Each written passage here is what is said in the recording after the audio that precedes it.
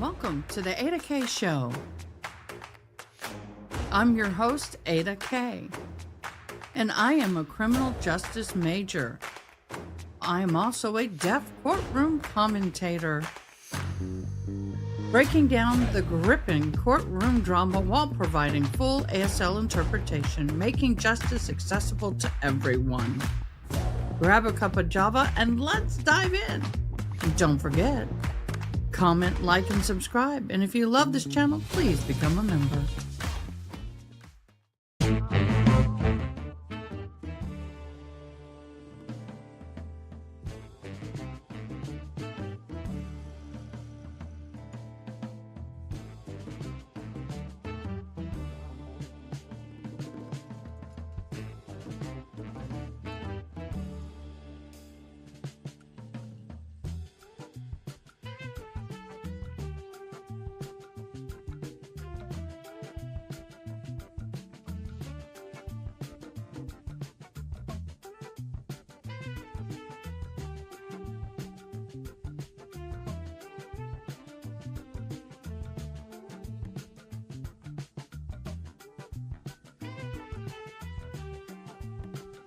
Good morning, everybody, and I see we have June Just Talks in the house.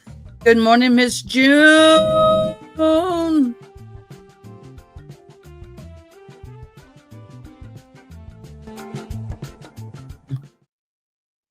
Good morning, everybody. Good morning, good morning, good morning. We've had an interesting day in court yesterday. But first, I want to welcome Ari, Sarah, and June. Good morning. And we have the pompous walk getting ready to start. So I gotta back up that. Get ready. Okay.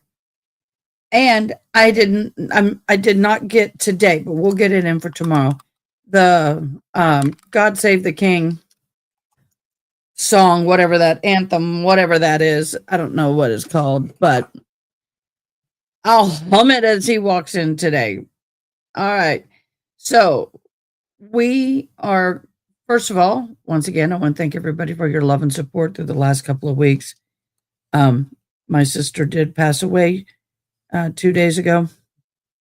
I was by her side, holding her hand, loving on her when she transitioned into heaven. And that is her belief.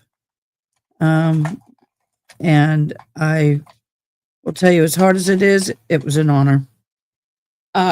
So thank you, everybody. So that's where we are with that. My Country, 'Tis of Thee is a song I think of every time I hear that melody. Yeah, well, you're not Brit.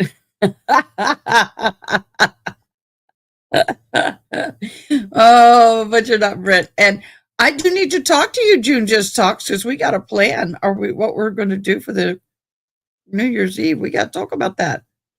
Yeah, we got to talk a little bit. We got to talkie, and I don't know why my screen isn't. Were there gremlins in here last night? Because my screen monitors have been moved. All right, so let's do a quick recap. Day 2 of Walshe trial was yesterday. The second day of testimony folded like a forensic drama. Jurors sat riveted as the prosecutors unveiled the chilling digital tale that they argued reveals Brian Walshe's intent. The defense countered with a narrative of panic desperation, setting the stage for a clash of interpretations. So here are the witness accounts. Sergeant Harrison Schmidt of the Cohasset Police recounted the January 8th interview with Walshe conducted in the family's dining room, which is unusual. First sip. The interview was conducted in the dining room of the home and not at the police station. Jurors heard the audio of the investigators confronting Walshe about the disturbing searches. We heard the audio as well, but with a bunch of children in the background and noises and they should have taken him to the police station. When asked to explain Walsh's reply, I have no idea. Trooper Nicholas Guerrero, Massachusetts State Police, methodically walked the jurors through the digital forensic timeline, detailed dozens of searches between January 1 and 4th, including inquiries about disposal, dismemberment, and DNMA. It emphasized that the precision and the frequency of the inquiries painted a picture of methodical intent. The timeline between January 1st to the 4th is as of 2023 is of this. January 1st, 2023, early morning around 4:55 a.m. How long before a body starts to smell? Shortly after that, how to stop a body from decomposing. Then later in the morning, how to dispose of a body in the trash. Then midday, how long does DNA last?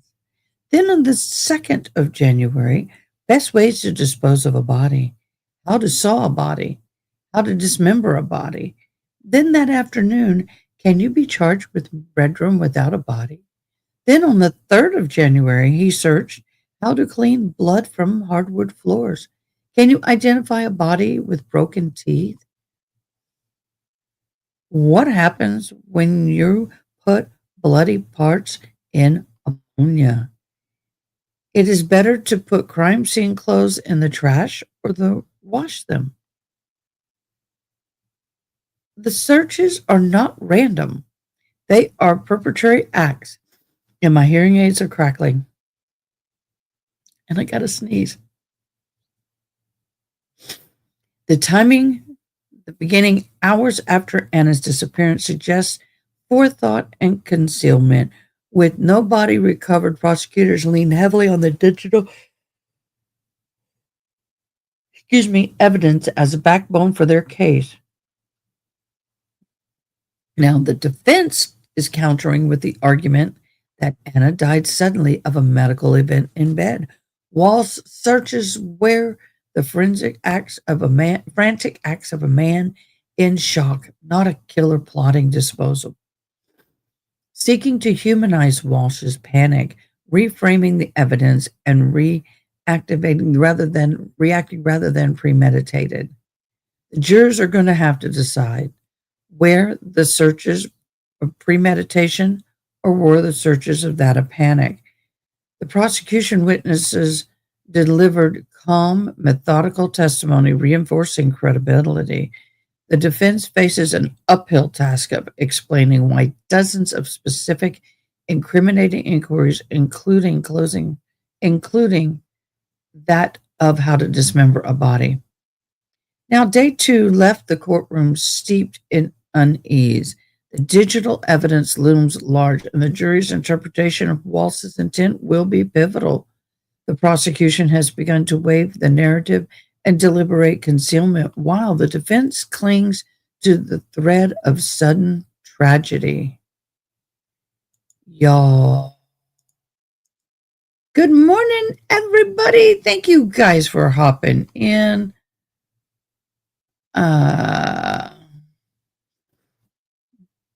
You don't see June Just Talks? Oh, well, that's what happens when I don't have my glasses or contacts in. Sorry. I know my June is in here. I'm wishful thinking. Maybe we'll conjure June Just Talks. June Just Talks. I think, she popped into Discord and I was thinking she was talking to me in here. I'm not awake yet, y'all. I had a fabulous night's sleep. Y'all, don't forget, we do have a bingo card. I do have yesterday's winner. Yesterday's winner chicken dinner. At the stage was Honey. Honey, you won. Whoop, whoop, whoop, whoop, whoop. Honey won. Okay, so today's bingo card. Get this back the way I like it. Share this instead. Today's bingo card. Lead detective MSP. Nothing further stipulation. Email, text message. You're excused. Online search. Canine dog and crime scene.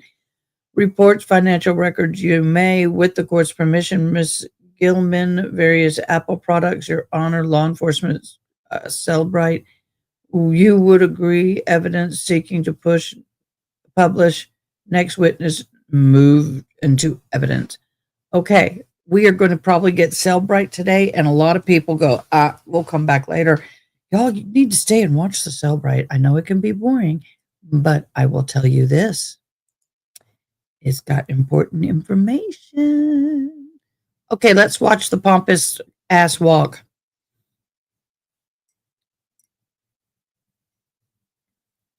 Dun, dun, dun, dun, dun, dun, dun, dun, dun, dun, dun, dun.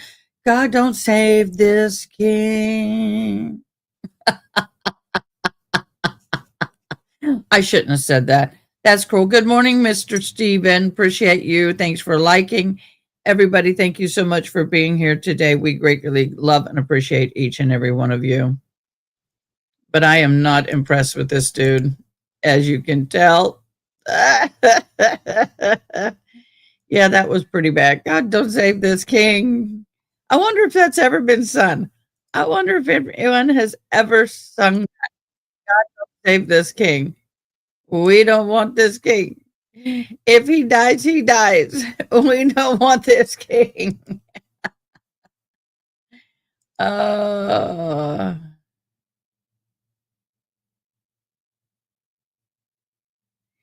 Thank you, June. Yes.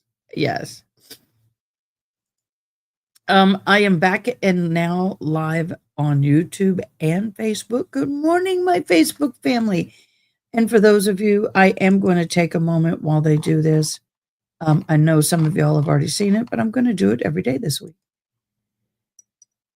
For those of you who don't know, Jennifer Abercrombie, my dear sweet sister in spirit and in love, my soul sister number 2, passed away on the 1st of this month with a battle of lung cancer.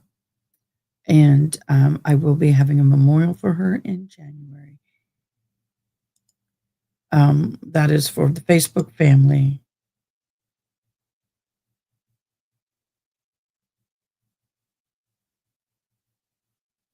Thank you so much. Yes, I am so happy to be back on Facebook. Somebody, and I know who you are. Got your name, got your password, got your info, hacked into my Facebook account, which was very devastating to me. And I have to tell you, I was not happy. I was not happy. I was not happy. Hold on. I am I am disappointed that our church had the lighting of their Christmas trees, but that was also the day that my precious Jennifer was going to be with the Lord. So I did not get to go, did not get to participate. But there's plenty of videos. And my church family, I love you. I know y'all don't know what's going on, and that's okay. But I see through Amanda Graybill that you had a fabulous, fabulous time. So welcome, church, Facebook family and friends. Sit back, get a cup of coffee, and join us for this crazy ride called court. We are going into court. All right. Where's Mummy Dearest? I don't see Mummy Dearest. Does anybody not see Mummy Dearest? Unmuted. Sorry, What? Your Honor. Where's Mummy Dearest? This is a screenshot that the My ears are government bad today. took from the video they initially wanted to introduce, specifically and solely just to show a particular carpet in the Walshe home. We May have agreed to on a put yours. screenshot. However, this screenshot, frankly, is just as And these are not inflammatory as any the better. video. There's certainly more ways to crop this photograph. We've also been more than willing to stipulate that the rug in question was originally in the Walshe home in that room. I don't think we need this particular picture in this case in front of the jury to serve the purpose they need it to serve. Oh, why? Because it's full of blood? Your Honor, I would suggest not inflammatory. It simply is. It's evidence. It's the rug. It's full of blood, I'm sure. Or it's soiled. It's got something. They don't want the impact on the jury. Your Honor, we'll just stipulate it so the jury doesn't get to see it. I would be fighting like hell to get it in. What we've done is, after you made a recommendation of doing a screenshot, we took the initial image of the video and put that on there. It clearly shows the rug The victim, Is there any other part of the video, I don't remember because it's been a while since I've looked at it, that includes Ana without the child? no, I believe it's her with it. Because I remember that the child falls off. There are, He sits on her head. Are there other parts of the video that you can crop back so that you're showing just her in the rug and not one of the children? I will look, Your Honor. My memory is it doesn't work that way because the other two children are there and they're walking in and out of the frame. Okay, but there may be just a picture where it's just her and somebody's feet. My ears, Why are don't you y'all look cutting at in and that out or y'all and good? see? An 'Cause my alternate ears are would be cutting. to, as I did in my chambers, take a piece of paper and just across the band where the child is most dominant, or alternately, I am sure that somebody, well above my capabilities, but I'm sure that somebody could edit out the child entirely. So No. just so we understand, the position is to try and keep the children out of it entirely. I think that the Commonwealth is entitled to show the jury the rug, even if the defendant is willing to stipulate to it. But I want to do it in the least inflammatory way as possible. Okay. And so if there's a better alternative, and I think there might be, but again, I haven't watched it in a while. And by better alternative to me, that's a video or a still, excuse me, that shows the rug and Ana and less of, if not I'll do my any best. children. I mean, Your Honor, you can, if you just even cut that picture in half. Well, you know, if you excise the child from the photo, it just looks like she's on her back doing like a yoga move or something. I don't know. I'll be honest, I don't love that either. And I don't, Well, I mean, there's a way just to, even if you crop it, it doesn't need to be a giant photograph, particularly, I understand they have a right to put on their case, but we're not going to cross-challenge or say this is not the rug. So all they really need to do is establish a photograph of the rug in the home. well, said this and I'll say it a couple times. The Commonwealth has the burden. The Commonwealth, within the rules and within the bounds, gets to show their case, present their case as they wish. And having this visual of her on the rug has an impact. I would like to make it more neutral without the child in there. And so see if you can work on that. I will, Your Honor. While I'm talking about things that you should work on, Whoa. that back. I want you to look at the William Fasto text messages with the following in mind, because it's likely where I'm going to draw the line, although I'll hear from you. I've read your pleadings. I think there is classic state of mind evidence in those, embedded in those. In particular, well, there's different places where it is, but there's probably the most classic is where there's a comment by Ana after she's giving him some parenting advice, and she says, you know, something to the effect of, I shouldn't be giving any parenting advice. My life is completely messed up. You know that exchange? Yes, Your Honor. That's likely coming in as state of mind evidence, but there's a lot of other stuff in there where they're talking back and forth about child rearing things that I think is irrelevant to the jury's fact finding. So I'm going to put it back on the Commonwealth today to pair that back to what you think is relevant and state of mind evidence. Relevant otherwise, and possibly state of mind evidence. Understood. All right. And then the defense can argue with regard to that, but I think there's some pretty classic state of mind evidence embedded in those texts. And it also raises the issue, which we've discussed a number of times throughout the case. What are the reasonable inferences that can be drawn from the statements that Mr. Walshe made in, I think it's at least 3 separate spots of his now played to the jury interviews with regard to what he was or was not seeing. And by that, I mean trying to be as clear with you as I can. He says at least 2 times on this, once on the 7th, at least once on the 7th, or twice on the 7th, and once on the 8th. he is asked about the evening's events, and he ties Ana sending a text message to William Fastow to when Thomas went to bed. And we know from the Fastow text messages that that was sent at 10:07. His memory was good. The kid went to bed sometime between 10 and 10:30. So we know from his own statements that he knew that Ana sent that to Will Fastow that night. So it seems to me that there's one of two reasonable inferences that could be drawn from those statements of the defendant. One is that he knew it because he observed her texting the message in the kitchen or in the family room, wherever they were when she sent that message. Could you argue that that's unlikely in light of what the other contents of the evening's texts were? That is, if Ana were having an affair, and she was, with William Fastow, would you be showing your husband the texts that you're sending? The other inference is that he knew of it also because he was, as he said, I'm getting her messages. And so you're going to have vastly different views on what the reasonable inferences the jury can draw from that evidence.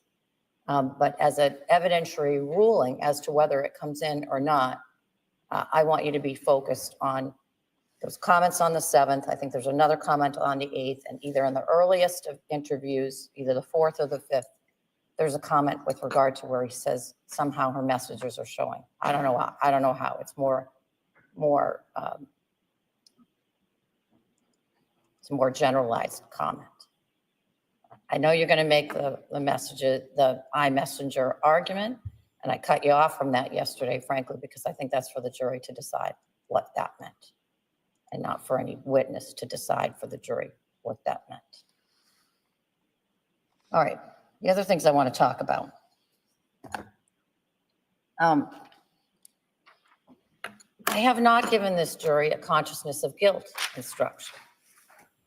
And many times yesterday I was thinking, when? And you're not asking for it, and I understand why you're not asking for it, and I just want to make sure that we're on the same page with regard to why I haven't given it yet. It seems to me that both the Commonwealth and the defense are being scrupulous in your description of the searches, in the sense of you both refer to whoever the user of the device was making these searches. And that the witness has, I presume, been coached appropriately, I don't mean it in any pejorative way, Thank you. to say the user of the computer did these searches and not the defendant did these searches. If it was that the defendant did these searches, the consciousness of guilt instruction would have been given some time ago. Now, what sort of, I don't want to say muddies the water, but the defense opened on the fact that the defendant lied to the police. It seems to me that as soon as you believe that link has been made between the other conduct of either concealing the evidence in this case, the defendant concealing, not the user concealing, the defendant concealing the evidence in this case, or the defendant lying to the police. I know you opened it on it, but the evidence before this jury doesn't include your opening. But when it becomes apparent to the jury that the defendant lied to the police, or the defendant is the person who was doing those searches, the consciousness of guilt instruction should be given. And I'm either going to do that sua sponte or at your urging. And your version of when that becomes apparent and when mine might be different. So raise it with me if you think I'm missing out on something. Do you understand? I do, Your Honor. Thank you. Defense? I understand what you said, Judge. Will be objecting, but I would wonder, before you gave it, if you could just either give us a copy or the specific conscious of guilt. Yeah, well, I wasn't going to go fancy. I'm happy to look at it. Why don't you come over here? It's just this.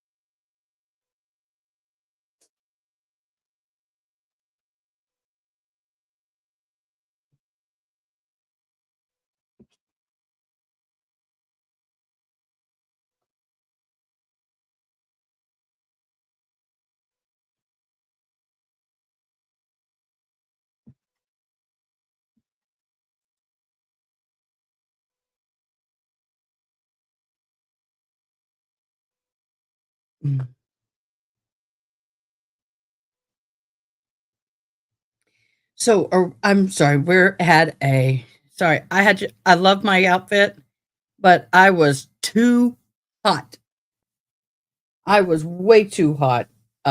These lights are hot. But what do y'all think about this one? Yeah. I miss being girly girl. I miss being frilly and girly. Found some cute stuff.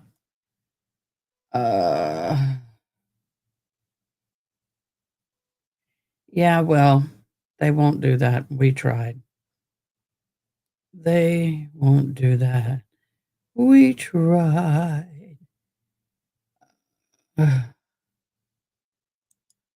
Okay, so it's saved.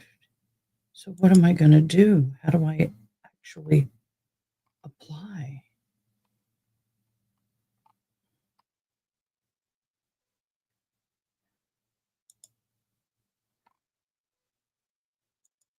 I am trying.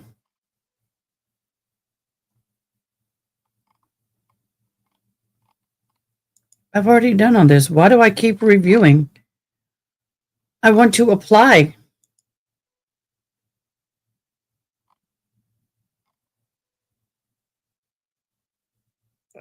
I'm trying to apply to my master's program, and it keeps wanting me to do something.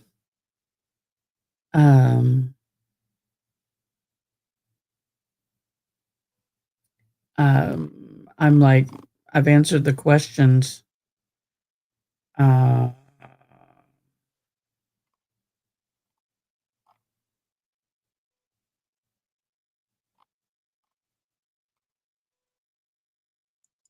don't understand. It won't let me move forward. Yes, I am trying to apply for graduate school.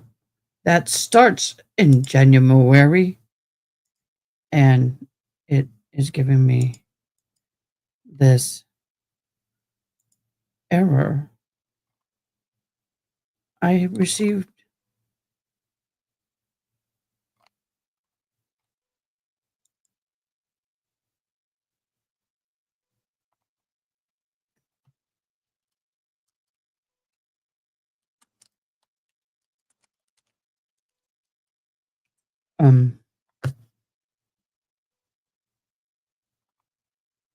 does it make a difference? Y'all, do you know, it amazes me that these people who create all this stuff, applications and stuff, are supposed to be so smart, and they're not. Their applications suck. Just saying. Just saying. Just saying. So I know the jury wouldn't hear it, and someone like us, when we're sitting here streaming, they don't want, in case the jury does do something stupid like watch, they should be watching, I guess. What do y'all think? Do you think the rug should get in with it unedited, or do you think they should be edited?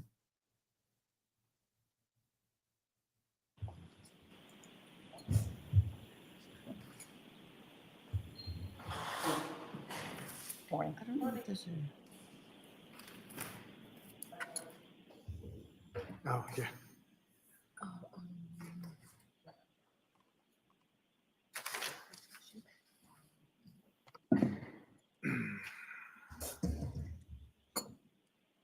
My ears are cracking bad.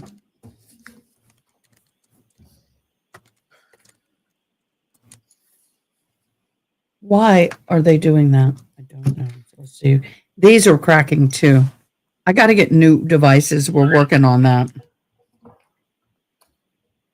Bill, Council, can I just see you for one more second? There's something else I do want to say.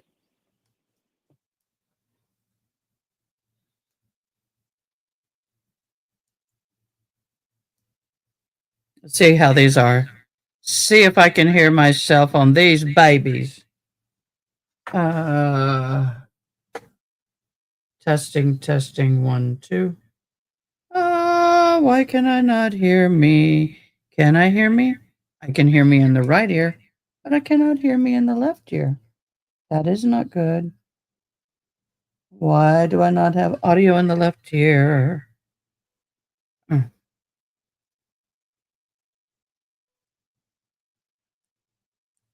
This is going to be awkward.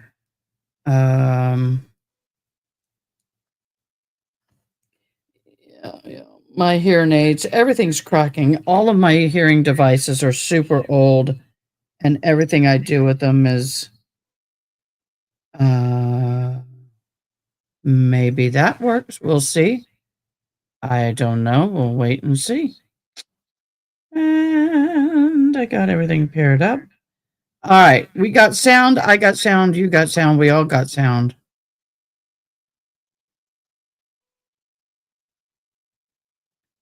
Okay. Okay. Y'all have a smooth feed. Yay. Yay.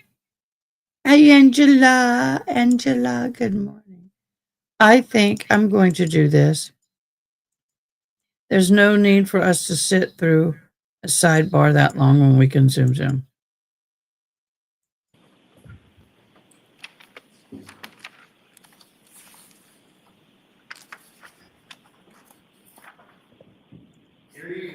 All persons having accused the Honorable Justice Magnified Justice Norfolk Superior Court. Brian Walshe, with your attention, shall be heard. What's the Commonwealth of Massachusetts, the Supreme Court?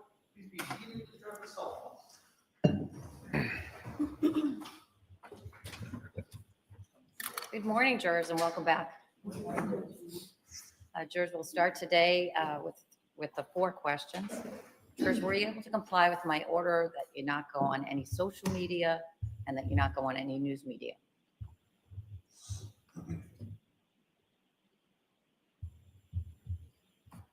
Were you able to comply with my order that you not speak to anyone about the case?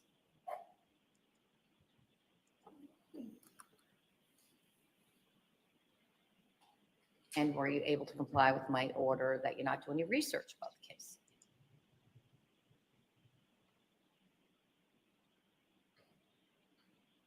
And do you all still have open minds?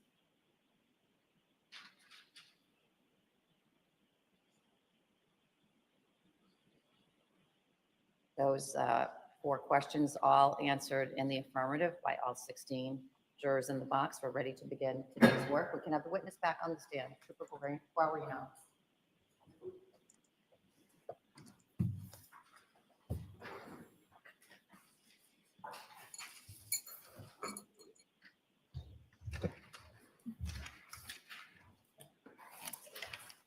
Morning. Just Trooper, you understand you're still under oath? Yes, Your Honor. You may be seated.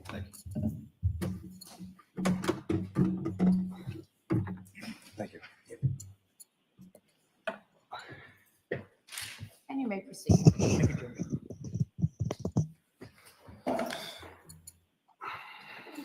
Morning, sir. Good morning.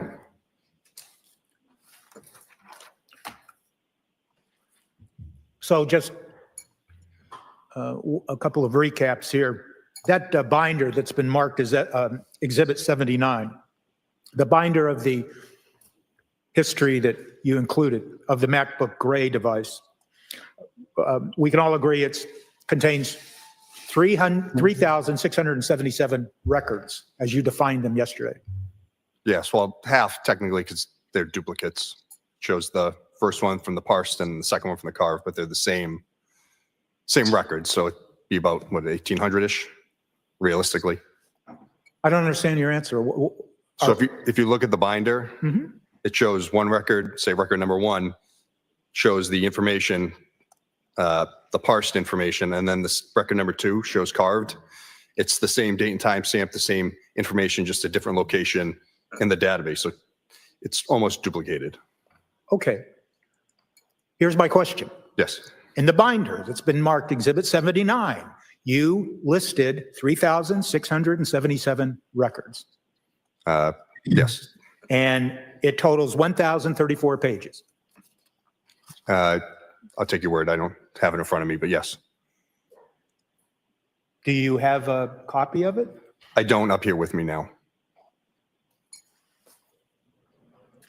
Mustn't have gone far. We can find it.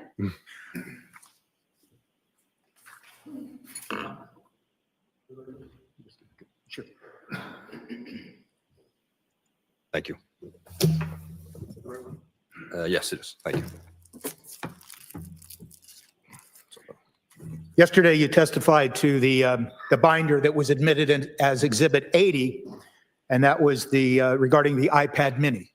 Yes, It involved two separate extractions. same extraction, but two different versions of the software. Yes. Wasn't it labeled Extraction 1 and Extraction 2? I didn't label it that, but that's how it is labeled. Yes. In any event, it's clear now, isn't it, based on your forensic analysis, that the searches that were found on the iPad mini were not conducted on the iPad. Yes, that is correct. That you used the term sync yesterday, right? Yes, that is correct. And you used the word sync in the context of the searches based on your forensic analysis originating on the gray matter. That is correct. And when we say sync, and when you say sync, it means that, in part, that no one manipulated that iPad mini with regards to all the searches that this jury's heard about. That's correct. Yes.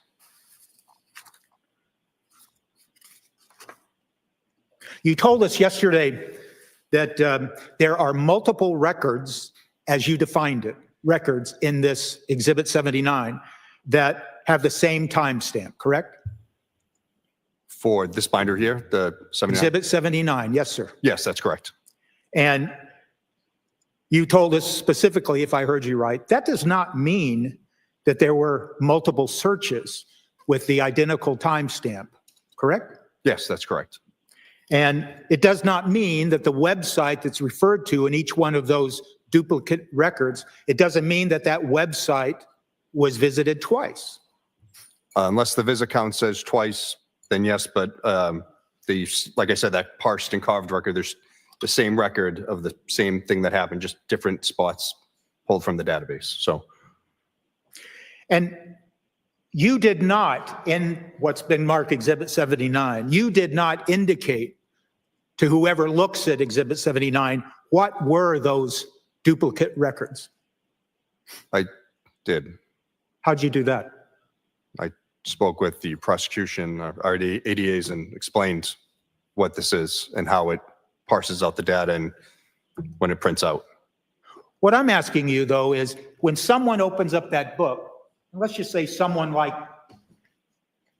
a juror, when they open up that book, there's nothing to indicate to them out of those 3,677 quote records, which one is duplicative and which one is not. Well, I just tested. I just applied for my master's program. Oh, shit. To it now and also on direct, and it also shows in the book the same date and time stamp, and I explained the parsed and carved records. I don't have a paper written. You guys, if you pray for her. I mean, seriously, pray for this job. Testing sucks and this high school stuff. If you don't pray, you send good vibes. Send good vibes. Whatever you do. Indeed, whatever you do. My things are so cracking in and out. Whatever you do, guys, please pray for her. Yeah, I may have to leave my earbud like that. Yeah, so I can hear. Y'all pray for her. This is a big deal. She's going to do great, Mom. Mom, she's going to do great. And this ear monitor is now out. Dag nabbit. It's crackling in and out. Oh, I hate not being able to hear. I have to sit here and hold it like that. Let's see if it'll hold. Nope. Come on. Stay connected. Nope. Yep. I'm just going to sit here and do this. Really? That sucks. All right, so everybody give her good vibes, good thoughts. She's going to pass this. She's going to ace it. She's a good student. She's a good girl. Or if that's what you're trying to You infer. don't have a what? Paper, written, handwritten report, if that's what you're trying to infer. Really not trying anything. I'm just asking you that if someone were to look at those 3,677 records, there's no term used that says this is a multiple, this is a duplicate of record 1 or record 2. It says nothing like that in the book, does it? Objection. You can answer. I don't fully understand. So you're asking if there's something that says that one's a duplicate and one's not? I've asked, yes, Yeah. that's what I'm Okay. asking. By the same date and time stamp on the record, and as I explained, the parse and carve, but I don't know if there's anything, like there's no key guide that says what it is, Okay. if that's what you mean. And yesterday you also told us about something called redirects, correct? Yes, And that a redirect means that the computer or the device on its own, with the software, with the browser, redirected the user to another website. when they click on a website, it can redirect, yes. Okay. And it's the device and the software operating within the device that determines a redirect. It is not the user. That is correct. And you don't have anything in this 3,677 records.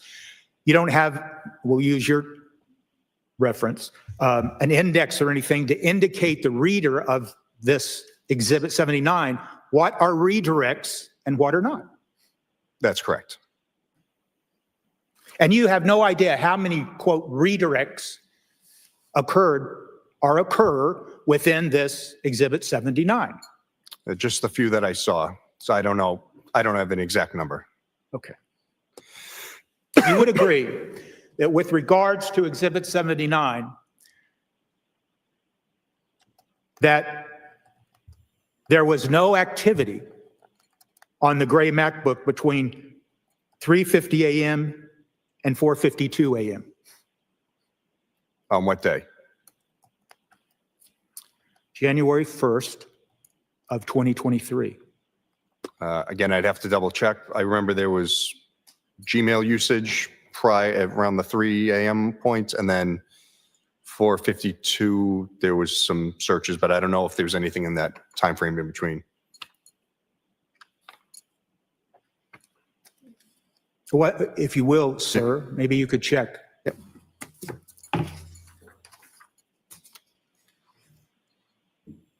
Sarcasm much? If you will, sir. Like, dude, don't get me going this morning.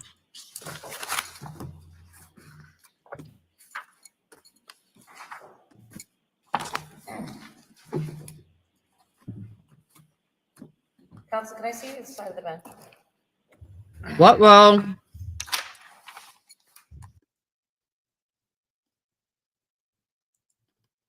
Ruh-roh.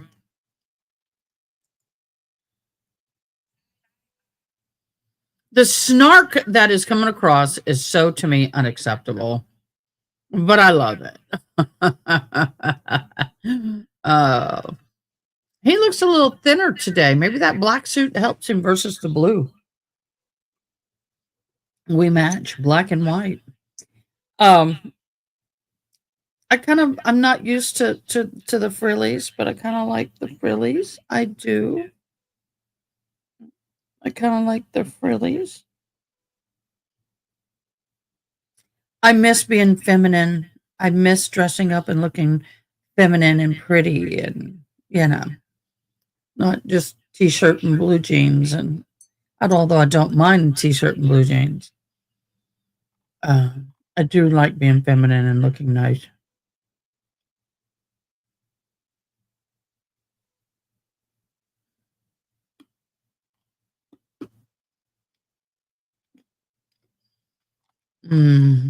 How many of y'all got snow last night?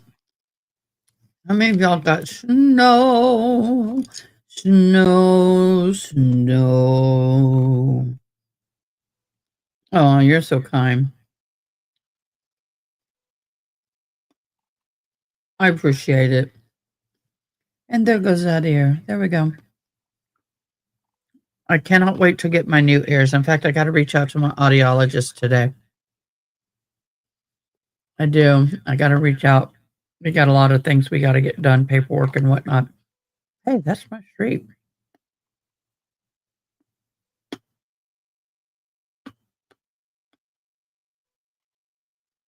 Wow.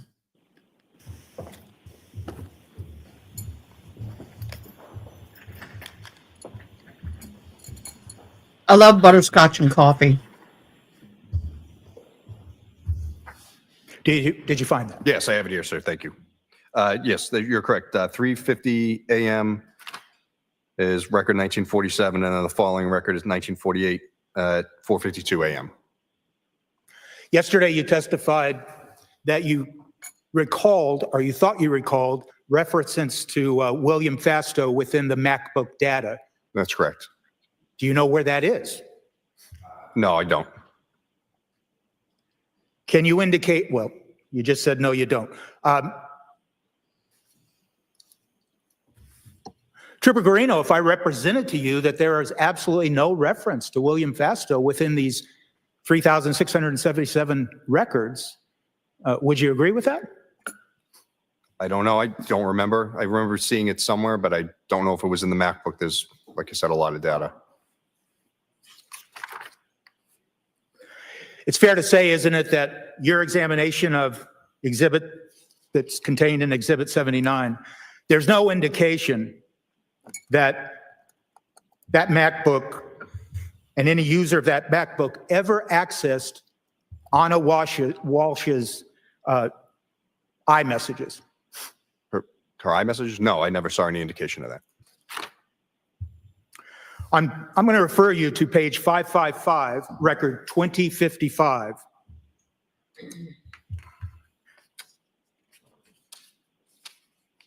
What record number you said? 2055? 2055. Okay, got it. And that search query is what is disposal of dead bodies? That's correct. There's no reference to murder in that query, correct? That's correct. And that query occurred at 6:36:18, correct? Yes, that's correct. I'm going to refer you to page, stay on that same page, page 555, record 2057. Okay. That occurred at 6:36:22. Yes. And it regards body disposal options. Yes, No reference to murder, the word murder, correct? that's correct. Turning to the next page, 556, record 2059. That occurred at 6:36:30, correct? Yes, that's correct. The search query involves cool ways to be buried, correct? That's correct. There's no reference to murder, correct? That's correct. Page 557, record number 2061. Okay. That occurred at 6:36:33, Yes, and it's a query of above ground burial options, correct? that's correct. And there's no reference to murder. Yes, that's correct. Yesterday, you did testify to some search queries that did include the word murder, correct? That's correct.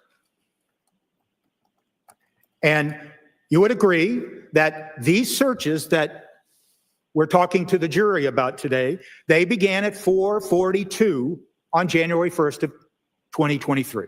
452, but yes. 4:52.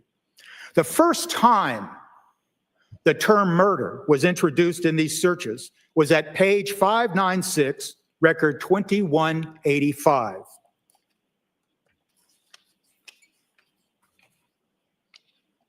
That's correct, isn't it? I don't know. I haven't memorized all of these, as you can No, tell. but- I know you're looking. But what record number you said? Okay. Page 596, record 2185. Yes, I have that here. And okay, I'm Yeah. sorry, I cut you I off. was just going to say, I see it here. I don't know. I don't believe there's any other things with murder in the keyword search prior. I'm sorry? I don't know if there's any other words with keyword searches for Google with the word murder in it prior to this one. Again, like I said, I haven't memorized all of these records. It's quite a bit of them.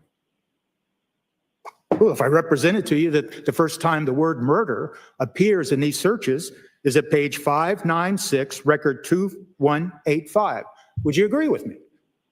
I see it here, so I can just take your word for it. Okay. And that occurred at 11:28:43 a.m. Yes, that's correct. So the first time the word murder appeared in all these records was approximately 6 hours after these searches began. Again, I'd have to take your word for it, but it seems that. And that search that we just talked about, the search at 596 record 2185, the one we just spoke about, that occurred right after a search at 595 record 2181, where the query is best way to dispose of body parts quietly. That's correct. And that occurred at 11:27:56 a.m., correct? Yes. So yesterday I asked you some questions about the use of additional terms to get a different search result. You remember those questions? Yes, sir. And that is one example in Exhibit 79, where first a query did not use the word murder, and then it did use the word murder to get different results, correct? I can't speak to the user's frame of mind when they're searching for something. I can just say yes or no to what the data shows. So those search terms have it, some don't. That I can't speak to why someone is searching what they're searching.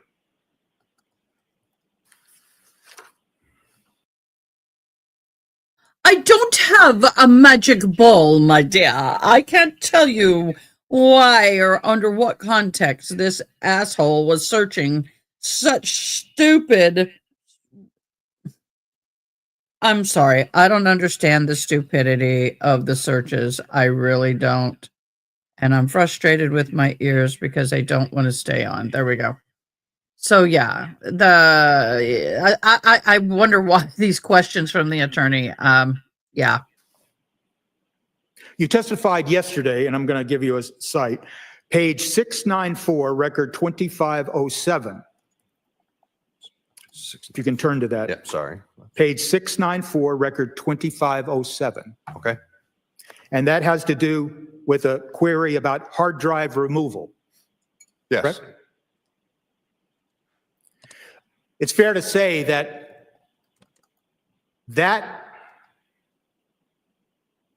tell us when that search occurred. January 2nd, 2023 at 2:01:19 a.m. Now, you're aware of the fact that certain devices, all made by Apple, were first turned over voluntarily to the police on January 6th of 2023. No, that's not true.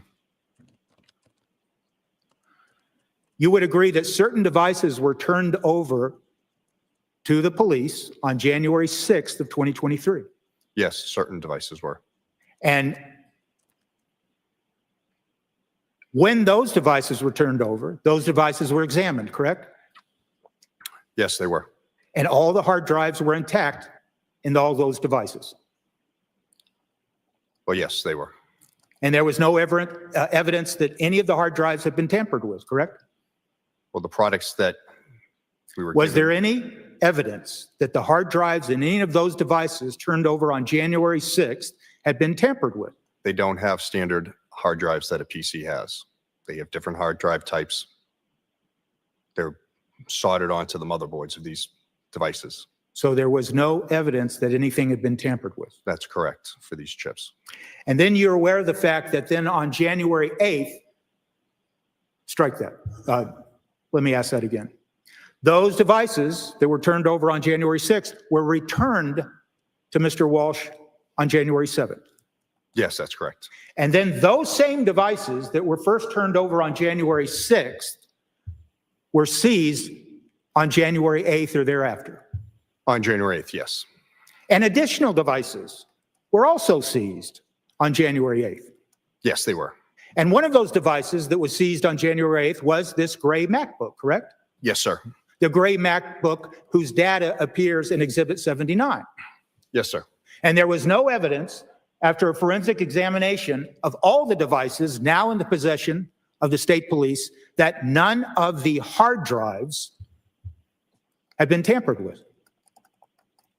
Like physical tamper with, sir? Like physically, or like trying to take them apart?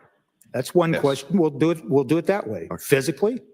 Other than the damage to the devices, no, there was no tampering, like screws missing that I saw. And when you say the damage to the devices, are you talking about the one iPad mini that was cracked? Yeah, well, and the screen on the gray MacBook, the display itself was not broken, but the LCD screen had like a flicker. It didn't work perfectly. And none of that affected the data within those devices? No, that's correct.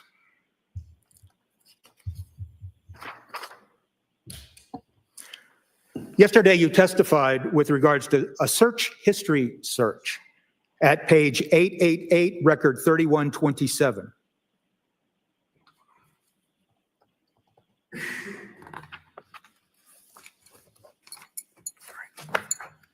All right, I have 888. Which one? Record 3127. Okay. That search occurred on January 3rd of 2023, correct? That's at 7:30 p.m. At 7:38, correct? That's correct. And that search involved, can police get your search history without your computer, correct? That's correct. And once again, without repeating the same question, all those computers and iPhones and iPads were turned over on various dates, January 6th and January 8th and thereafter. That's correct. And you're unaware that any other computer or any other iPad or any other cell phone had been destroyed or otherwise disposed of. Just one cell phone. Okay. And the search history on all of these devices that were turned over, it was all intact, wasn't it? Yes, the devices that were either turned over or seized during the warrant were. And in your forensic analysis of all these devices, you did not see any evidence that anyone tried to remove, delete, or otherwise change the search history contained on these devices. That's correct. Yesterday, you testified to cell phone history search, and that's at page 904, record 3184.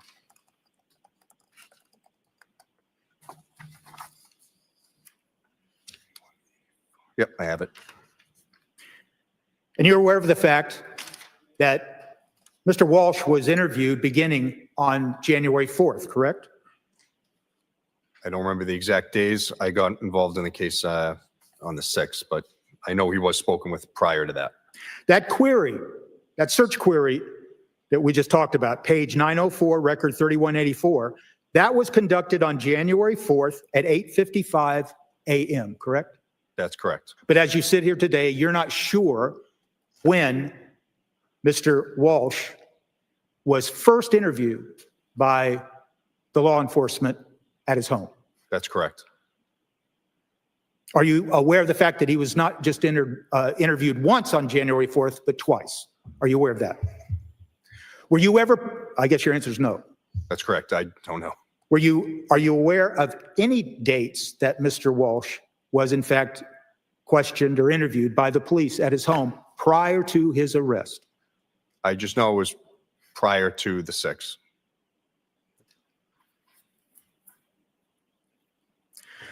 In any event, in all of the devices that you did in fact forensically examine, you saw no evidence that any user tried to destroy any cell phone history as it applied to the cell phones, correct? To Mr. Walsh's? Yes. That's correct. Now, my understanding from your testimony yesterday is that you did not specifically conduct a full examination of any of the iPhones that were seized. That's correct. That would be Trooper Connor Keefe. That's correct. A user that uses these devices can delete information, can't they? To a point. But the fact of the matter is that those forensic tools that you use, Cellebrite, Magnet Gray, Axiom, when you run the data that you extract from a device, that software can detect where a deletion. As I said, to a point.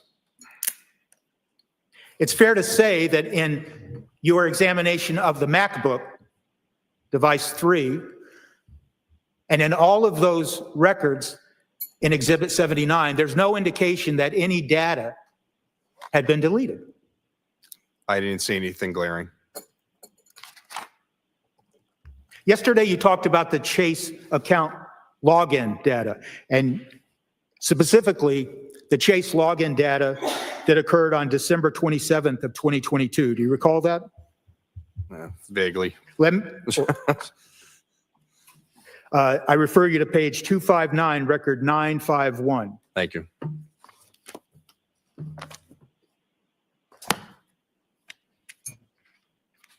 What was the page again? 259, you said? 259. Thank you. Y'all, while I'm interpreting, I need y'all to keep up with the bingo card because I can't.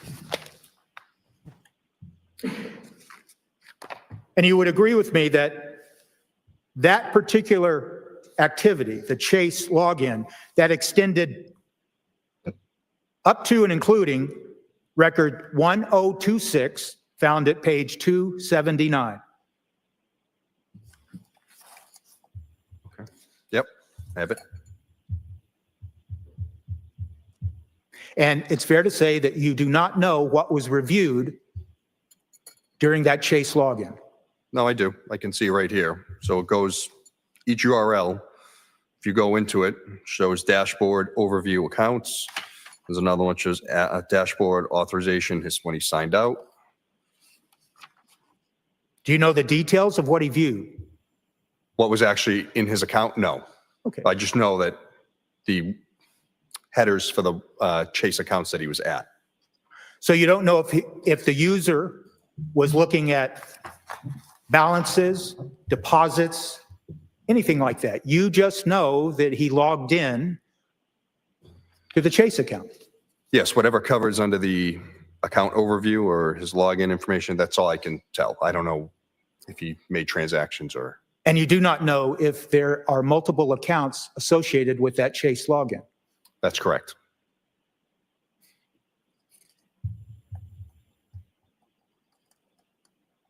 I'm going to refer you to page 906, record 3195.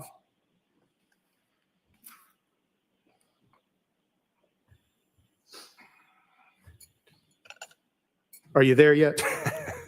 No, you got me going from one end to the other.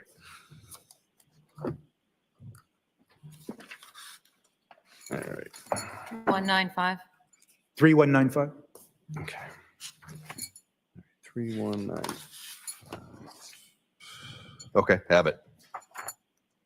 That's another Chase login, isn't it? That's correct. Occurred at 3:58:26 p.m. on January 7th, correct? Yes, sir. And now I'm going to refer you to record number 3292 on page 930.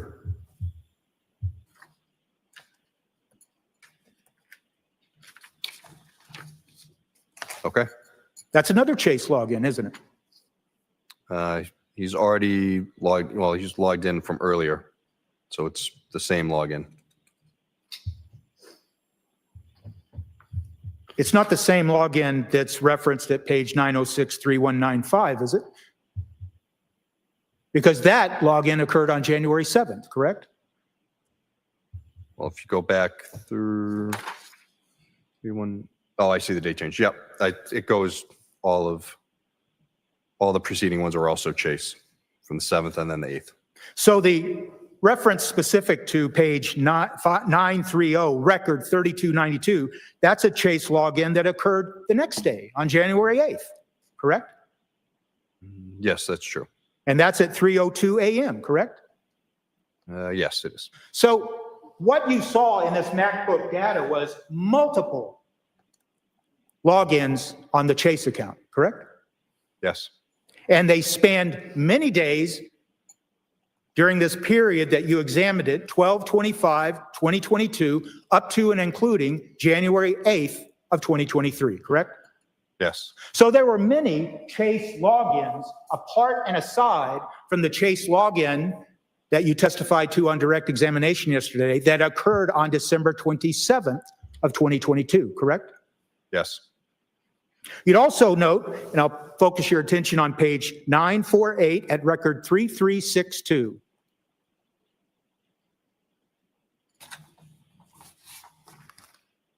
Okay. That involves a login to a Fidelity account, doesn't it? Yes, it does. And that login occurred at 7:04:21. Yes.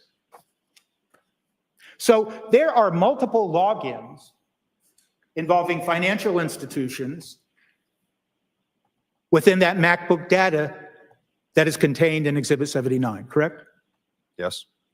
And as you sit here today, you cannot tell this jury how many times there was a Chase login on this MacBook between 12/25/2022 and January 8th of 2023. Unless I see the last visited count or I go through and hand count them, then no. And the same question, you can't tell us how many times the Fidelity account was logged into between December 25th, 2022 and January 8th of 2023. That's correct.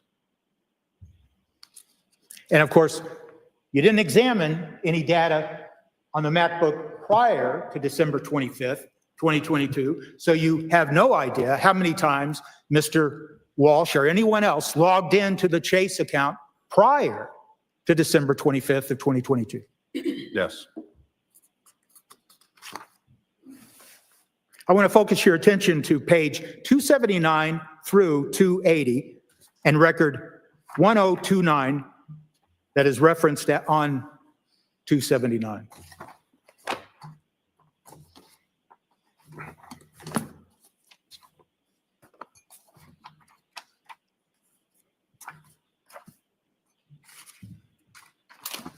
All right. Okay. At this point, I do not know why they're thinking this is important. Maybe they're going to say he was hacked. I don't know. Let's wait and see. Do you have that in front of you? Yes, sir. That was a Google search that occurred at 9:37:07, correct? Record 1029. Yes. And that occurred once again on 12/27, this 12/27 date that we keep hearing about, correct? Yes. That search and those results had to do with Porsches, didn't they? Yes. Had to do with someone searching for Porsche cars, correct? Yeah, it looks like it says 911 Porsche 2009 for sale. And one of those searches involved a Porsche for sale in Cohasset, didn't it? I don't know. I can look.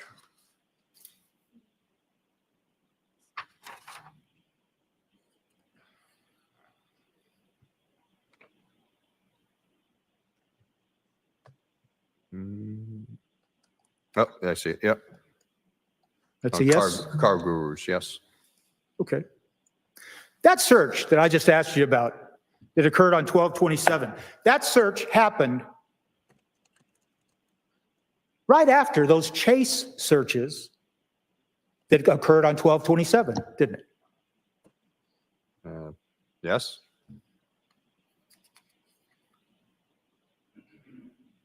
And that Porsche search, Okay, I do have an answer for your question. So the question is, why does defense think that the banking information is relevant? Well, here's why. Remember, if you think back, that Brian Walshe had a trial at one point for bank and fraud. I can't sign and talk at the same time. He had a bank fraud. And that history became argued to explain why he panicked when Ana died suddenly. They claimed that his ongoing federal art fraud case and financial troubles made him fear the authorities and would automatically suspect him. So he tried to cover up her death rather than to report the red room. Okay. Does that help? I forgot about that. I had to think about it for a minute, that the fact that he's in a bank fraud, he is in a situation to where he is on house arrest, and she dies, and he panics because they're saying because he thinks that they're going to come after him. Y'all, to me, it's yeah. It's a lame excuse and a lame way of them trying to tie him together.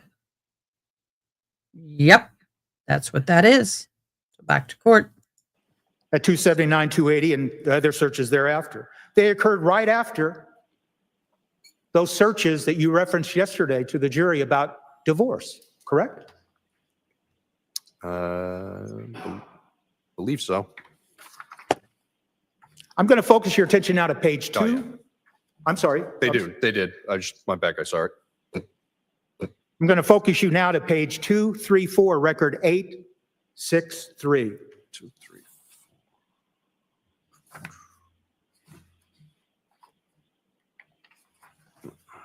Okay. Thanks for the question. That is a search that occurred on 12/27, once again, and it occurred around 8/23/13, correct? I have 8/23/08, but yep. Okay. And I'm going to ask you to go forward to record 870 and ask you to look at those records that run from 863 to 870. They all involve searching for a diamond ring, don't they? Yes. And one of the specific queries is a 4-carat diamond, correct? Yes. And there's a specific reference in the search at page 236, record 870, that it references BlueNile.com diamonds, correct? That's correct. These searches that you just testified to regarding searching for diamonds, they occurred just before the searches that you told us about regarding the divorces yesterday, correct? Yes. Talking about those divorce searches now.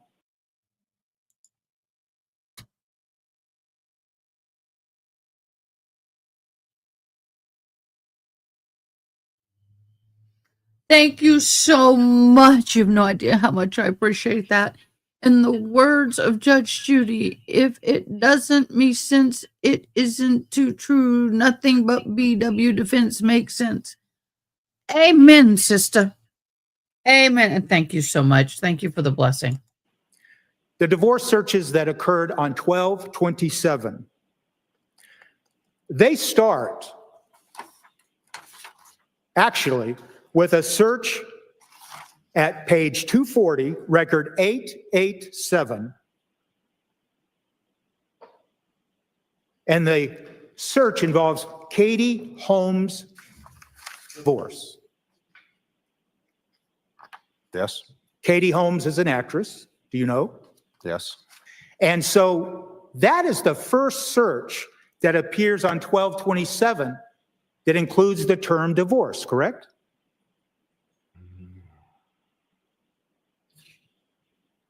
Let's see. I believe so. And then there's the searches that we talked about, you talked about yesterday on direct.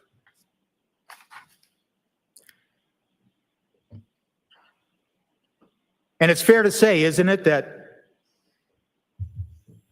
those searches regarding divorce you testified to ran from page 241, record 891, to page 258, record 948.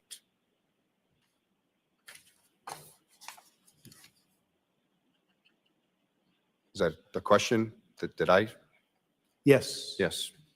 And you characterized them yesterday when asked by the Commonwealth. How do you characterize the nature of those searches? All showing divorce advice. Your words, correct? Not gonna lie, I forget what I said, but I believe so. Okay. So it's fair to say that if they ran from 8:33 to 8:54, that'd be a total of 21 minutes, correct? Yes. That's 21 minutes of looking at divorce, as you characterized it, divorce advice, and over 15 days of data that you extracted from the MacBook, correct? Yes. And these divorce searches, once again, they occurred after the diamond searches, right after them, didn't they? Yes. And they occurred before the Porsche searches, didn't they? Yes.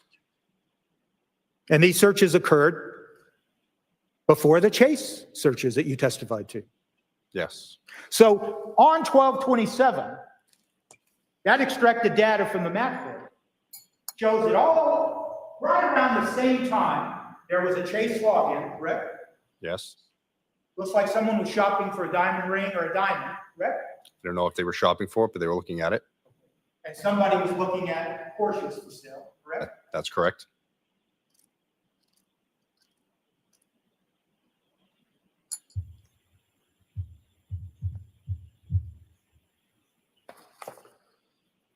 And there was no divorce-related searches that occurred in the data you looked at from 12/25 up to and including up to the 12/27 divorce searches. Not that I saw.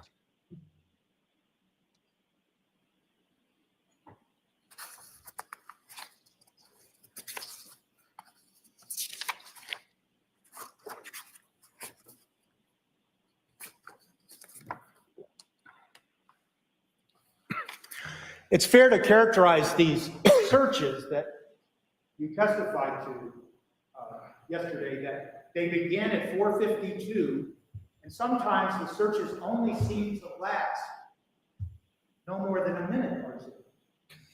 I can't speak to the time frame for all of them because I don't have them all memorized, but I know some were short, some were not. But in fact, if someone reviewed Exhibit 79 carefully and looked at the data would reveal, wouldn't it, how long and how short some of these searches went from one search query to the next, correct? Yes, that's true. And it would also show that during these searches that were being conducted, that at times the software, the browser, would then redirect and send the user to someplace else, and then a new search would be conducted, correct? Again, I don't remember being all that many, but yes, that could happen. And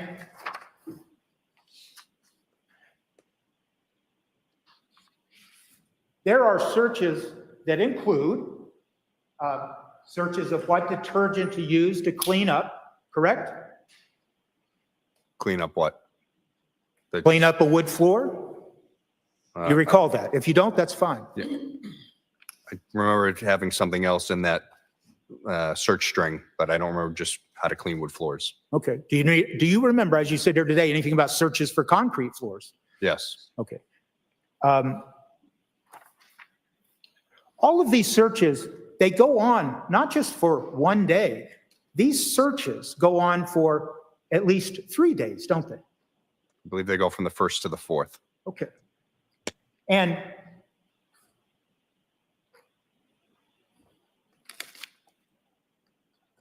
on January 3rd, there are searches about how to deal with smells and odors from a decomposing body, isn't there? Yes.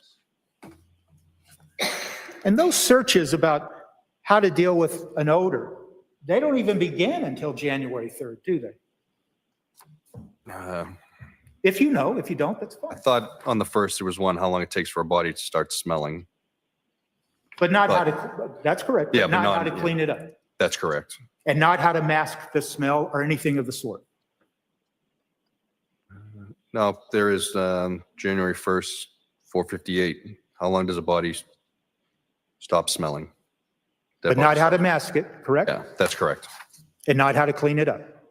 I'm not seeing that.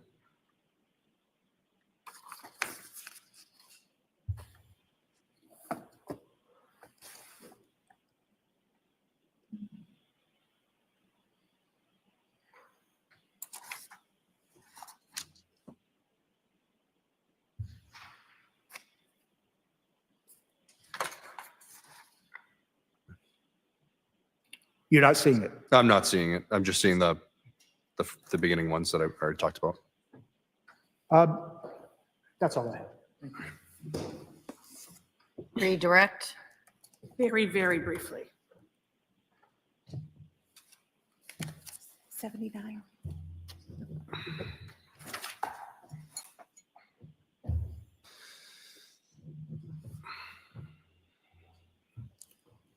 If we could just put up Exhibit 79, page 593, just to clear up one thing. Record 2171. If you could just read that title, please, Trooper. Yep. It says your spouse is missing and you want a divorce / hello divorce. And what is the date and time for that? January 1st, 2023, 10:49 a.m. So that is after 12/27 of 22, is that right? Yes. Thank you. And Trooper, you talked about on cross-examination, you were asked about devices that you received on January 6th of 2023 by Mr. Walsh. Did you receive the MacBook? No, I did not.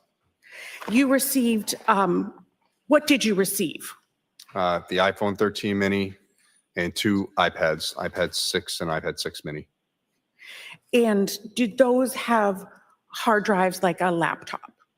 No, they have memory chips similar to the MacBooks, but not like a PC hard drive. And did you find at the search warrant a PC or a laptop with a traditional hard drive? No. And did you search the house for a traditional laptop or a PC? Yes, I did. One moment.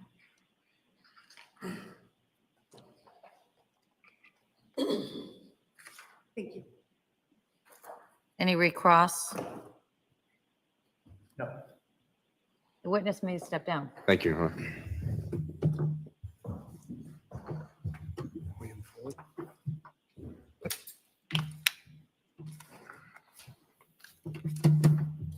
Commonwealth may call its next witness. Thank you, Your Honor. Commonwealth would call William Foley.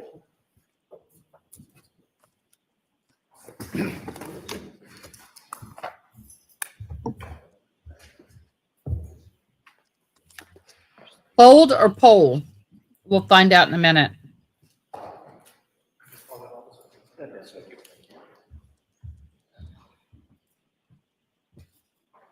Just remain standing, face the clerk.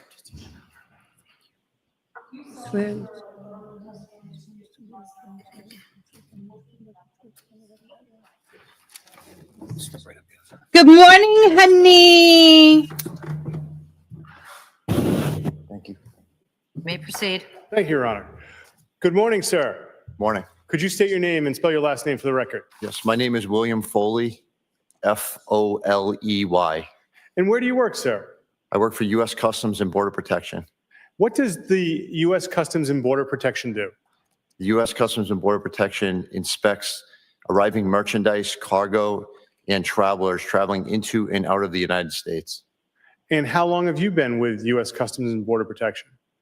with U.S. Customs and Border Protection for 13 years. And what are your responsibilities there? My responsibilities are mainly to inspect documents of individuals that are traveling into and out of the United States. Are you familiar as a result with a system known as TECS, T-E-C-S? Yes, Can you tell us what that is?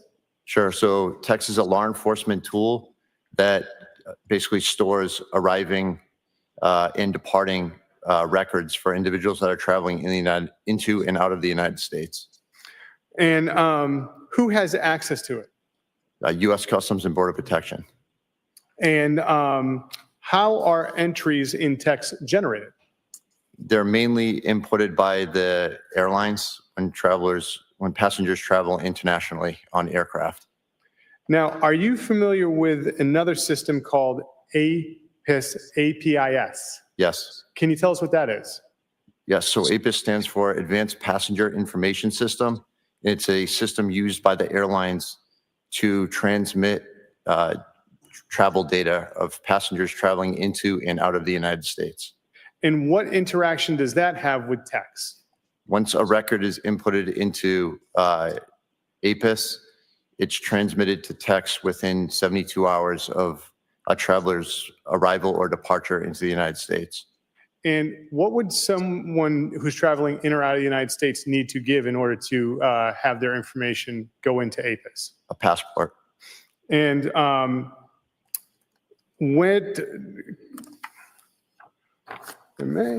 now,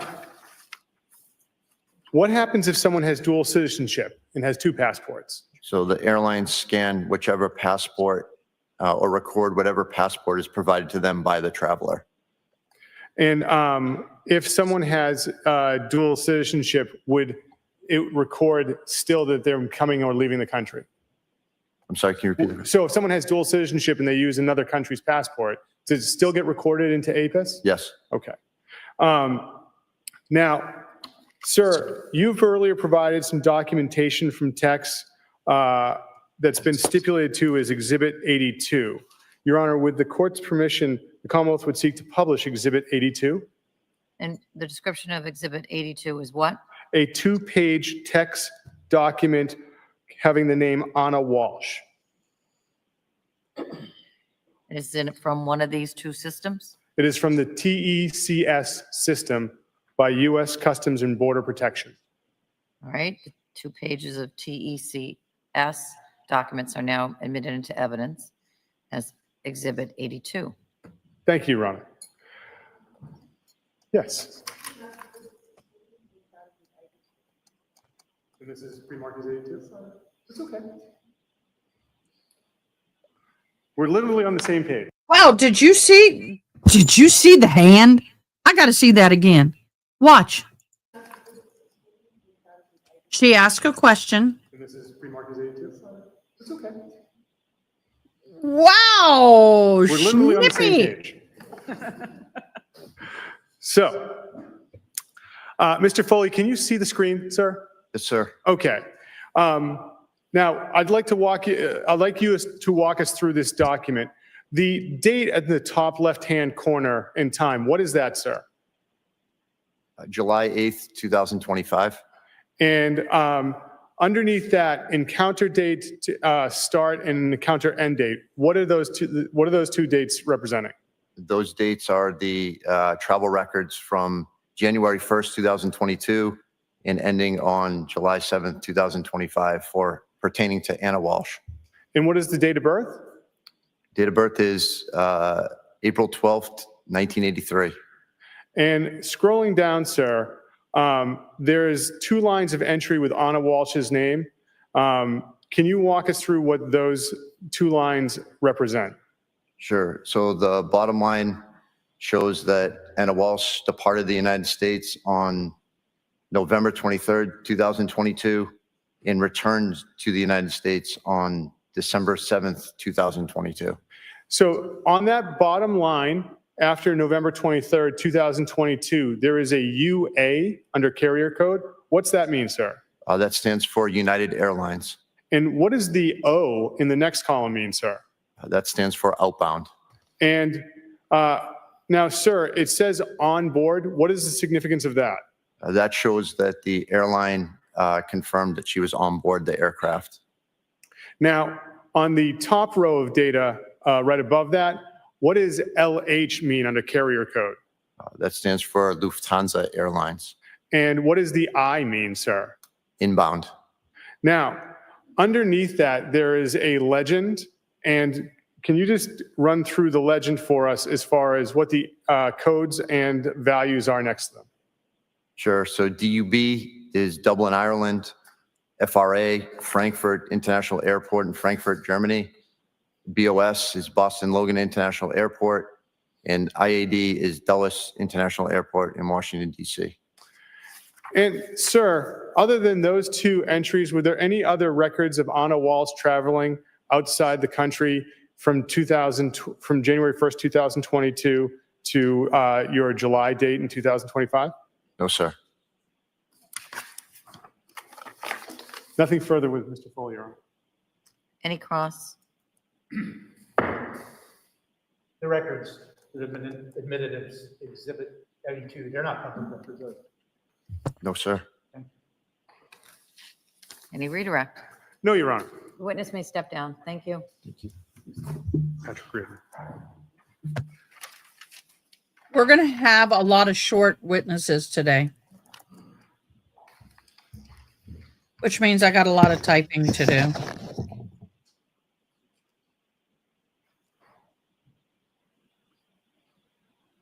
Commonwealth may call its next witness. Thank you, Your Honor. The Commonwealth would call Patrick Reardon.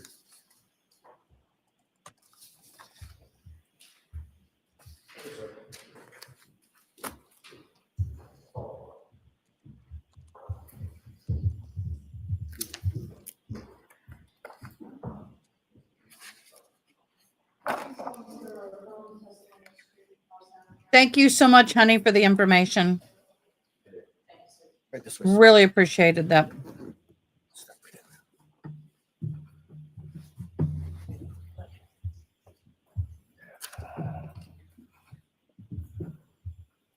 Good morning, sir. Morning. Sir, could you state your name and spell your last name for the record? Patrick Reardon, Reardon. Where do you work, sir? Cohasset. And what do you do in Cohasset? I am a sergeant and a canine handler. How long have you been, you say sergeant, so I'm assuming Cohasset Police Department. Yes. How long have you been with the Cohasset Police Department? About 18 years. And how long have you been a sergeant? About 3 years. And how long have you been a canine handler? About 15 years. And in January of 2023, what was your canine's name? Einstein. Now, what type of dog is Einstein? He's a Belgian Malinois. And what type of police dog is Einstein? He's certified as a patrol dog. He tracks, it does area searches, building searches. What type of training did he go into to be able to track? So initially he takes myself and him go through a 16-week training with the local sheriff's office. And from there we do a twice a month training. And now, sir, I'd like to ask you some questions about January 5th of 2023. Did you have the opportunity to do a track or an area search with Einstein that day? I did. Approximately what time? About 10:20 in the morning. And what was the weather like? It was cool, cloudy. And where did you conduct this search? I conducted the search in the front left side, in the rear of the property. And when you say the property, is that 516 Chief Justice Cushing Highway? Yes. Now, sir, what type of search was this? This was considered an area search. And what would you call it? Can you tell us what an area search means? An area search basically means it's not a track, so we don't have a definitive area of where the person would have started. So an area search would just be using the dog to try and pick up a scent of human odor in the area. Now, Your Honor, if I may, we've stipulated to a series of photographs from exhibits 83 to 89. And if I could publish the first of those, exhibit 83. You may. Thank you. Ms. Gilman? Sergeant, can you see the image on the screen? I can. Is that the general area of the home that you had the opportunity to do your area search of? It is. And if we may have Exhibit 84. Now, Sergeant, do you see this image, Exhibit 84? Yes. Is the home in Exhibit 84? Yes. Now, sir, can you just tell us generally how far the home is set back from Route 3A? It's about 100 yards. And just generally looking at Exhibit 84, can you tell us again where you did your search? So as you look at the home, I started the area search in the front left between the home and 3A on the left-hand side and worked my way back through the area where you can see Peppermint Brook. Now, if we may have Exhibit 85. Sir, what part of the home is this? That's the front. And did you have the opportunity to walk this area with Einstein? To the left of the driveway, yes. And if we could have Exhibit 86. Do you recognize this area, sir? Yes. And that was also an area you got to walk with Einstein? Yes. And Ms. Gilman, could we have, just a little bit out of order, Exhibit 39 from the other day? Do you recognize this area, sir? Yes. What is this of the house? This is the backyard of the home. What animals were in the backyard of the home when you were doing your search with Einstein? There was a large German Shepherd in the fenced-in area. And how was it behaving? It was barking consistently at us. And what was Einstein doing during this? He was fine. He's not dog aggressive, so he continued to work. And so is that what that other dog would be considered, dog aggressive? Yes.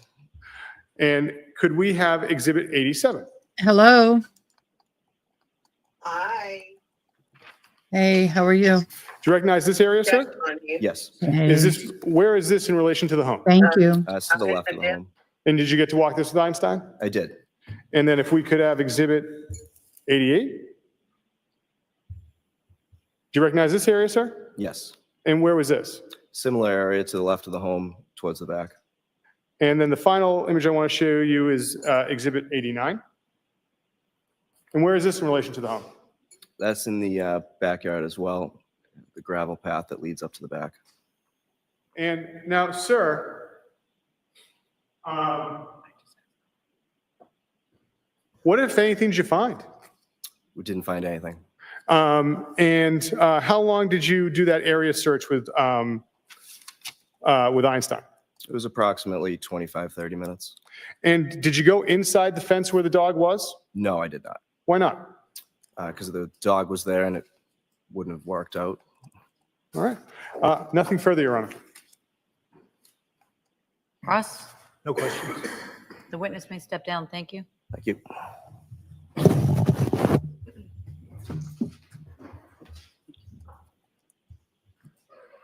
Commonwealth may call its next witness. Commonwealth calls Tom Menino.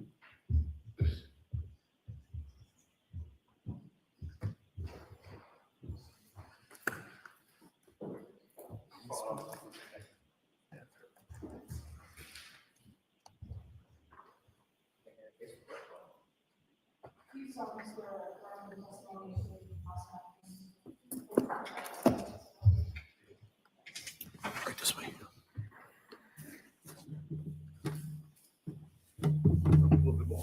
There you go. Good morning. You may proceed. Thank you, Your Honor. Good morning. Good morning. Could you please state your name and spell your last name for the record? Thomas Menino, M-E-N-I-N-O. And how are you employed, sir? I'm currently employed with JetBlue, In what capacity? corporate security manager out of Boston Logan Airport. Thank you. And how long have you been employed by JetBlue as corporate security? Just under 2 years. And what are your responsibilities there? Security issues at the airport, keeper of the records. And so as part of your job, you said you are keeper of the records, Correct. custodian of the records? Correct. Thank you. And does JetBlue Airlines keep records of customers flying on its planes in the normal course of business? Yes, we do. And how are your company's records kept? Electronically. When are entries made of those records? As soon as someone purchases a reservation for an airline ticket, that's when we get the record. Thank you. So as close to a transaction being made as possible? Correct. And why are records kept? Just because we want to know who's flying on us, and if there's any I issues with the. apologize, Judge, I just can't hear the witness. Okay, I'm just going to ask the witness, this is a really large courtroom. Lean right into that sorry. microphone in a big, bold voice. Sorry. Thank you so much. If you could just repeat that answer. So just for, we know who's flying on our airline and that we, just have a record for them. Thank you. So are your records kept in good faith? Yes, they are. And do you have JetBlue records concerning reservations for December 25th of 2022 through January 30th of 2023 for passenger Ana Walshe with a date of birth of April 12th, 1983, that you have provided to the Commonwealth? Yes, we did. Your Honor, I'd ask now that we enter in, which has already been previously marked as Exhibit 92. 9-2, 92. presumably we're going to hear about what 90 and 91 are later. Yes, we will, Your Honor. All right, so 92 are the records from JetBlue.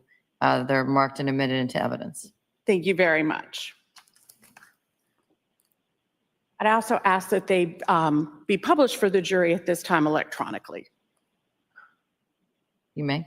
Do you have a copy of those, sir? I don't have them with me. I will bring them right up to you. Thank you. May I approach, Your Honor? Yes, you may. Thank you so much.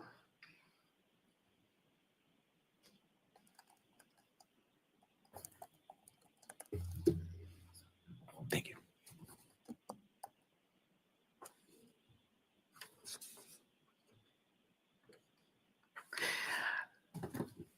Thank you. Mr. Menino, are you familiar with those records? I am. Thank you very much. Looking at the reservation on 12/25/22, could you go to that page, Ms. Gilman? Thank you. Okay. Where was there a reservation from? This reservation was from DCA, which is Reagan National Airport, to Boston. So, and the code for Boston? BOS. Thank you. And what time was that reservation for? It was for 6:30 p.m. And can you tell if Ms. Walshe took that flight? No, that flight was refunded. Okay, so you can tell that she did not take that flight, is that correct? Correct. And where do you see that flight was refunded? Where it says STAT, STAT, it says RFND. And what happened to that flight? Do you know, did that flight go that day? That flight went, but that was refunded ticket. Okay. And when was that flight purchased? Looks like it was issued on December 20th of 2022. Going to the next record on 12/27.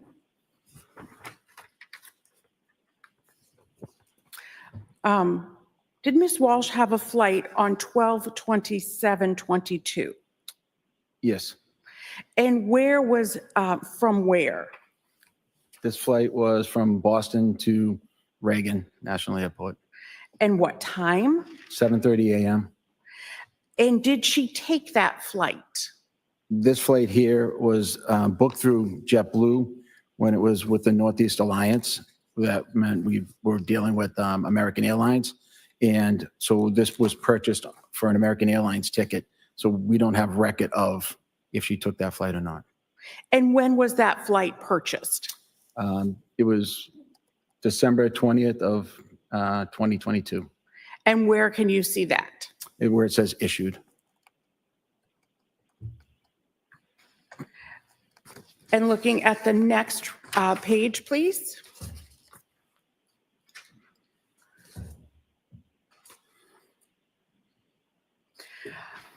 Did Ms. Walshe have a flight on 12/30/22? Yes, she did.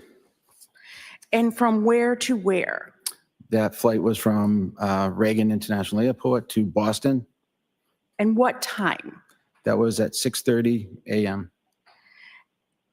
And did she take that flight on December 30th of 2022? That ticket was used. And when was that flight purchased?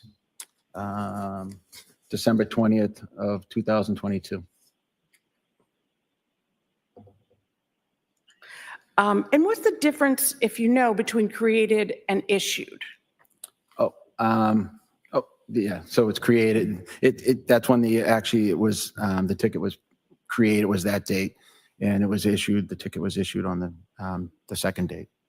So yeah, that was created on November 5th of 2022. And then it was issued? Yes. Okay. So created is the day it was purchased? Correct. Thank you. Ms. Gilman, if you could just go back to that. Thank you. So created is the day it was purchased? Correct. Thank you. And was there a flight on January 3rd of 2023? That's correct. And from where to where? From Boston to Reagan. And what time? That would be at 6 a.m.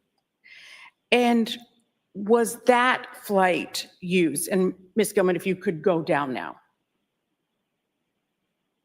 No, that says it was no-show, so it meant that the person did not show up for the flight. What's the difference between refund and no-show? So refund is you can cancel your ticket prior to your flight and get your money back. No-show means you just don't show up for the flight. And looking at the next document, please.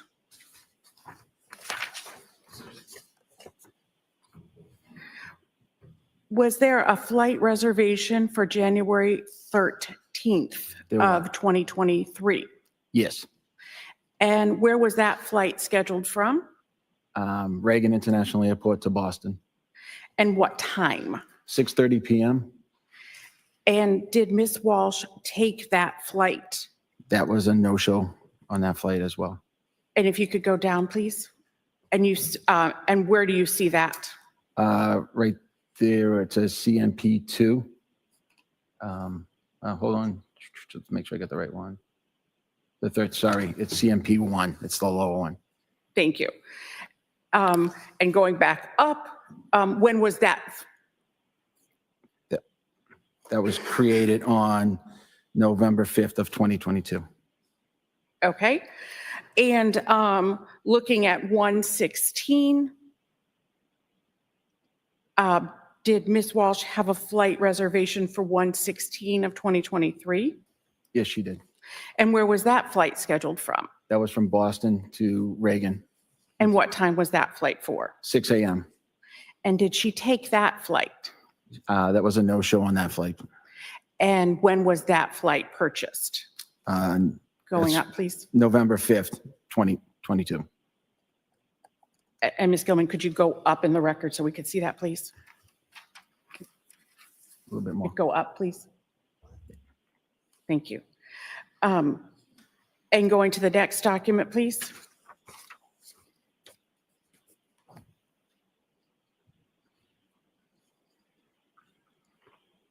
And looking at this document, did Ms. Walsh have a flight reservation for January 27th of 2023?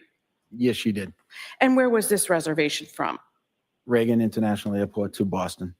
And what time? 6:30 p.m. And did Ms. Walsh take that flight? That was a no-show for that flight.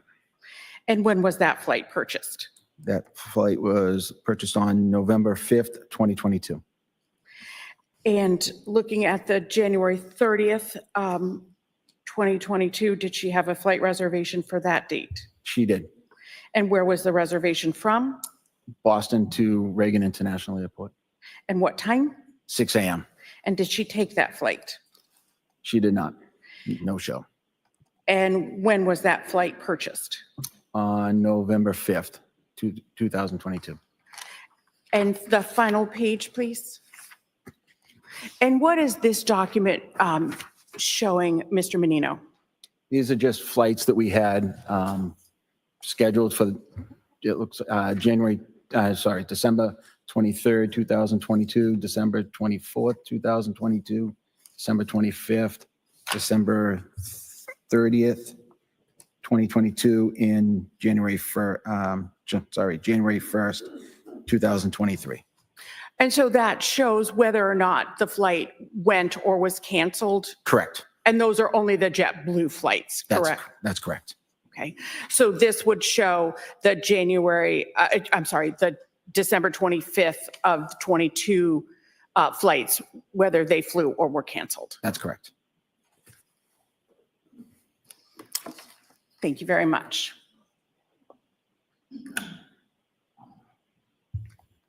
Any cross-exam? No questions, Judge.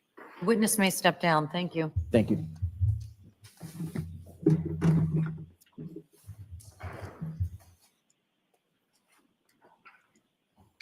So I'm going to stop for a second and I'm going to say, why is this important? Because it shows that she had intent to fly in the future. It shows that she had future plans, that there apparently, it wasn't like she was ill and like long-term illness like cancer or something. So I'm trying to pull this up a little bit because interpreting with all this color and all this can be a little distracting. So I'm trying to find a better placement. So anyway, this is showing that she had a life and things were scheduled and that she no-showed, which means she wasn't alive. It's just timeline. That's all it is.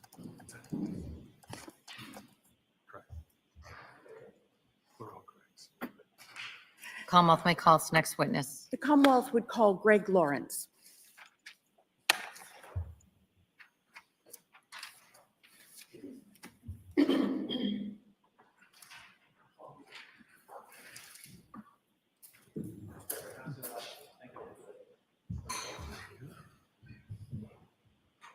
We are not swooping.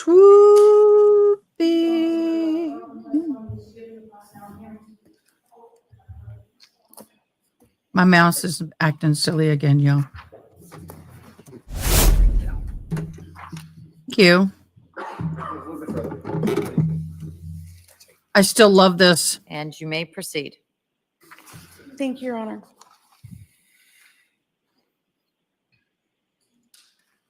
Good morning. Could you please state your name for the record and spell your last name? Gregory Lowrance, last name spelled Lowrance. And where do you work, sir? The Cohasset Police Department And how long have you worked there? since 2018. And what are your rank and responsibilities? Currently, I am a police officer assigned as a school resource officer to the elementary school in town. And what were your responsibilities in January of 2023? I was working as a patrol officer. In what shift were you working on January 4th of 2023? The 8 a.m. to 4 p.m. shift, And how were you dressed for that shift? regular department uniform. And where were you dispatched at approximately 11:44 a.m. on January 4th of 2023? 516 Chief Justice Cushing Highway in Cohasset. Sir, can you keep your voice up, please? I'm sorry. Lean right into that microphone. You can also move that a little closer to you, the microphone, if you want.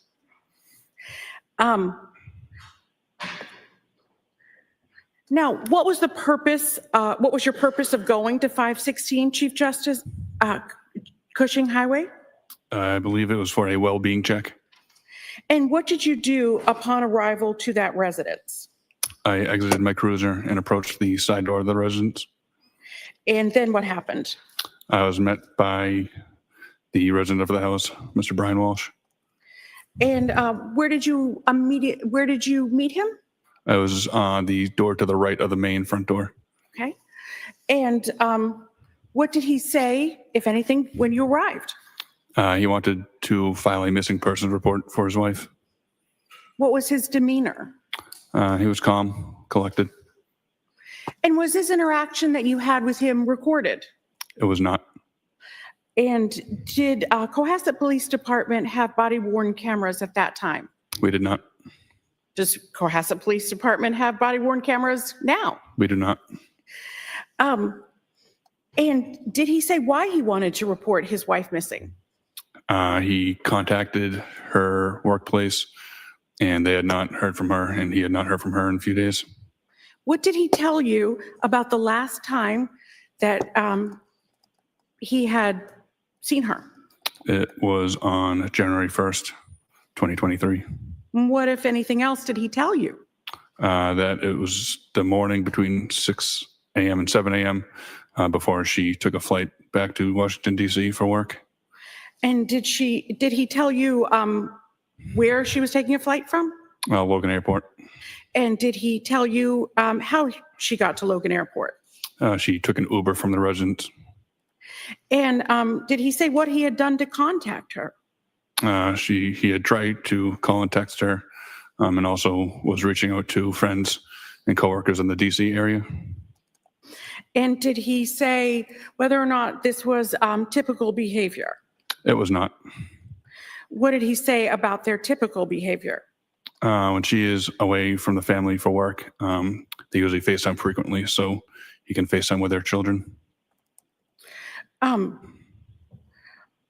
Officer Lawrence, what did you next do in regard to Mr. Walsh's missing person report?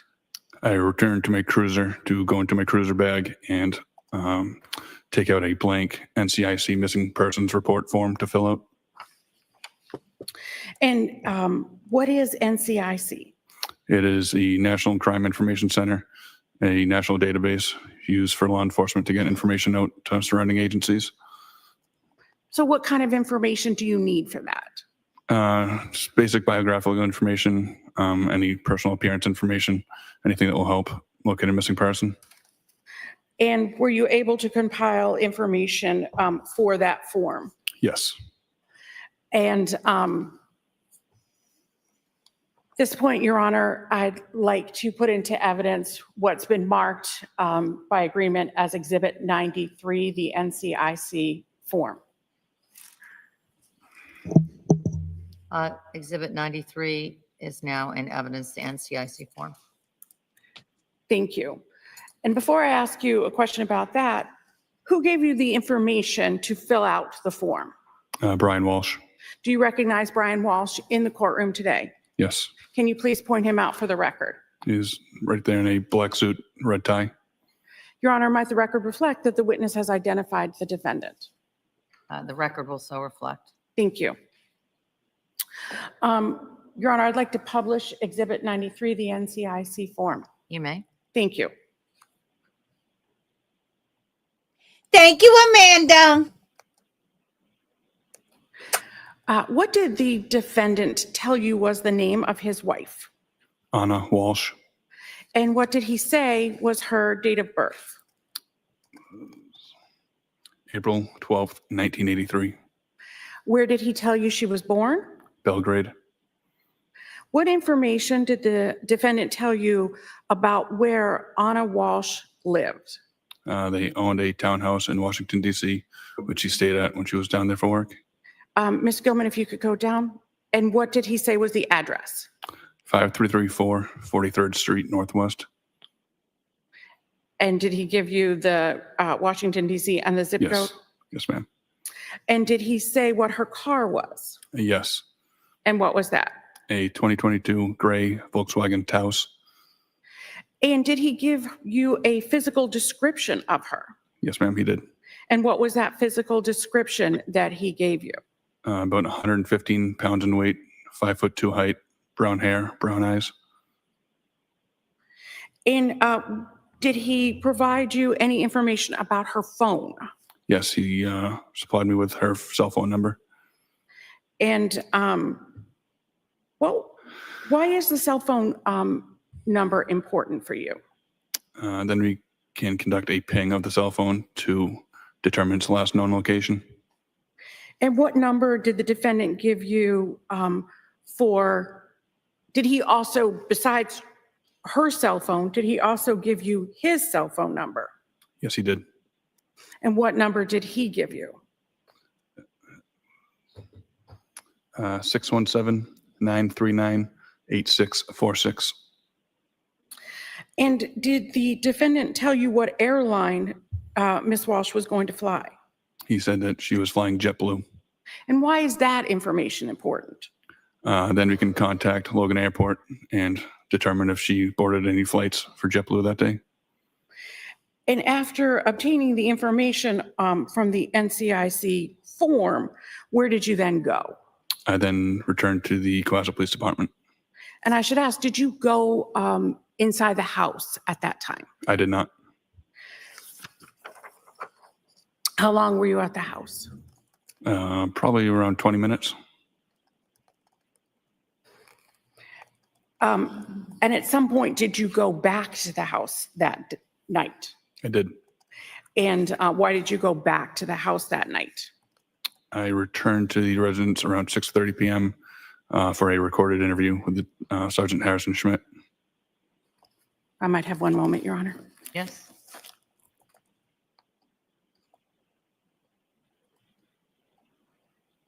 Nothing further. I don't know why my Across. hearing aids are Two disconnecting. questions. Had you ever been to that house before? No, sir. And you started working at Cohasset in 2018? Yes, sir. Thank you, sir. Can I see counsel at the side of the bench? The witness may step down. Uh-oh, we gotta stop. We've got to side, but okay, I'm going to stop interpreting because I know that the deaf person has left to go to work. So I'm not going to interpret anymore. I only interpret upon request from the deaf people. I don't interpret all day because that's too hard and too exhausting on my body. So now I'm going to get my shirt back out.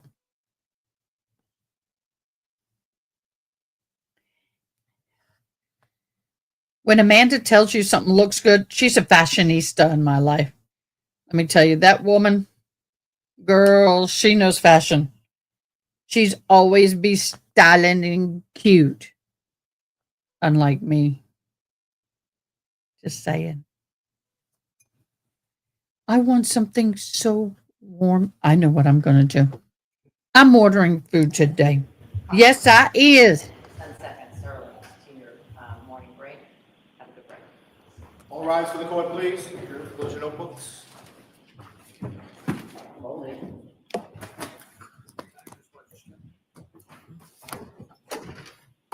Yeah, he called, told me he had to put his hearing aids in, and this is exactly what's done. I know about Jennifer death, and then he hung up the phone. I have a dinner at 5:30 tonight, and then afterwards, if you want to get together and work on my hearing aids, we can. Yeah, I thought that was interesting. I think he was a wee bit upset, don't you? Okay, my hearing aids are not giving me what I need. Where's my sound? Testing. There we go. Okay, so they're on a break. We will zoom to catch up.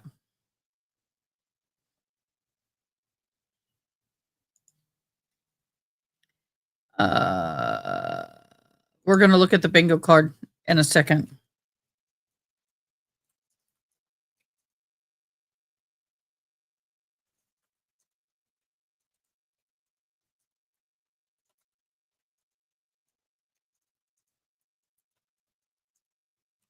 Why can't I type?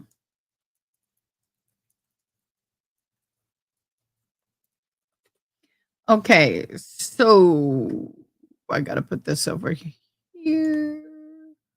Put it down on taskbar. I need one more monitor. Okay, here is the bingo card. All we have left is what I'm going to do. Lead detective, MSP, emails, with the court permission, evidence collecting. Evidence collection. Wouldn't that have already been insinuated or said? Because I gathered evidence on the hard drives. They talked about evidence collecting on the hard drives. June, I need clarification, boo. That is one thing I'm wanting to mark off. That's not, but if it's not, it's not okay. No big deal. Me could handle it. Okay, so I'm going to talk briefly about the flight information. Why was it so critical information in this trial?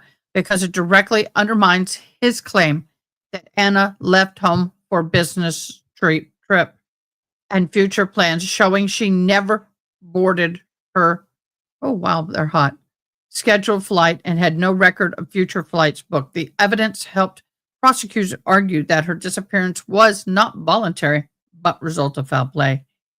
Ana's supposed trip to Washington, D.C., Brian Walshe told the police his wife left their Massachusetts home January 1, 2023 to catch a flight to work. Investigators checked Ana airline records and confirmed she never boarded that scheduled flight. So that's right there. He is saying she went, but in actuality, she was already deceased. She had not gone. I know. It's horrible. No evidence of future travel is important. Prosecutors highlighted that no future flights were booked for Ana, despite her husband's claims. This absence of travel plans contradicted the narrative that she was alive and simply away for work. Flight logs and JetBlue records were introduced into this court today, showing Ana's movements or the lack of thereof. This helped narrow the timeline of when she was last seen and when Brian's suspicious internet searches began. They coincide. The flight information was paired with other damaging evidence, such as the internet searches on the dismemberment of a body and disposal start hours after Ana was last seen. Her belongings, the boot, the handbag, the vaccination card, was found in the trash sites near the defendant's mother's residence. The surveillance and the road share records show that Brian's movements were inconsistent with his story. So, what's the legal significance? Let's look into that. It destroyed the voluntary disappearance defense by proving Ana never boarded her flight or had no future travels booked. Prosecutors eliminated the possibility that she simply left on her own. Well, she did have future flights booked, but she didn't make those flights. In this case, without a recovered body, prosecutors rely heavily on circumstantial evidence. Flight records become a cornerstone in showing Ana's disappearance was unnatural and tied to Brian's actions. Brian's false statements about Ana's travel plans were presented as a part of his broader attempt in misleading the investigators and reinforcing the charges of lying to the police and the obstruction of justice. Now, the flight information was a linchpin into the Walshe's trial. It proved that Ana never traveled as her husband claimed. He had claimed one thing, the travel record showed something else. They showed that she had no future flights scheduled and aligned with other evidence in concealment to foul play. Without those records, the defense could argue that she voluntarily just disappeared. But the airline data closed the door to that and strengthens the prosecution's case. Somebody asked, why was that all important? Well, there you go, folks. That is why all of that is important. Very important. All my Facebook people and friends, you are delayed in the live, but I want to say thank you so much and welcome. Welcome. Thank you so much for joining us. We are back. Hello. Thank you, Jesus. We are back. Thank you, Miss Amanda. I need to feel pretty today.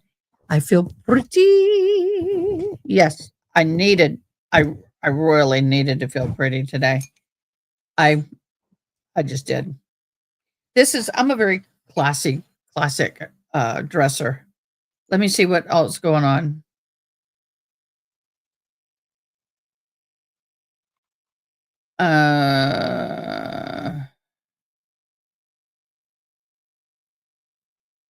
Thank you, Ms. June. So, Ms. June, will you accept evidence collection since they have talked about collecting evidence from the home IP, cell phones, computers, and all of that, I'm going to mark mine evidence collection, which gives me 1, 2, 3, 4, 5 bingos. I am 4 away from having a cover all, which should be you as well. So there we go. Oh, I still love that quilt. I want it so bad.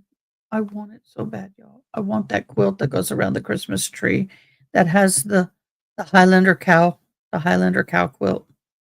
Yeah, I know. I want the Highlander cow quilt. I do. Thank you, everybody, for your condolences on Facebook and both for myself and the family of Jennifer. We love and appreciate every single one of you. It has been a difficult journey, but I am at peace. I'm sad. I miss her. I miss that beautiful smile. She had a just glow when she smiled. I miss her already, but I'm so blessed to know that she's home and she's safe and not suffering anymore. And she was ready to go. She knew. It's all good. All good, y'all. I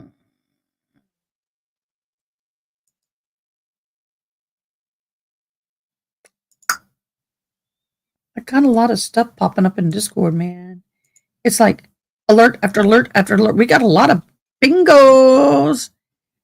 Yes, we do. So we have, with the court's permission, I don't know if they said that yet. The emails, MSP, man, if you put CSP, we'd be marking that one off. And lead detective have not been said. Those are the 4 things that we need to be looking out for. So right now we are on a short break for court. So everybody get up, stand up, stretch.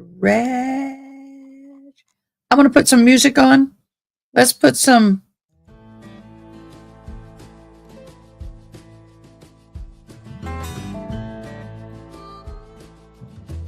My hearing aids are cracking out. Dang it. Stop it. Stop it. I'm right next to you.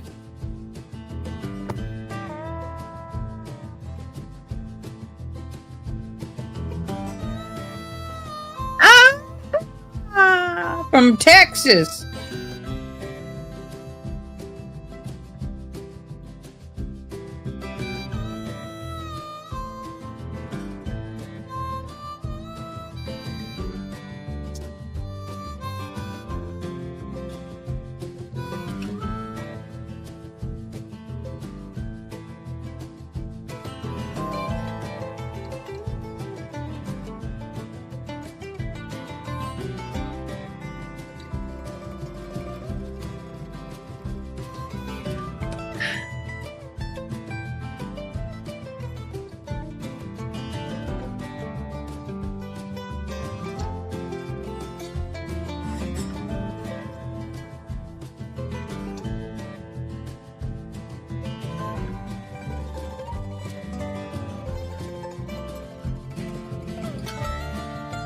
My ears keep popping in and out, and it's pissing me off. Why do you not want to connect? They're totally disconnected. I can't hear nothing. I'm going to reboot.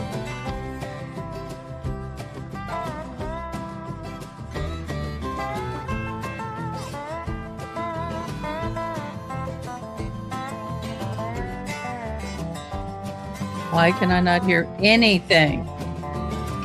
Nothing. It shows it's playing. This is going to be one of them days. I'm just going to be living in the sound of pissed off mode.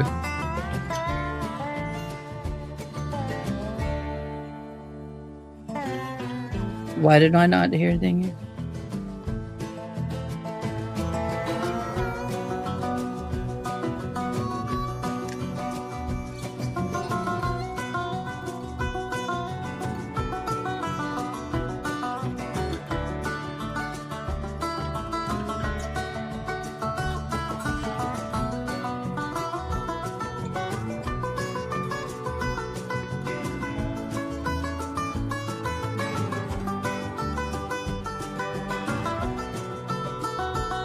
I'll just leave these on.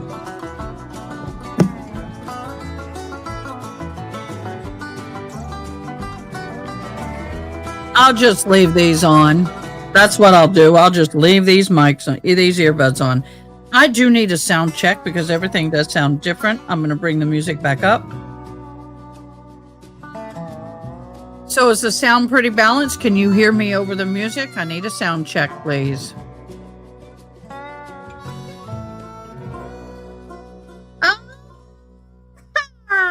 We did it, y'all. We had our break. Sounds great for you. Go ahead. Okay, gee, wonderful. Thank you. I don't know what's going on. I need, we're in the process of getting ears. It can take a couple months for me to go through the process to get the funding approved. And then it takes about a month to get them ordered, made, the ear molds made, and get those sent off and ordered. I got to get new everything. And if I had to pay Howard cash out of pocket, it would be about 30 grand. Not exaggerating. For all the devices that I need to re-get, it's very expensive. But I am going to, there we go. Wonderful, marvelous. Oh, court, you're taking a long break. And this court tip particularly, I don't know, they don't seem to take regular breaks.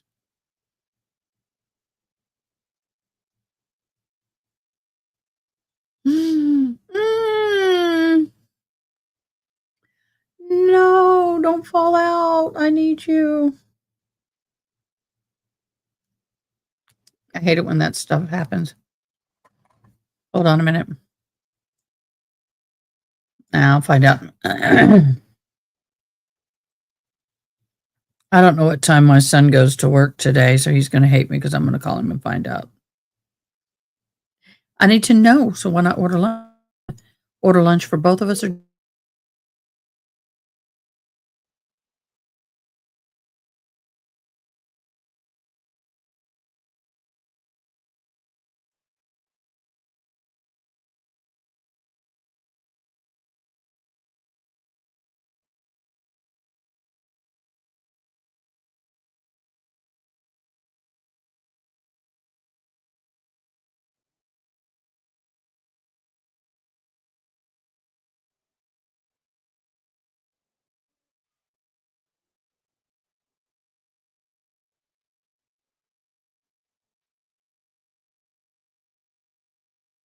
he's such a good boy. He goes, Mama, you want to get something for you? Fine. Don't spend any money on me.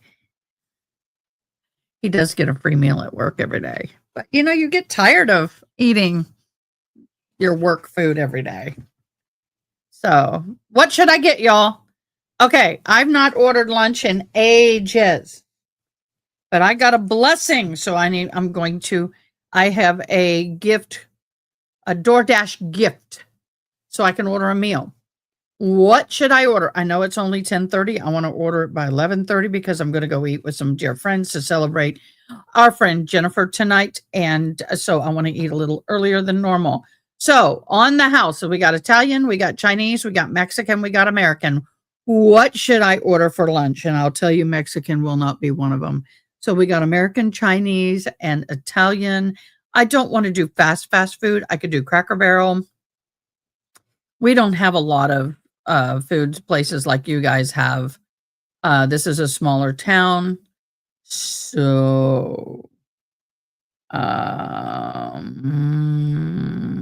what do I want? What do we want to order for Miss Ada? No McDonald's, Raising Cane's, no fast food, no Starbucks, maybe? No, we're not going to do that.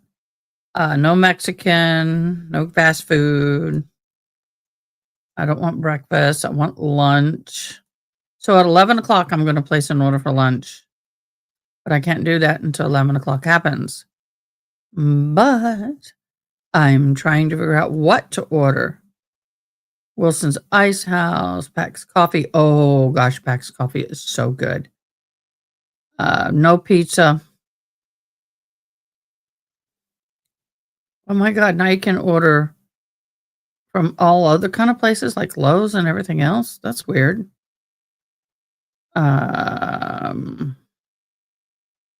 So I have more choices than you probably do, boo. But I am so tired of fast food. I mean, I kind of sort of lived on it with the situation with Jennifer. That's all I could. Chinese! Yeah, that does sound good. Actually, that sounds real good. I haven't had Chinese in a while. In a hot minute. In a hot minute. Okay, so at 11 o'clock, we're gonna, that's on the, that, oh, I liked Sarah. Why did you retract your message? Miss One Sunny Day. Why did you retract your message? I like that message. It's a good message. Do you know what I miss that we don't have? It is a fast food. Is the Kentucky Fried Chicken potato bowl with corn and chicken and cheese and gravy. You want to talk about comfort food? Oh my God, now that's comfort food, y'all.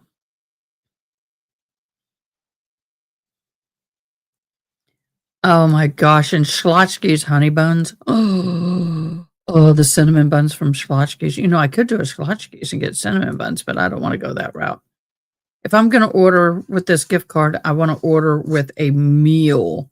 I think, okay, let's take Chinese, but I can't, none of those, I can't order anything at the moment because, well, it's not 11 o'clock. Although Acapulco is a good Mexican restaurant, but right now, no.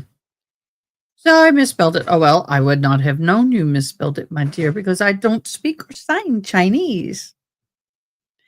I don't. Okay, y'all. Is anybody, let's go look over in Discord. Nobody has put anything in Discord under the tattoo suggestion, but one person. Guys, here's the thing. I know I'm going to make my live. I couldn't make it last night. I'm going to make it today. But when we hit 4,000 by the end of the year, subscribers, I will get a tattoo of a Highlander. But you guys help me pick out the pattern or the tattoo itself. Go to our Discord right over there and go down to tattoo suggestion for contest and put a tattoo in there, but it has to have a Highlander in it.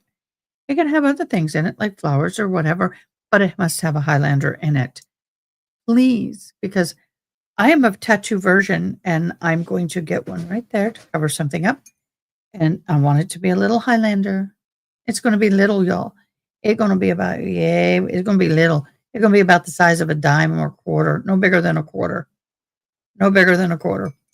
Probably. Uh-oh, I got something. I think it's a funeral home. I'll be right back with you.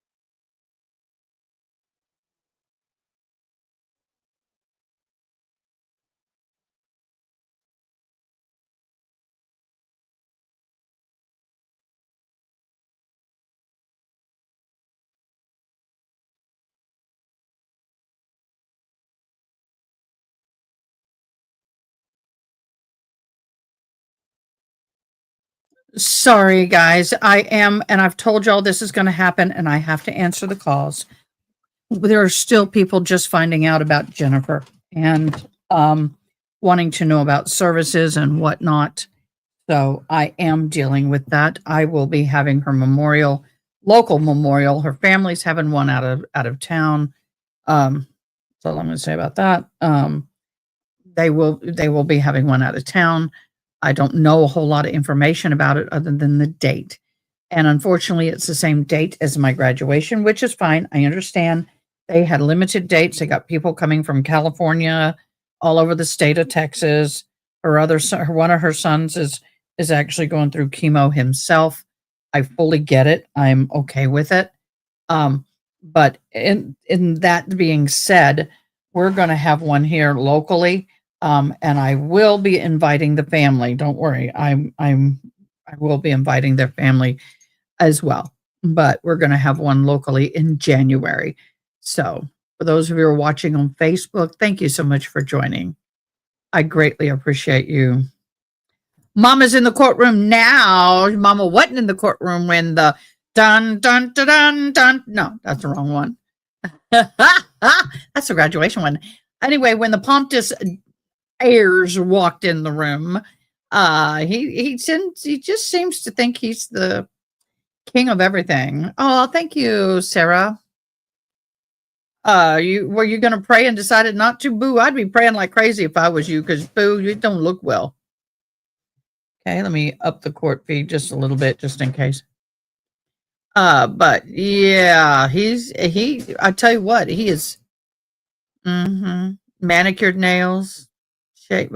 I want to know how he's getting such good treatment. He is not out on bond right now, I don't believe. I think he is still in jail. He's in jail. He is, because of the way they're escorting him in and out.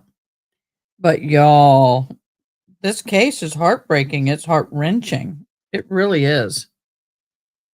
So, but Mommy dearest, I believe, in my humble opinion, which is what we should be stating when we state comments like this coming up, like what is coming up right now.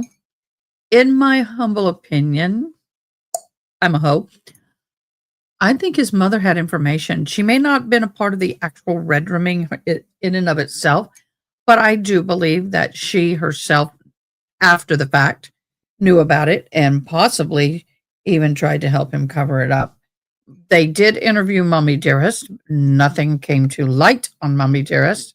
Hence why Mommy Dearest is not being charged with anything. But in my humble opinion, do I believe that she had his information after the fact? Absolutely. Before the fact, maybe not. What are your thoughts on that? My humble opinion, that woman knows something. But of course, she's going to save her son. Now, I find it interesting, and y'all listen to this and hear me out. I find it interesting. I'm going to fold it under, make it a little thinner. Thank you. And let me do this. I find it interesting that after his biological father died, he came after the estate. He stole stuff from the estate. He stole jewelry. He took money. There was a lot of conflict with the estate. And the fact that Mama is standing by him after all he did with the estate of his father, the mother and father were divorced, but still, I struggle with this a lot. A lot. I really do. Mother knows best. If you know where that's from Rapunzel. Mother. I love that Rapunzel movie, the Mothers Know Best song. I love the Mothers Knows Best song. I have to confess, I really do love the Mothers Knows Best song. Just saying. That attorney's a cutie patootie. Just saying again. Court is back in session. You may be seated. Commonwealth may call its next witness. Commonwealth calls Seth Fox. What a name.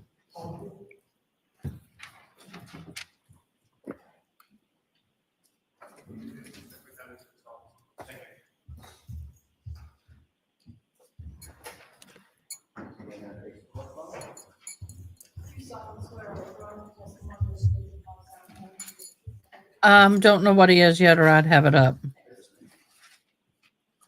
Watch your stuff on me. All right. I know, right? The villain songs are always best.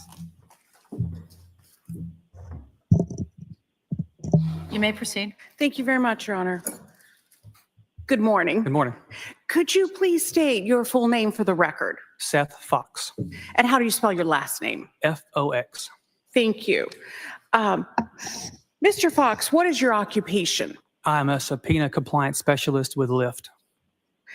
And I ain't putting that. I'm just putting what his is a name. subpoena compliance specialist? My job is to intake and respond and review subpoenas that are served to Lyft by law enforcement And how long have you done that job? for 2.5 years, And how long have you worked for Lyft? since 2018. And what are your, as part of your specific responsibilities, are you a custodian of records for Lyft? Yes. And as such, what are your responsibilities as the custodian of records? To collect, search for and collect records that we are subpoenaed for. And when are entities made on business records at Lyft? At the time they're created, And why are they made? for purposes of privacy and security and maintaining data. And are they made in the normal course of business? Yes. And are they made in good faith? Yes. What is Lyft?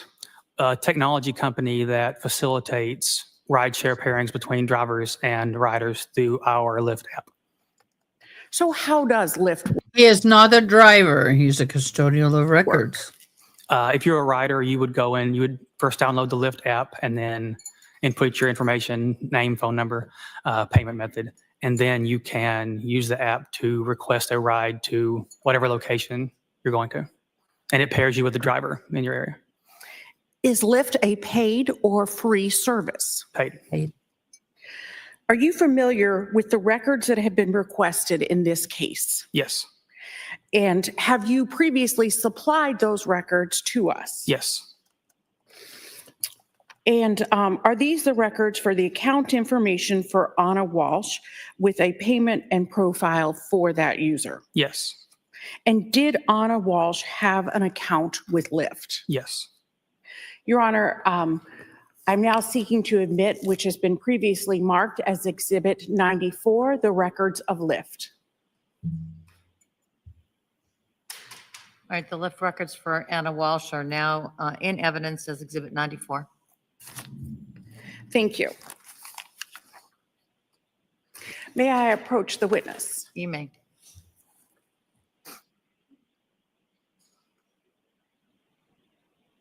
Just going to show you these so you can reference them during your testimony. Thank you.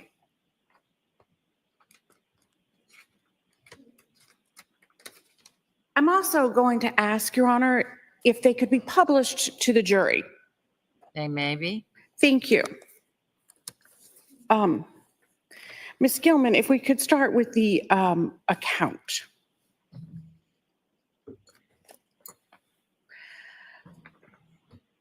Mr. Fox, when was this account created? This was created on May 16th of 2022.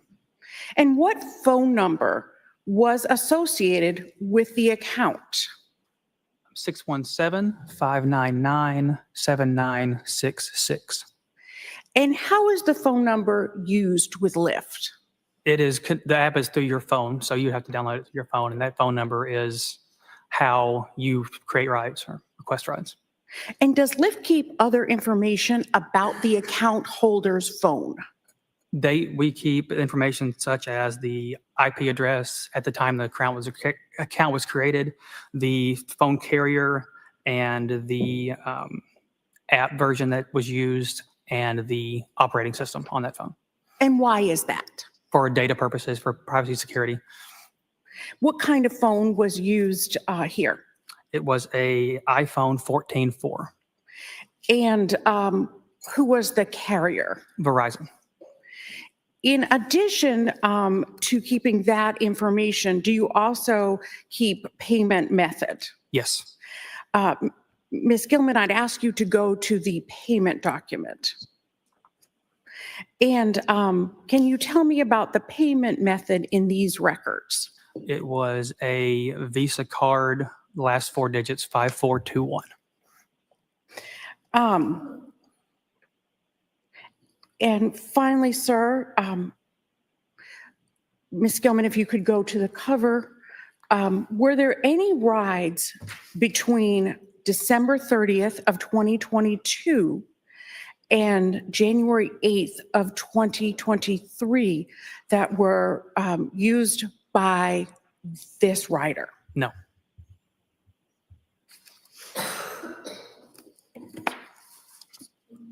Thank you. Any cross? The witness may step down. Thank you, sir. Thank you.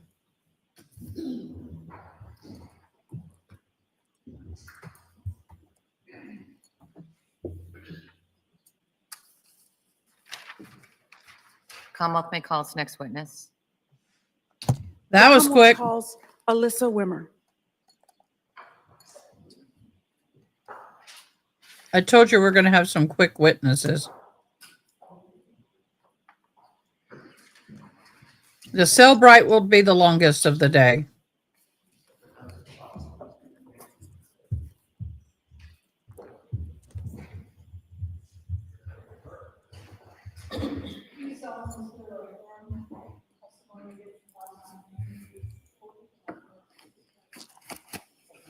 Right this way. Just watch your step for me. Slide this chair. Step right up. No, just step right in. There you go. Thank you so much. Thank you.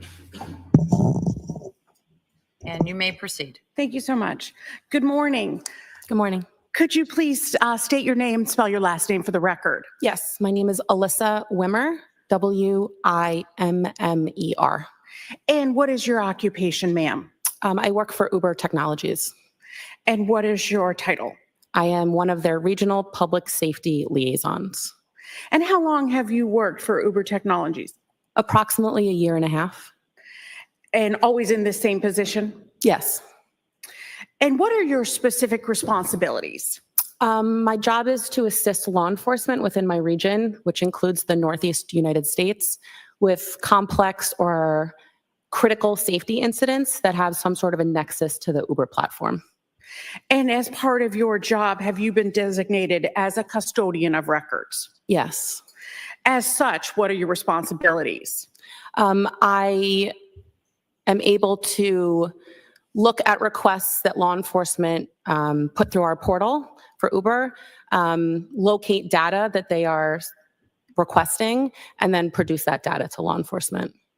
And when are entries made on business records at Uber Technologies? At the time of the event or shortly thereafter. And why are they made?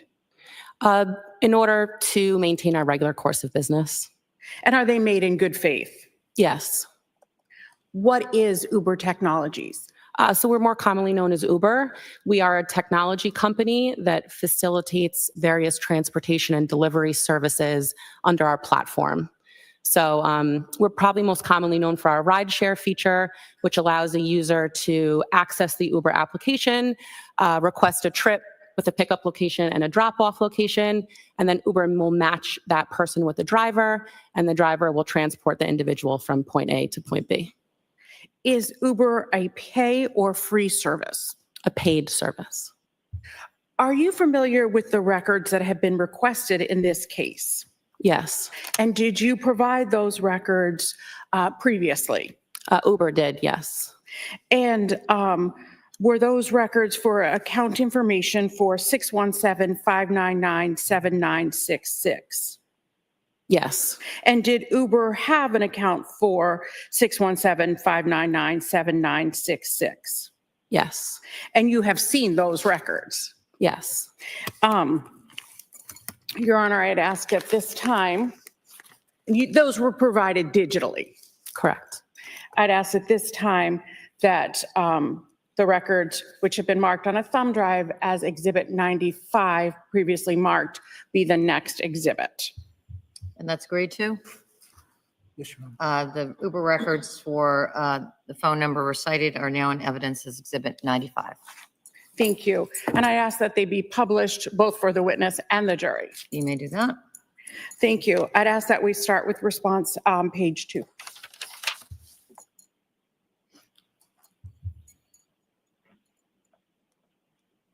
So why are records based on a phone number for Uber? Uber does not require individuals to provide legal verification of their identity. So a user can choose whatever display name they want on their account, but we do verify phone number and or email address. So when law enforcement is requesting data from us, we often require a phone number or an email address in order to locate the account. And what name was associated with this account? Ana Walshe. And what email is associated with this account? It's ANCILI83@yahoo.com. And was there also a date of birth at the bottom? So that date of birth was provided by law enforcement to Uber and as an identifier in order to search for those records. And that date of birth was April 12th of 1983. And were there, going to the next attachment to the response, please?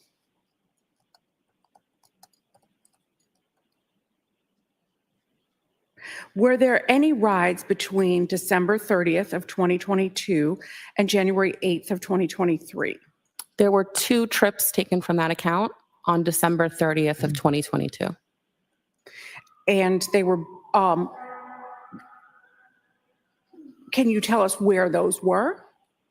Well, columns G and H will tell you where the rider said they wanted to be picked up in GPS coordinates. Columns I and J will tell you where the rider was actually picked up. Columns K and L will tell you where the rider wanted to be dropped off. And columns M and N will tell you where the rider was actually dropped off. And those are longitude and latitude? Correct. And those are GPS coordinates, like if you put into Google Maps or something like that? Correct. And can you tell from this about payment method? Yes. Columns O and P and Q contain information about the credit card that was used to pay for these 2 rides. Column O is going to be the first 6 digits on that credit card number. Column P is going to be the last 4 digits of that credit card number. And then column Q is the expiration date for the credit card. And can you tell us what columns R, S, and T are? Yes. Column R is how much the trip costs in United States currency. Column S is the distance of the trip in miles. And column T is going to be the duration of the trip in minutes. Were any other rides taken besides these 2 rides? Between the dates that you indicated? Exactly. No. Were any other accounts registered with Uber connected to that phone number, credit card, or email? I believe there was another account linked to that phone number, but there was no activity on it at all. And going back to response page 2,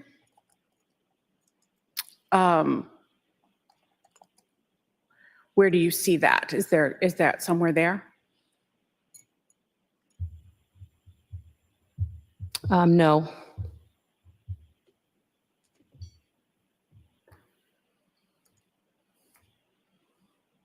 Three more believe to this cover request all. was also related to information about trips that were taken. And this account had trips on it. Whereas I believe there was another account linked to this phone number that was never used, never had any trips on it at all. And So there therefore were was no, not so there were no trips for that date? Correct. For those dates? correct. So no information was supplied? Correct. Thank you. Welcome. Cross, Cross, Judge. the witness may step down. Thank you. Thank you.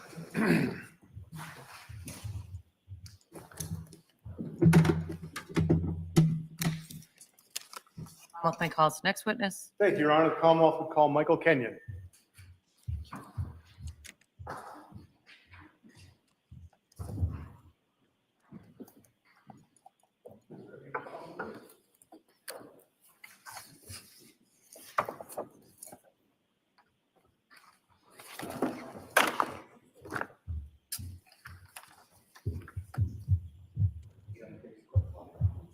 The vibration of them walking and the microphones picking up that vibration is really unnerving on my ears. Right this way, sir. Just saying. Watch your step. Right. You may proceed. Thank you, Your Honor. Good morning, sir. You, I'm very good, sir. But my first question to you is, what's your name? Michael Kenyon, Swampscott Police Department. And can you spell your last name for us? Yeah, Kenyon. And sir, you said Swampscott Police Department. What is your rank there? I'm an officer And how long have you been an officer? How long have you been with the Swampscott Police Department? since 2020. Now, I'd like to ask you some questions about January 9th of 2023. Were you working that day? Yes. What time do you think you might have got to dispatch to 330 Paradise Road? Sometime right around 3 o'clock. Can you describe 330 Paradise Road for us in Swampscott? It's an apartment complex on Paradise Road in Swampscott. And why were you there? I had been advised by my OIC to go up there and assist some police agencies. And so Voice what? up, sir, please. Just lean right into that Oh, yeah, okay. So- microphone and sorry, keep look. your voice up. Okay. Thank you. If you pull it right to you, make it, there you go. So when you got there, what did you see? Multiple police agencies. There were the Mass State Police CPAC unit was there, mass crime scene, and some representatives from Swampscott CID were there. And were He just has that bassy voice that's not going to be clear and sharp and easy to understand.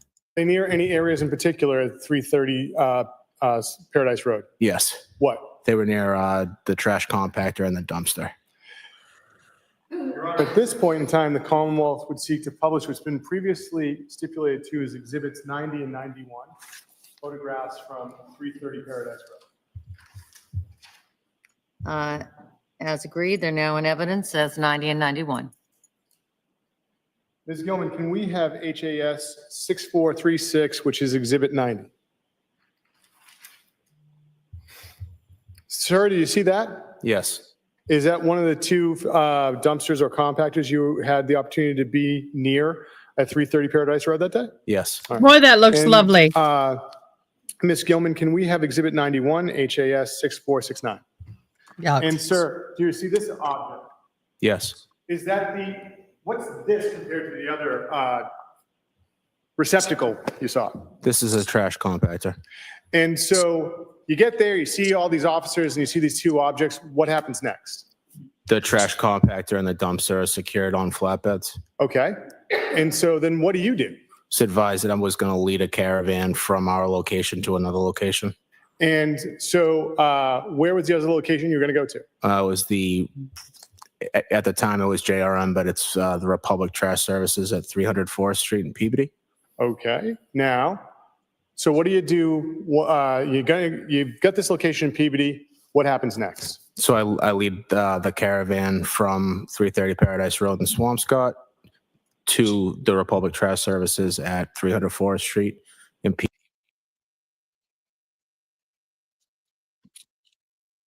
Caravan to enter the JRM or the Republic Trash Plant. And you say the caravan. What was in the caravan? Caravan was me leading the trash compactor and the dumpster on flatbeds behind me, and then multiple police cruisers being the state or crime scene, and then some Swampscott police unmarked. And after those cruisers and the dumpster and the compactor went up to the trash spot, what did you do? Secured the gate and went back to Swampscott to work my shift. No further questions, Your Honor. Any cross? Just one. Witness may step down. Thank you, sir. No, I just have one question. Judge. Oh, I'm sorry. Oh, that's my fault. With regards to the Exhibit 91, that trash compactor, do you have any knowledge of whether that had trash in it? No. Thank you, sir. Redirect. No, Your Honor. The witness may step down. Thank you.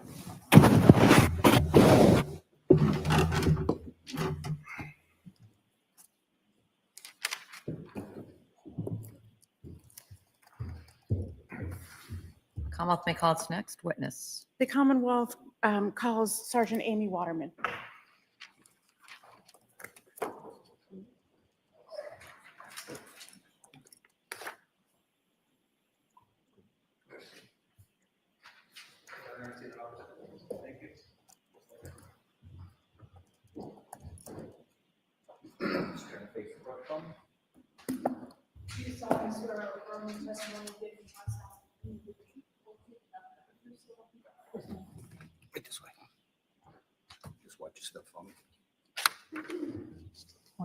Good morning.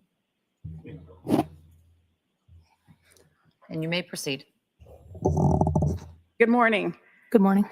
Could you please state your name and spell your last name for the record? Yes, Amy Waterman, Waterman. And how are you employed? I'm a sergeant with the Massachusetts State Police. And how were you employed in January of 2023? I was a trooper assigned to the Massachusetts State Police. In what unit? The Violent Fugitive Apprehension Section, which falls under the Division of Investigative Services. And did you go to 5334 43rd Street Northwest in Washington, D.C. on January 7th of 2023? Yes, I did. And who did you go to that location with? Lieutenant Michael Lopes from the Cohasset Police Department. And do you remember approximately what time you went there on the 7th of January? Yeah, it was approximately 11:40 a.m. And whose home was that? That was the home of Ana Walshe. And did you know Ana Walshe? No, I did not. And why were you at her home? We had been sent down to DC to search her residence there in regards to a missing person case. Can you please describe that home? It was a 3-story brick corner unit. I would call it like a townhouse, brick townhouse. And was there any security or ring doorbells or anything like that when you got to that home? No. And how did you enter the home? The basement level was a garage, and Lieutenant Lopes was in possession of a key, the key code combination for the door. To the garage? Correct. Okay. And so did you go into the garage? Yes. And what observations were made of the garage? There was several boxes of miscellaneous items, which there was some carpets that were rolled up. There was things you would find in a garage, like a wet vac. No vehicles were found. It was pretty neatly organized. And were there any other rooms attached to the garage? There was, through the door, there was a smaller room. I would call it an exercise room. There was a treadmill, a chair, and a couple other items, like a weight bench. So besides that garage level, what did you do next? We opened, there was an interior door that led to a stairwell that went up to the actual apartment of the townhouse. And were you able to get through that door? Yes. And did you need an additional key or code or anything to get through that? No. And so how did you get through that? Was it unlocked for you? Or if you know? I believe it was, yes. Okay. And so where did you then go? We went up a set of stairs that led to what I would call the first floor of the townhouse. It was three residential floors. So we went up to the first floor. And can you describe that first floor, please, for the jury? Yes, it was a main kitchen area. There was a restroom in that area, as well as like a living area, like a seating area. Okay. And what was the condition of the kitchen? It was very neat and tidy. Nothing really out of place. Did you look around? We did. Was there anything in the fridge? Yeah, there was some, I don't remember exactly, but there was some food items in the fridge. And what did you see in the rest of the area of that main floor, you said? Again, it was neatly put together. There was some miscellaneous personal items that you would typically find in a kitchen or a living area, furniture. So it was furnished? Correct. And so after looking at that kitchen floor, what did you do next? Once we took a look at that floor, we went up, ascended up the stairs to the second floor. And when you say we, you're talking about? Yes, Lieutenant Lopes. Okay. Yes. Was anyone else with you besides? No, it was just the two of us. Okay. So after you finished looking at the kitchen, you said you went up to the next floor? Correct. And what was on, and how did you get to the next floor? We took the stairs up, and there was another interior door that opened up into a larger area. And what did you see there? I would describe it as the primary bedroom. Essentially, the whole floor was one big bedroom.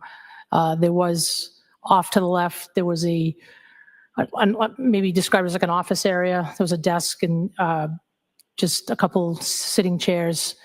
That was to the left as you went in. To the right was the bed, and there was a walk-in closet.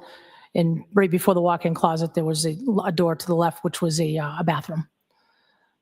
Did you make any observations of the bed? The bed was made. There was a couple female clothing items that were on the bed. Did you make any observations of the closet? The closet was full of clothing, shoes, sunglasses, handbags, miscellaneous things. Did you make any observations of men's clothing in the closet? Yes, there was some men's clothing. And what about the bathroom? Can you describe the bathroom?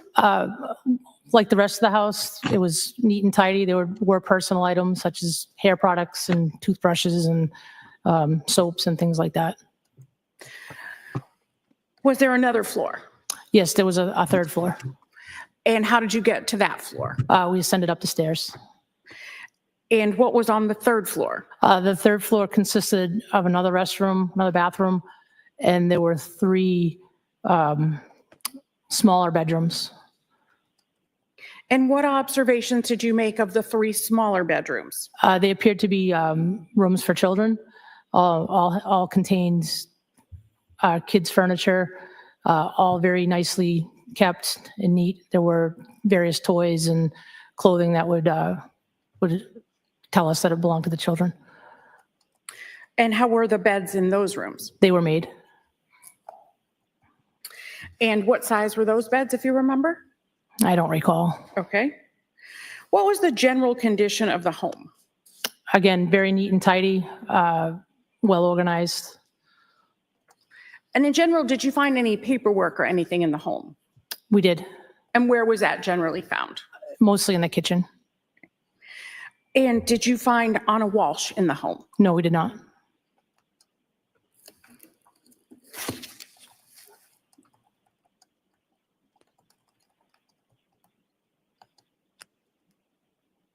Nothing further, Your Honor. Cross-exam. Thank you, Judge. Good morning. Good morning, sir.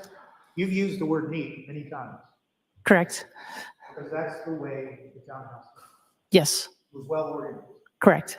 So you said that you found the paperwork, documents. Yes, sir. You used the word primarily.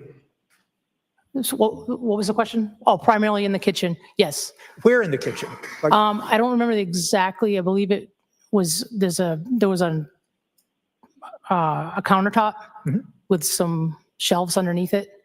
I believe that's where it was found. okay, did you, you mentioned what, I thought I heard you say, you mentioned something like a study or a desk or something in one of the, in the. Yes, primary in the bedroom? primary bedroom, there was a desk. And did you go through the drawers looking for other documents? I don't recall if we did or not. So when you left, did you take all the documents that you found that you thought were significant? We took some, yes. Okay. And how did you know what kind of documents to look for, the significance of them? Based on the address, personal documents for travel was kind of what we were looking for. Okay. And you said that you saw some men's clothes Yes, and they were in the closet? yes. There were no other men's clothes anywhere else that you can recall? Not that I can recall. All right. Thank you very much. Thank you. Any redirect? No, thank you. The witness may step down. Thank you. Thank you, Your Honor.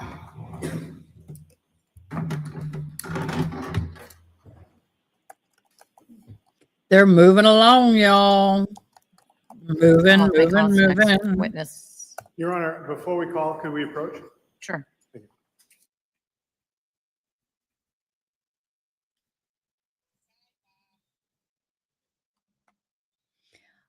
I did order my food. I ordered sweet and sour chicken. I love that. I'm sorry, sidebar, proceed with caution. Claws out. Love it. During the lunch break, we're going to start the Pageant Queen Red Room trial we are going to, I'm trying to find opening statements and all of that good stuff. We're going to be following that. I'm going to be, how do I put this? I'm going to work on following and then recapping that kind of stuff. So we've got 2 big trials going. So we're going to recap one trial, follow another trial. So, but I do want to watch the opening statements in this trial during lunch. This Commonwealth may call us next witness. Thank you, Your Honor. The Commonwealth would call Peter Capizzoli. What? How do I spell that name? Capazzoli?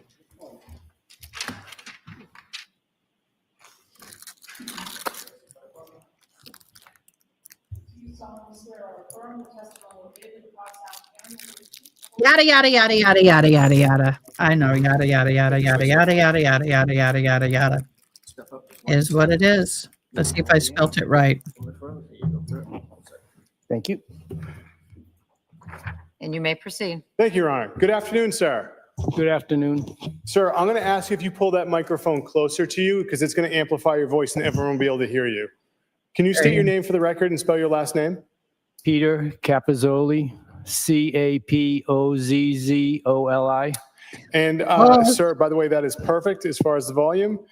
Are you familiar with Cohasset Imports? Yes, What is Cohasset Imports?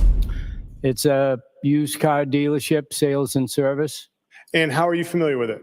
I'm the owner. Ms. Gilman, could we have what was entered in today as Exhibit 84?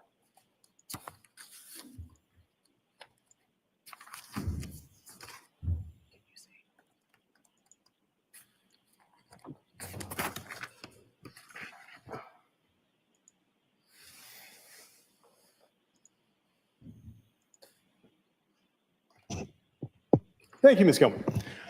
Sir, I'm showing you what's been previously marked as Exhibit 84. Do you see at the bottom where it says Cohasset Imports? Yes, Now, sir, where is your home in relation to Cohasset Imports? to the right up the driveway. And sir, are you familiar with 516 Chief Justice Cushing Highway? Yes, How are you familiar with it? I own it And how long have you owned it? since September 2019. And do you see 516 Chief Justice Cushing Highway in relation to this photograph that has Cohasset Imports on it? Yes, I do. And can you point it out for us, sir? Right there, In the middle, sir? right here. Oh, Yeah. I can't see where your finger Oh, is. in the middle, All right, yes. thank you, sir. Now, sir, is that your primary residence, 516? No, What do you do with that property? I rent it. And so, sir, are you I'm sorry, he looks like a Scottish or an Irishman. He's so cute. familiar with the Walsh family? Yes, And how are you familiar with the Walsh family? they were the last tenants that we rented to. And now, when did you begin renting to the Walsh family? I believe it was March of '22. And what was the initial terms of the lease? The first 6 months, I took less per month, I believe 4,800 a month to Wow. have them pay up front. Yes, sir. That was something they wanted. Okay. And so, in how many months was the lease for? The first one was 6 months. And did you ever have to have another lease with them? Yes. And when was that? So we extended it for the full 5,000 per month for another 6 months, I believe. Now, during the course of the Walsh family at 516 Chief Justice Cushing Highway, If I could afford to spend $4,500 to $5,000 a month on rent, I'd freaking be buying myself a mansion where I live now. I kid you not. how many times did you have the opportunity to see Ana Walsh? 3 or 4 times. And how many times would you have the opportunities to see Brian Walsh? He brought the check every month, so I would see him each month once and then maybe another 5 or 6 times in between that. Now, sir, do you see Mr. Walsh here today? Yes, Could you identify him with some article of clothing he may be wearing? A tie with a black jacket. Your Honor, if the record may reflect that the witness has identified the defendant. The record will so reflect.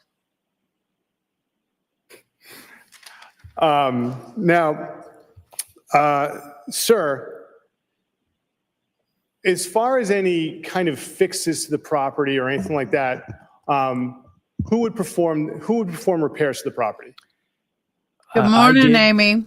How often did you have to do that? Just 3 or 4 times. What type of things would you have to fix? The first time was a dripping faucet. I went in, figured the problem, went back, ordered some parts, got the parts, came back and fixed it. And besides a leaky faucet, anything else that you had to fix? One time there was a loose hinge on a hutch in the kitchen, and I came in on a Sunday morning and worked on that and corrected that. Was anyone home when you fixed the hitch? Yes. Who was home? Ana was home and the 3 boys. Now, besides making those 2 repairs, any other significant repairs to the home? Yes, one other one. In the middle of July, the AC stopped working. So I went over at night, looked at it for a few hours, checked everything I could, knew what I had, knew what I didn't have. So then I had an electrician come in the morning. He showed up, I think, at 8 o'clock. And he had, after 5 minutes, he said, "Where's the shutoff switch for the heater AC unit?" I said, "I didn't know. It was upstairs." So it was upstairs in the entryway coming in the side door, and the switch had been flipped off. That's why the AC didn't work. All right, so pretty basic fixes. Yes. Now, sir, as far as the basement of the house, when you rented it, what was in the basement? Just a few small things and a dehumidifier, maybe a small table, and 2 refrigerators that were not hooked up. Now, and Ms. Gilman, if you could just take down that exhibit, thank you. In late December of 2022, what did you do as far as going away on a vacation? I went to the Caribbean over New Year's. And during that time, did you ever receive any calls from Mr. Brian Walshe? Yes. When? I believe it was Thursday of the week that I was there, if I'm not mistaken, somewhere in the late afternoon timeframe. And can you tell us about the conversation? What was the conversation you had with Mr. Walshe in this phone call? Yes. So he had asked me if I had security on my building. And I said, no, not at this time. We were still in the building process. And so I said, why? And he said, well, my wife is missing. She took an Uber this morning, or was supposed to take an Uber this morning to go to DC for work. And we haven't found her, and she didn't show up in DC. Did he tell you what time she left? I think in the 4 to 5 range in the morning.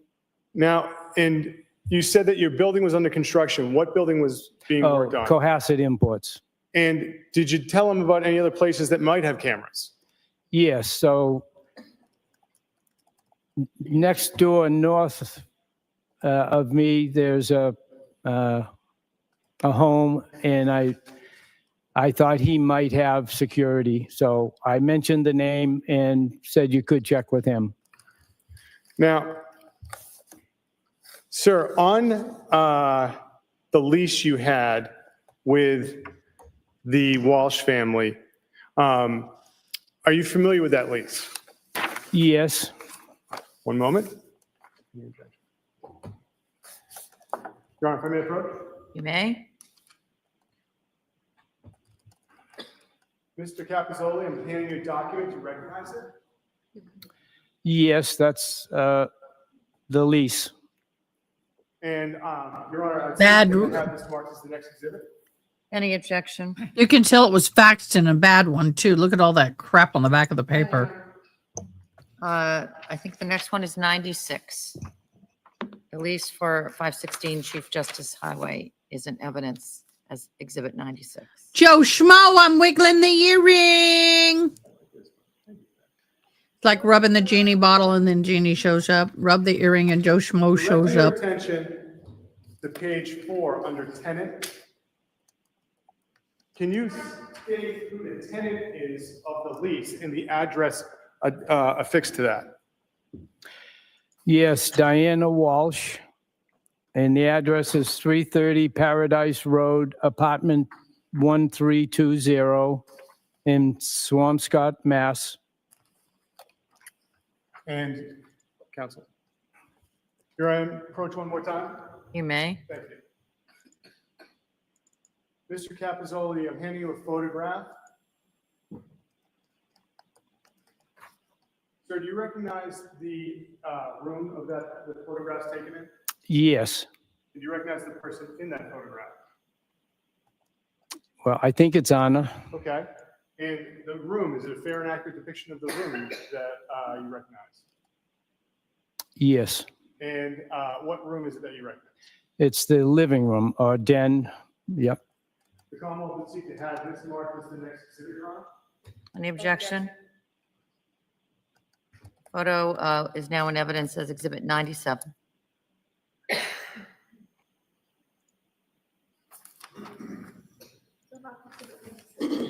Your Honor, if the Commonwealth may publish briefly.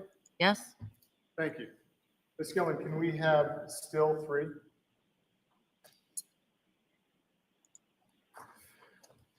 Mr. Capizzoli, how do you recognize this as the living room? So when you walk in the front door, it's the room to the left. It's the only room that had a rug. It's the only room downstairs that has a fireplace. You can take that down, Ms. Gilman. Thank you. And Your Honor, if I may have just a moment. Yes? Thank you, Your Honor.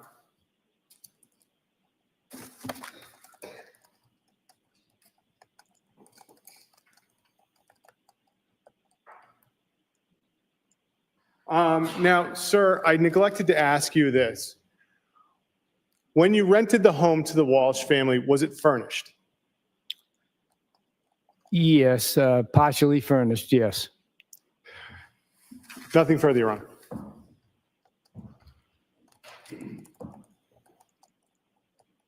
Cross? Sorry, Judge. Sorry, I was in my typing mode. Go right ahead. Okay, hello. Hello. You were talking about the property in Cohasset, and one of the rooms we're talking about was the basement. Yes, Am I correct that the basement wasn't furnished? correct. It wasn't properly heated? No heat, just for what comes from the boiler, right? Okay. And there wasn't a washer and dryer down there? No, There wasn't a playroom for kids? no, There wasn't a rug, it was just a cement floor? yes, And the basement not only had access to the house, but it also would have had access to get outside of the house, like Ye- a bulkhead? a walk-through door, a regular door, yes. Okay. You had also mentioned, I believe, Mr. Connor introduced the lease, and that lease was in Diana Walsh's name? Yes, And to your knowledge, that was Mr. Walsh's mother? yes, And the first 6 months of the lease, that was paid in full yes, by Mrs. Walsh, Mrs. Diana Walsh? yes. And was your intention to rent that property in smaller increments? Or that's just what came to you with the Walshes that time? That's what came to me. Okay. And in speaking to the Walshes, it was your understanding that the reason they were looking for short-term housing was because the family was planning to relocate to Washington, D.C.? That's correct. And after the 6 months, they approached to extend the lease, right? Yes. And what month was that, if you remember? August or September, something in that. 2022? Yes. And when they first came to you to extend the lease, they only wanted to extend it for 3 months. Yes, And that was because their trip to DC was impending, was coming up. yes, Okay. And your understanding was that when Mr. and Mrs. Walsh and their 3 young children went to DC, that Diana Walsh might move in and take over. yes, And it sounds like you didn't want to do such a short lease, so you agreed to do 6 months. Yes, And during those 6 months, you mentioned that Mr. Walsh would bring you the rent check, right? yes, But the rent was being still paid by Diana Walsh, his mother. correct, yes, And that was $5,000 a month? yes, Okay. You had mentioned that you had done a couple repairs to the property as a landlord? yes, And one of the things that you mentioned is there was a leaky faucet. yes. And something like a leaky faucet, is that something that the Walshes would be financially responsible to fix? No, Because that's just normal wear and tear of the home. yes, And I think the second thing you said was there a hinge on a hutch that was loose? yes. And that was something that you could just go over with a screwdriver? I had to replace the hinge. Okay. Mhm. And is that something that was normal wear and tear, or did the Walshes damage that and they would have to pay for it? Probably wear and tear, but it could have opened too far and broke the hinge, not sure. Okay. Yep. In the lease, or your understanding, would there be some damage that the Walshes could have done to the home that they would have to be financially responsible for? Yes, So, for example, if a large hole in the ceiling happened during their tenancy, you wouldn't run over there and get up on a ladder and drywall the ceiling and fix a hole yourself. no, I wouldn't. And that would be something that isn't regular wear and tear, right? I would say that's not regular wear and tear, no. Okay, so that would be something that the Walshes would be responsible for paying for and covering. Sure, if they actually did it, if it wasn't something that the house had control over, yes. Okay, and you had mentioned that other than the rent check, that you would see Mr. Walsh, when you say 5 or 6 times, do you mean 5 or 6 times a month, or do you mean 5 or 6 times over the course of the lease? Over the course of the lease, yep. And would you ever see him with any of his 3 little boys?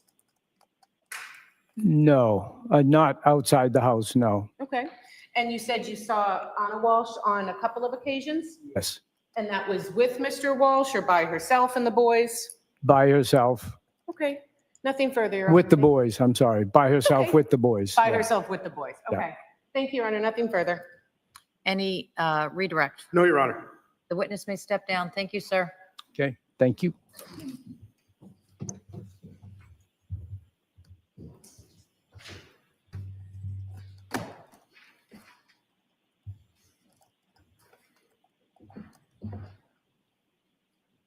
And the Commonwealth may call its next witness. Thank you, Your Honor. Commonwealth will call Mark Salvaggi.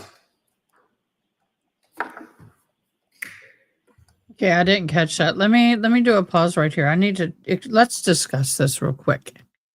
The rental agreement for the Walsh's home. Why is it important? Well, it's important because Brian Walsh's mother, Diana Walsh, is directly tied to that property where the prosecutors allege Ana Walsh was red-roomed.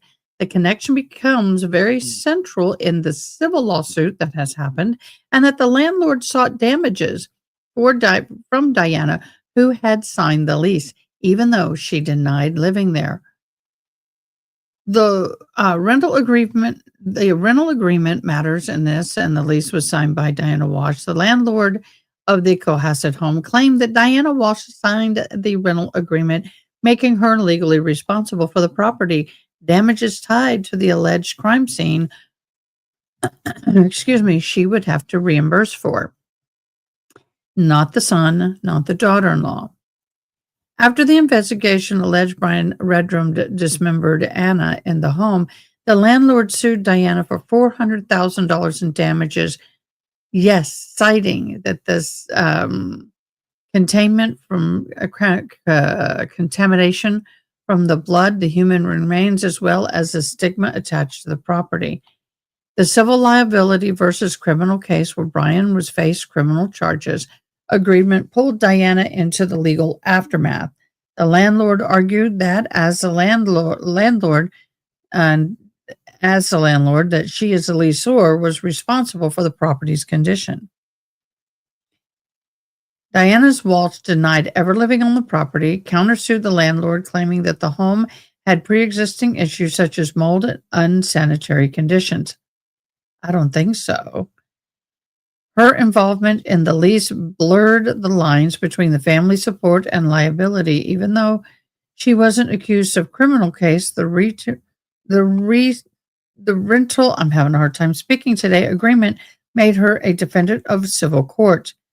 That impact on the property value, the landlord argued that the alleged red room of Ana and the investigation caused psychological damage and reduced the home's rental value and sale value, further strengthening the claim against Diana. While the rental agreement itself wasn't central to providing or proving Brian's guilt, it is a heightened the broader fallout of the case, showing how Ana's disappearance and the alleged red room affected not only the family, but also the parties tied to the property, financial and reputational consequences. The connection to Diana underscored how the crime reverberated beyond the immediate criminal charges, dragging family members into civil dispute and complicating narrative of responsibility. The rental agreement linked Diana Walshe to the Cohasset home, making her legally accountable in a civil suit for damages after the property became a crime scene. The connection illustrates how Walsh's case extended beyond criminal prosecution, entangling family members in the financial and reputational consequences. So, yes, he sued. Interesting case, is it not? Let's go.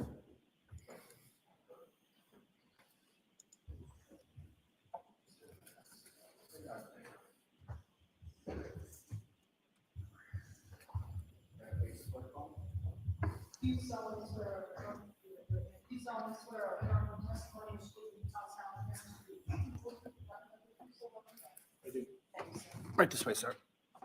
By the way, the ruling has not come out on that lawsuit yet. There you go. It is still You may proceed. Thank you. Good afternoon, just so you know, that is still an open open litigation. sir. Good afternoon. Could you state your name and spell your last name for the record? Sure, it's Mark Selvaggi. It's Selvaggi. And sir, what do you do for a living? I sell life insurance. And are you affiliated with any life insurance company? Yes, Which one? New York Life. How long have you been selling life insurance? A little over 10 years. And in that 10 years, have you always been affiliated with New York Life? Yes. Now, sir, who is Nancy McClune? She's a colleague of mine. And what is her responsibilities within your office? She fills out our applications, does our underwriting requirements, traffics the cases through underwriting. And where is your office located? 1050 Hingham Street, Rockland, Mass. And besides Ms. McClune, who else is in the office? Half a dozen other agents. Okay. And what are your responsibilities in the office? Speak with clients, talk to them about life insurance, protection. So there's some clients I'd like to ask you about are Brian and Ana Walshe. Yeah. Are you familiar with Ana Walshe? Yes. How did you become familiar with Ana Walshe? I'll be right back. I was introduced to her through Brian. Okay. And how did you become familiar with Brian Walshe? Brian came to me as a client that was a lead that was solicited, and I reached out to him. It was a local address and asked him, he was looking for life insurance. When did this occur? I believe in July of 2021. And when did you get introduced to Ana Walshe? I don't remember specifically. It was during COVID, so it might have been happenstance during a Zoom conversation. Okay. And were you ever able to sell Ana Walshe any insurance policies? Yes. What did you sell her for insurance policies? I sold her 2 life insurance policies. I sold. Okay. So let's talk about the 2 life insurance policies. Sir, what were you able to sell her as far as life insurance policies? I was able to sell her a term policy and a whole life policy. Okay. What is a term life insurance policy? Term life insurance is a type of life insurance product that is good for a preset amount of time. It was approximately a 20-year term product that was for $1 million. And now that was for $1 million. What was the other policy? I sold her a whole life policy that was for $250,000. Can you tell us what is the difference between a whole life policy and a term policy?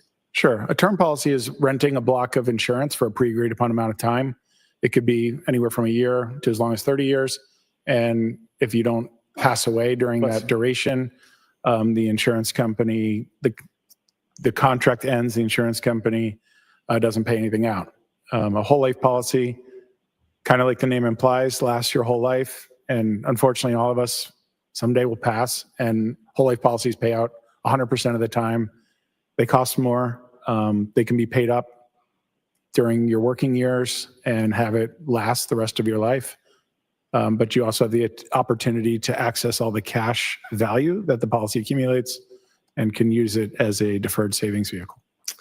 And Your Honor, at this point in time, I would like to offer two policies and the attachments that were included with them from New York Life in the names of Ana Walshe. They are manila folders. They are policies ending in 8840 and 5836. No objection, Your Honor. The New York Life policy ending in 8840 is now marked in evidence as, and is in evidence as 98. And the policy, New York Life policy ending 5836 is now in evidence as Exhibit 99. Your Honor, may I approach the witness with Exhibits 98 and 99? You may. Thank you. We'll put them on together. Excellent, sir. All right, showing you Exhibit 98. At the top of the first document, can you tell us what it says? Sure. What is that? This is a term policy. This is a policy brief for Ana. Okay. And does it have, for Ana, does it list the amount of the term policy? Sure. It lists the face amount of $1 million. And on the fourth page, does it list who the beneficiary is of that policy? It does.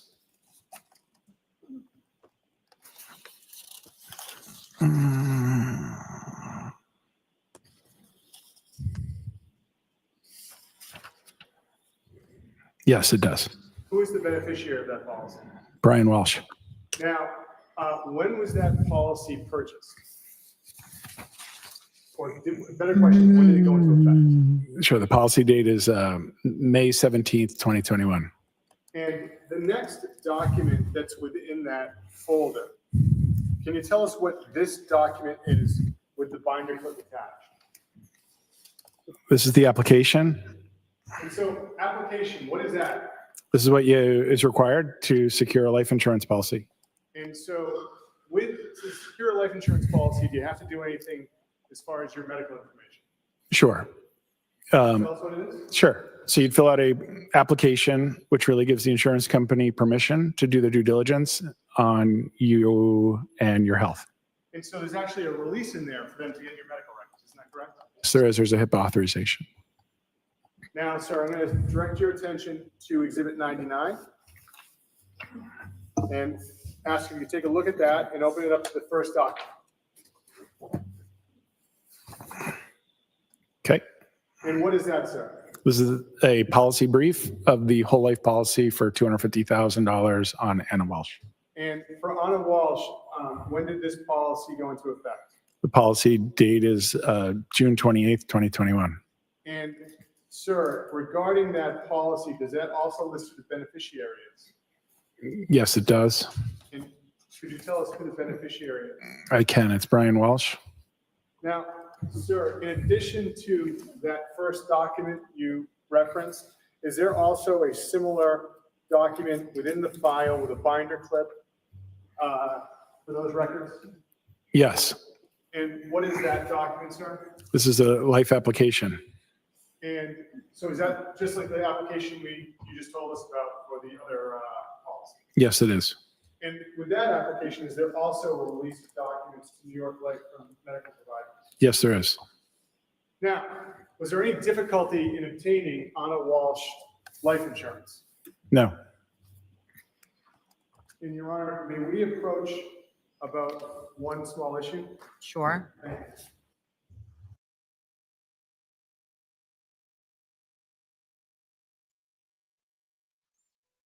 Okay, what is a small issue? My small issue is I'm going to eat me some good food. I got enough. Thank you so much for the person who gave me the gift card or the gift.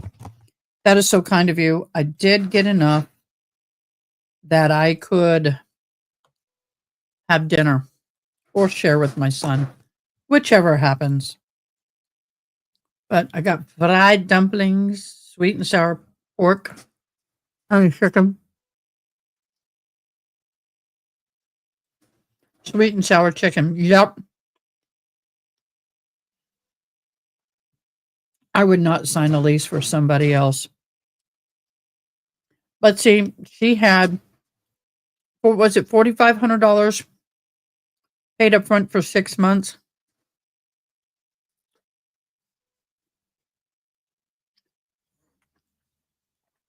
How much is that? That's a lot of money.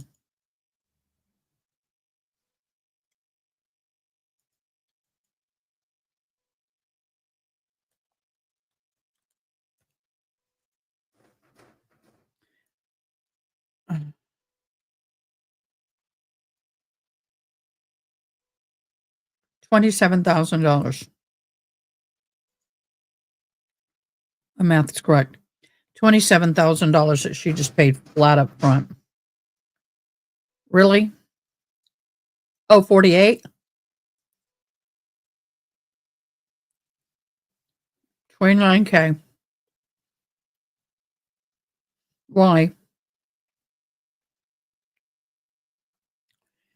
And then she said she may take over the lease.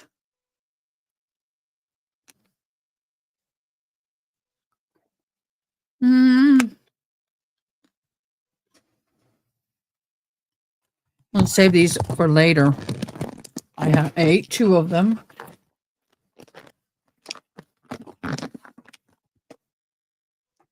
And that or my son will eat them all. Give some to the monkey. Need to give some to Monkey Butt. Monkey Butt deserves some food. Hold on, I'm going to holler at my son.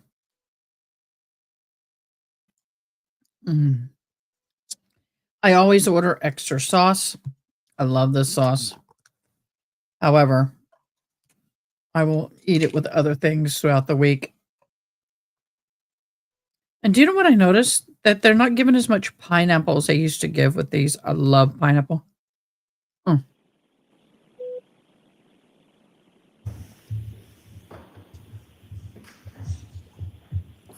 George, I'm going to send you out of the courtroom for a little bit. I need to do something outside of your hearing. It may turn out that you go straight through to lunch, and then I may have you come back before the 2 o'clock hour. That's going to depend on whether you have food or not. We'll see. So just hold tight. I have food. Look at that. The jury room right now. All rise for the court, please.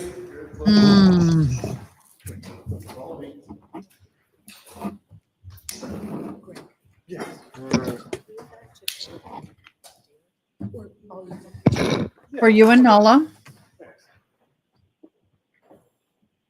I've had my fill. Egg roll. For Nala.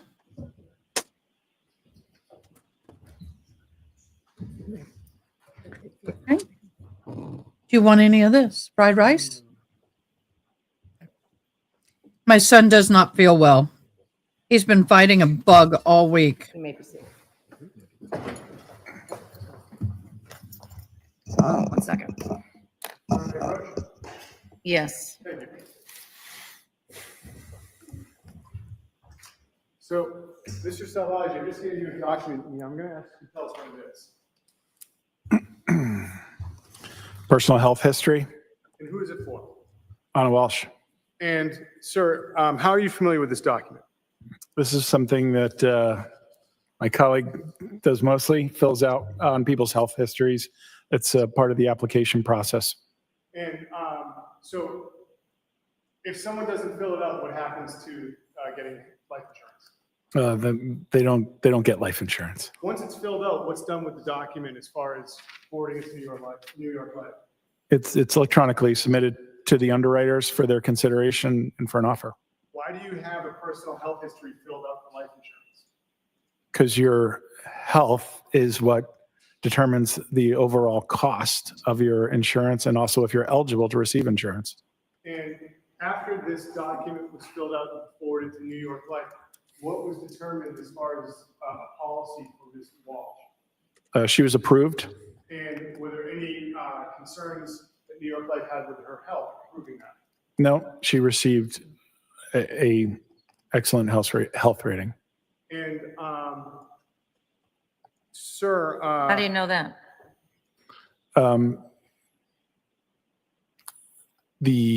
Every policy receives a health rating. Basically, Your Honor, we rate everyone's health on a scale from 1 to 37. 1 is as good as you can be. 37 is as poor as you can be and still be accepted. And she received a number 1 health rating. And is that in the documents that you're looking at right now? It's not on this one, no. Where do you know that from? It's on the policy itself. It's on the policy brief that was just handed to me a moment ago. Okay. Sorry Wow. for the interruption. sir, in addition to filling out that document, are there any other requirements for follow-up with medical professionals or review of records after a person attempts to buy life insurance through New York Life? Yes, there's a telephone interview component where they, on a recorded line with a representative of the company, they ask them a series of questions, lifestyle questions, have you ever questions. It's about a half-hour long telephone interview that is also part of the underwriting process, in addition to a medical requirement where we send out an examiner for a blood and urine sample, vital signs, things of that nature, and then they request a copy of the medical records from the attending physician, called an attending physician statement. To your knowledge, was that done in this case? I'm sorry? To your knowledge, was that done in this case? Yes, it was. And sir, that document, is it signed?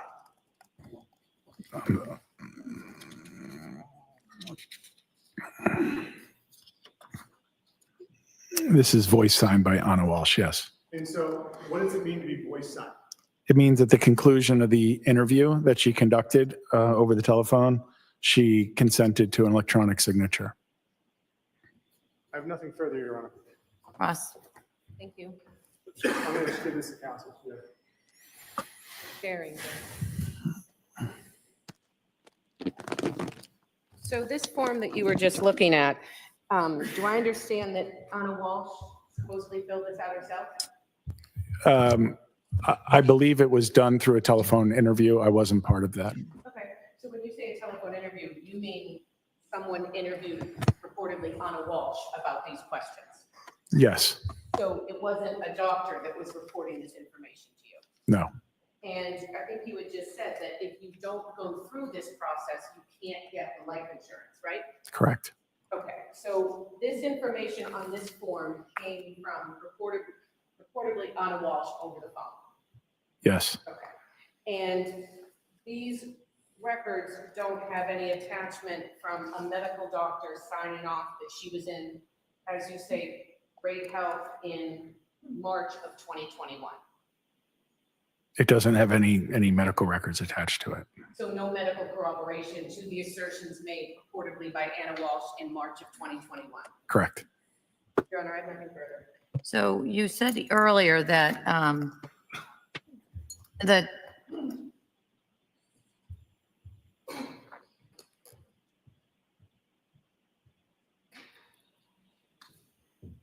they give a blood and urine sample, somebody comes to the house. And then you also said that something about they have to sign a release for their medical records. Yes, And can you tell based on the documentation if that was done in this case? it was. And then once you have that release, what happens? They How do you write, access the medical records? the company does it through a third-party vendor, and they receive a copy of the attending physician statement. We call it an APS. And where does that go? It goes to the underwriter. And is that records that you have? I don't. I don't mean, do you have them with you now? I mean, do you keep those records? We're never privileged to that information, Your It Honor. all goes to the underwriter? Correct. Different entity than you. Correct. And you mentioned earlier in your direct that there's a woman that works with you. I got the phonetic as Nancy McGloom. Yes. Might be about 75% correct. Is she the person that you said you didn't do this over the phone with Ana Walshe, but that somebody else did? She's not the person, no, Your Okay. Honor. Is there another person in your office that does that? No, it's direct from the underwriter, from the home office of New York Life. To make sure it's sort of the best information it could be, they do it themselves. All right. Anything else anybody wants in on after I've asked these additional Your Honor. questions? All right, so I'm not going to allow it in right now on this record. If it becomes relevant on a rebuttal case, depending on what the defense, if the defense puts on a case and what they do, in order to get this in, you're going to need to, well, you probably, honestly, you'd be asking to get in something else, which is like her medical records through a doctor and not through this way. But I'm not going to let it in right now. Yes, Your Honor. All right? Thank you, Your Honor. So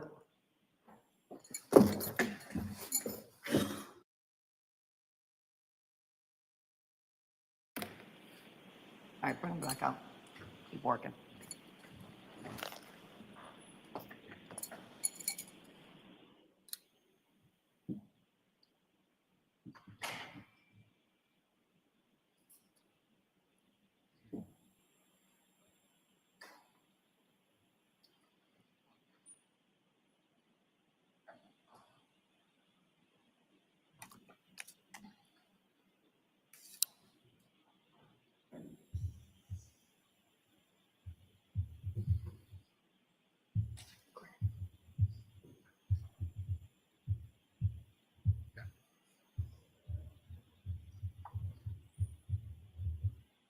Your Honor, would I be permitted to ask the witness on the jury about the medical rating? About the what? Medical rating? Yeah, that's on the form, Sardi and Evans. You can object, but would seem to me that that is already on a document that's been admitted. All right.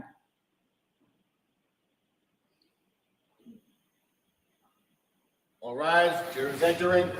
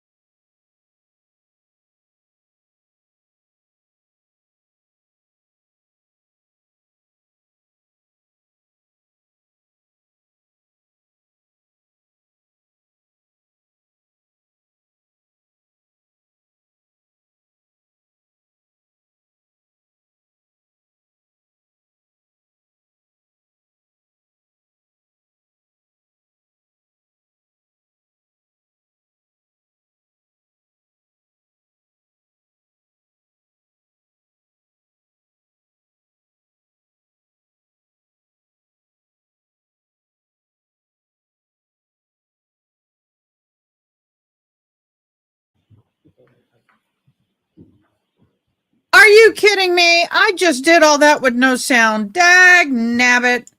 Well, guess what? Session, you may be seated. I'll do it again. My apologies. I did it because I took turn to sound off. I didn't want you to hear me crunching. I got it. I'll make it quick. The judge deemed that it was too prejudicial and speculative to admit as a direct evidence to motive. In other words, the prosecution argued that Ana Walshe's life insurance policy could show financial motive. Defense successfully countered that and won. The prosecutor claims that Brian Walshe is under financial strain, and then Ana's life insurance policy could have provided him a motive to unalive her. The defense argued that Walshe already had other financial obligations, such as restitution payments for prior fraud convictions and assets. So the insurance policy was not central to the financial situation. Not sure I agree with that.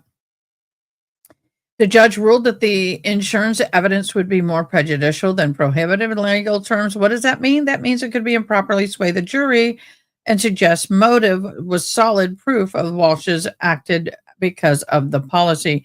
The court often will exclude such evidence under the rule of evidence designed to prevent speculation. That's what I said, and that's what I mean. Sorry about that, guys. I didn't want y'all hearing this. It was 99 and 98.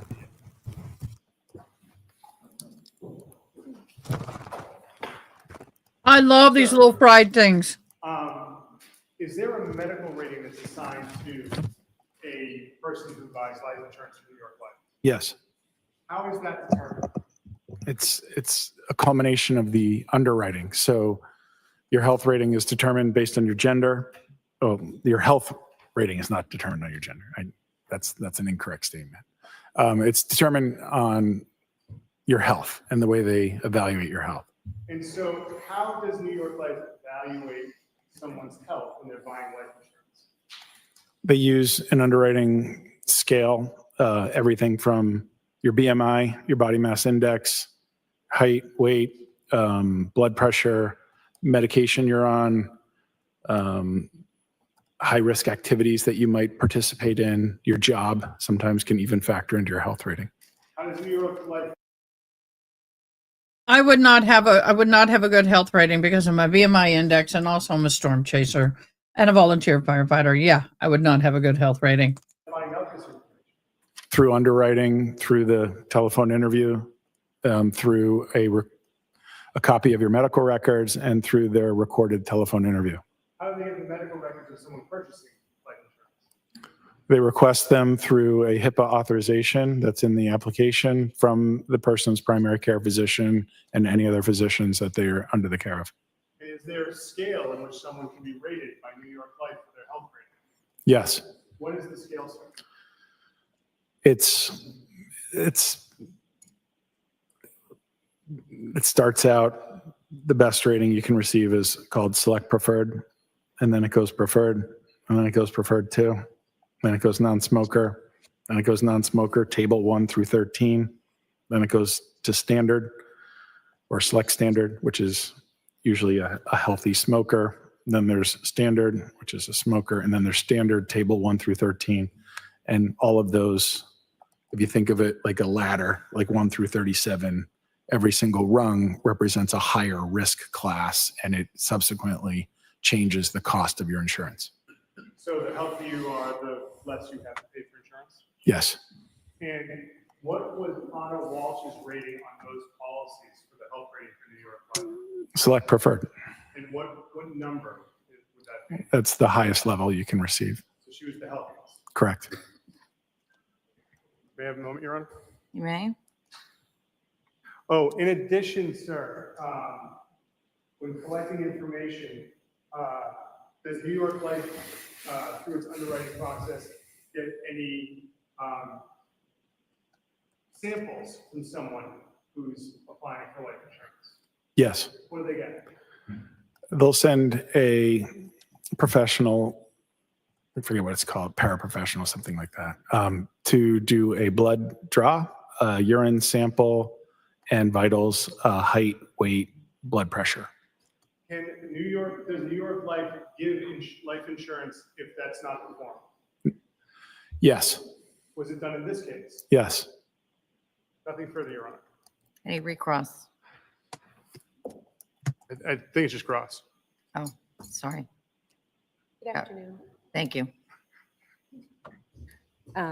You were just talking about the health rating. I just want to talk to you Okay, a little bit about I that. ate too much. Now I hurt. So the health rating, that's a New York Life health rating. Yes.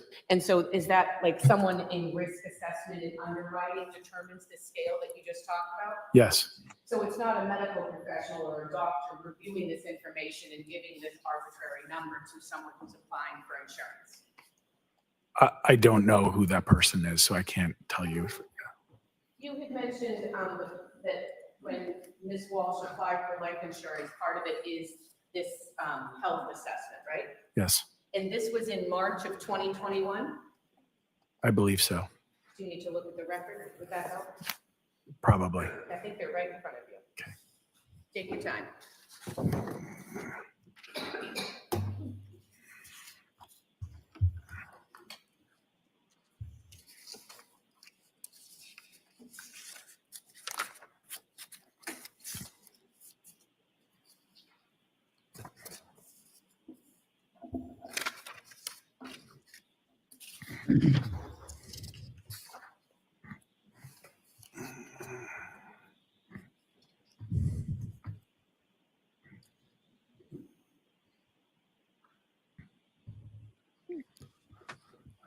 Looks to be February 2nd, 2021. Okay.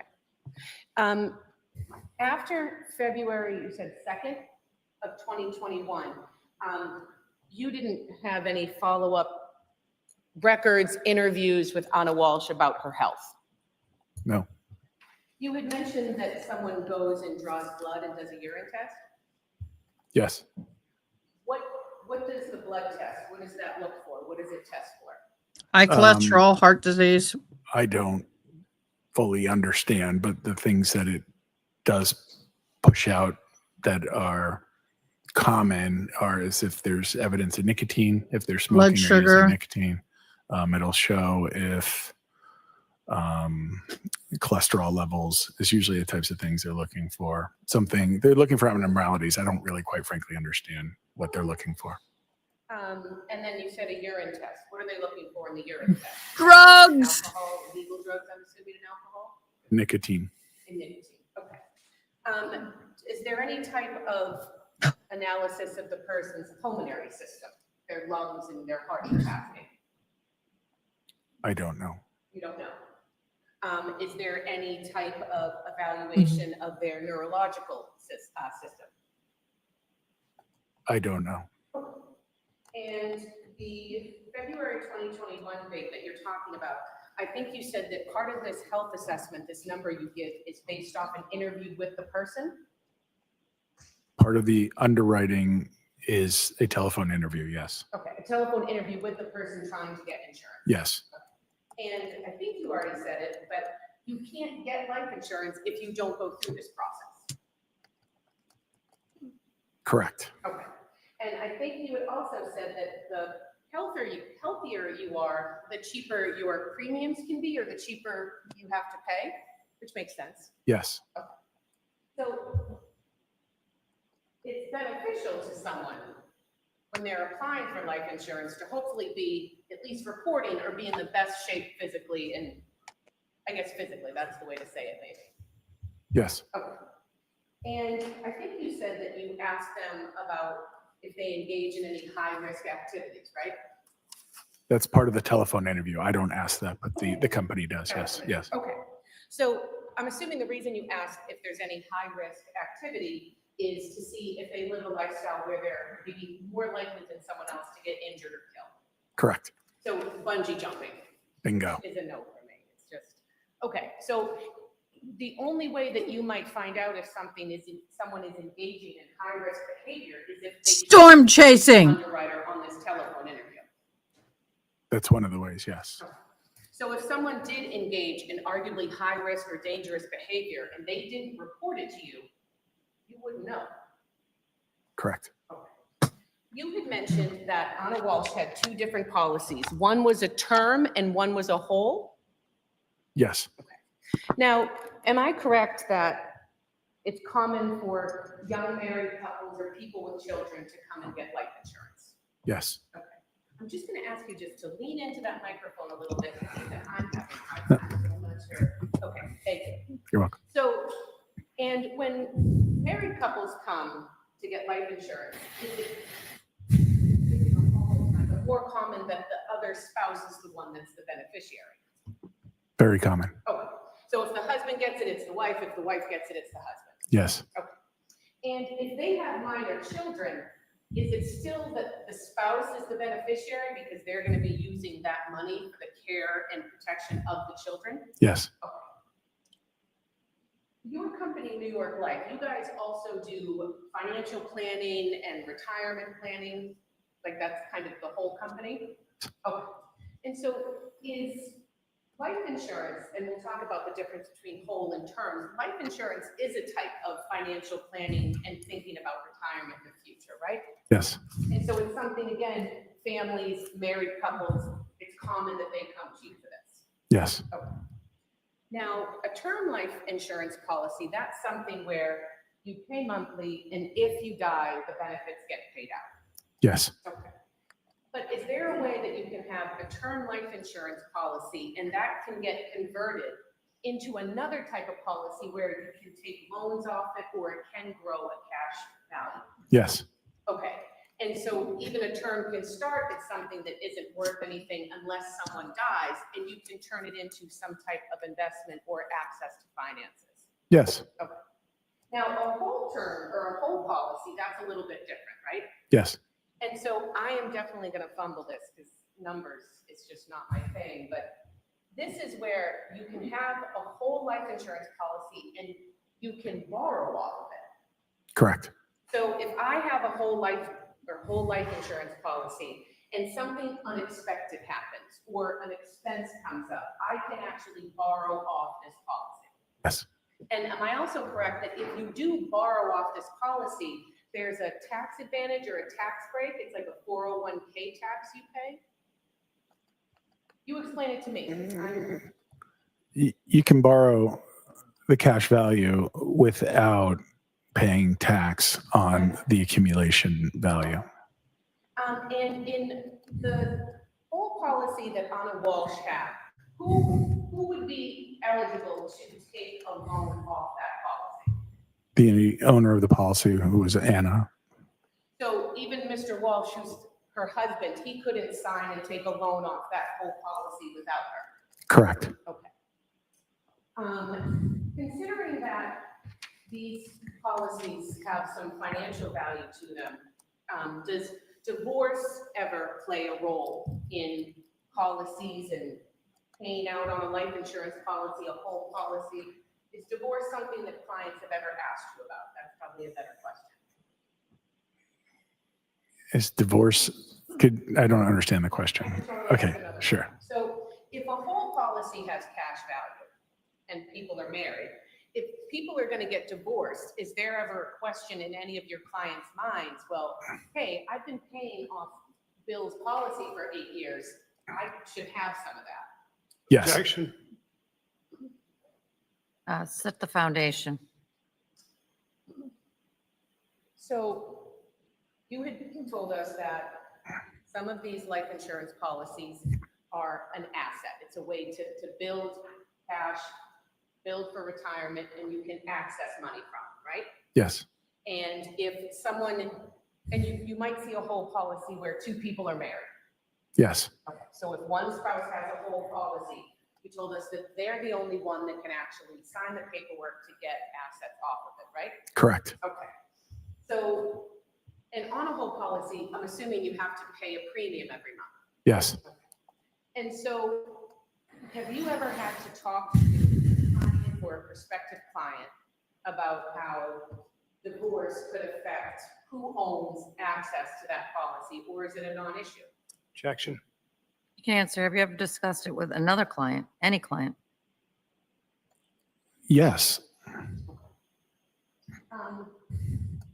You had mentioned that Ana had a policy. My understanding is, I think you said that you got to Brian Walshe off a lead off the internet? Yes. So that means he was looking for insurance, and does he pop in something and you see it and you give it a call? Yes. Okay. And am I correct that when Mr. Walsh initially contacted you, he wanted the insurance? Objection. I'll see you at the side of the bench.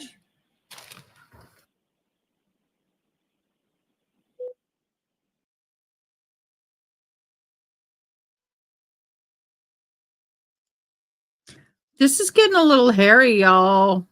I have a suspicion we're going to lunch soon. How much you want to bet? Let's zoom and see. Ana Walshe never applied for life insurance. I'm not sure. Well, what do you mean you're not sure? She didn't apply with it through you. She applied, I don't know when the one search for Brian's life insurance ended and where hers began. I don't know if the two overlapped. Okay.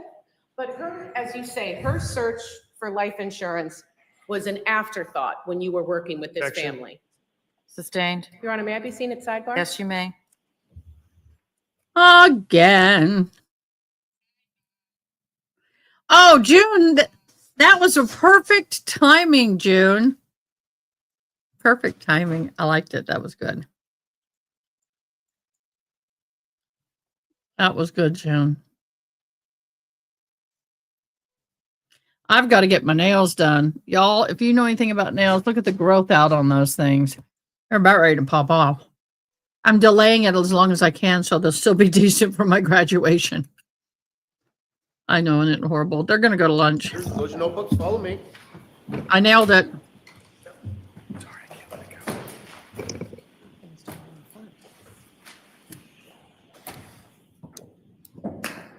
I wonder what he eats for lunch. If Mommy Dearest plans a really nice meal for him, or if he just gets PB&J from the jail. I wonder what he's getting for lunch.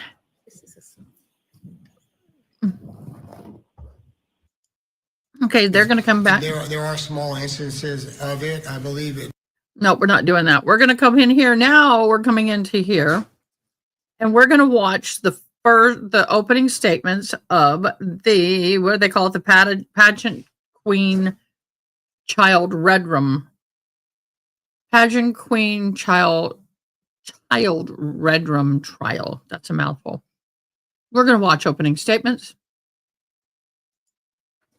Officially, the mother is not here. We don't know where she's at.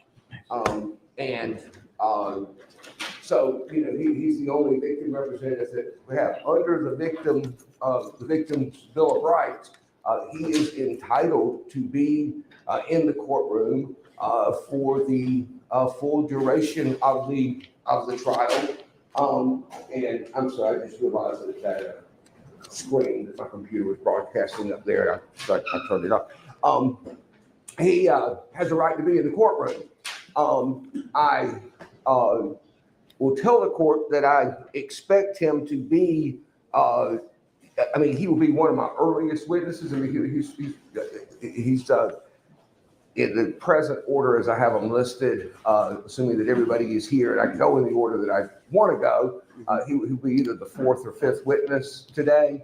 And then of course, after he testifies, then I think there's no question that he could be in the courtroom, but I think he has a right to be in the courtroom even before he testifies under the victim's Bill of Rights. And so I wanted to address that with the court. And, you know, he's not in here right now because we're going to find out if the court was going to permit that before we told him that he could come in.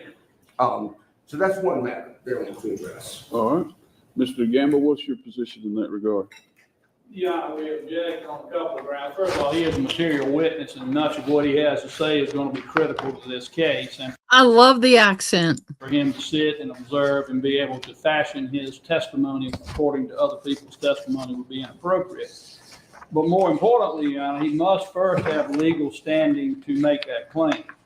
He is not the legal father of this minor child. He has never legitimated the child. He was not on the birth certificate of the child. In fact, the birth certificate named a different father. When the child was born, the woman who's the baby mama of this child was married to someone else.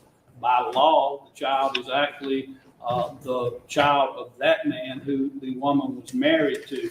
At no time has he ever taken any legal action to be proven to be the legal father. Now, we're not arguing in court and don't plan on arguing that he's not potentially or probably the biological father, but he is not recognized under Georgia law as a legal kinship to this child.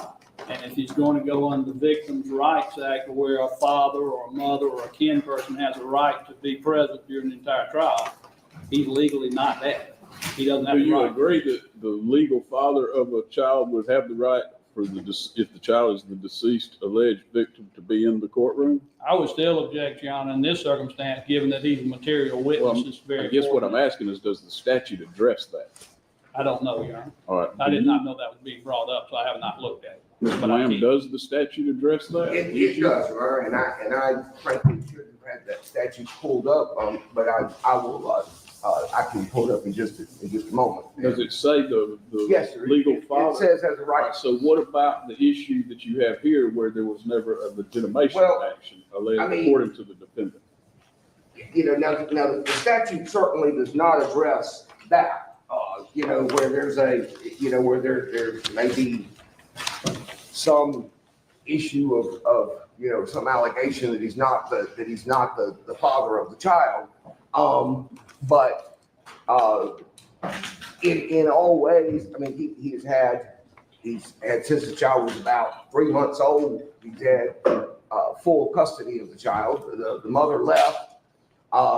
She was going to Mexico, and he didn't want her to take the child out of the country. She asked him, if he had a problem with her taking the child out of the country, and he said, well, why don't you let him stay with me? And she said, okay. So he went and picked her up, and then basically she never. I just want to follow whatever the rule is, okay? If I guess what you're saying is there'll be testimony that Yes, that he has assumed the role of the father. Oh, even has a Colonel Sandal jaw shake. He did it. Watch. He is likely the biological father, but he's not the legal father. So I Hey. just want to know what and the there's victims. not a, judge. I mean, Can I get the statute? What is the statute? yes, You have it? Can you pass that up to me? You should have the statute already.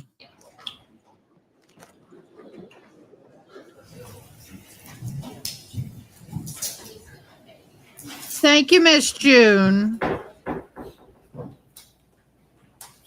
Miss June, I'll go look at your endeavors in a little bit. Y'all, I want to go take a nap. I'm just so sleepy right now.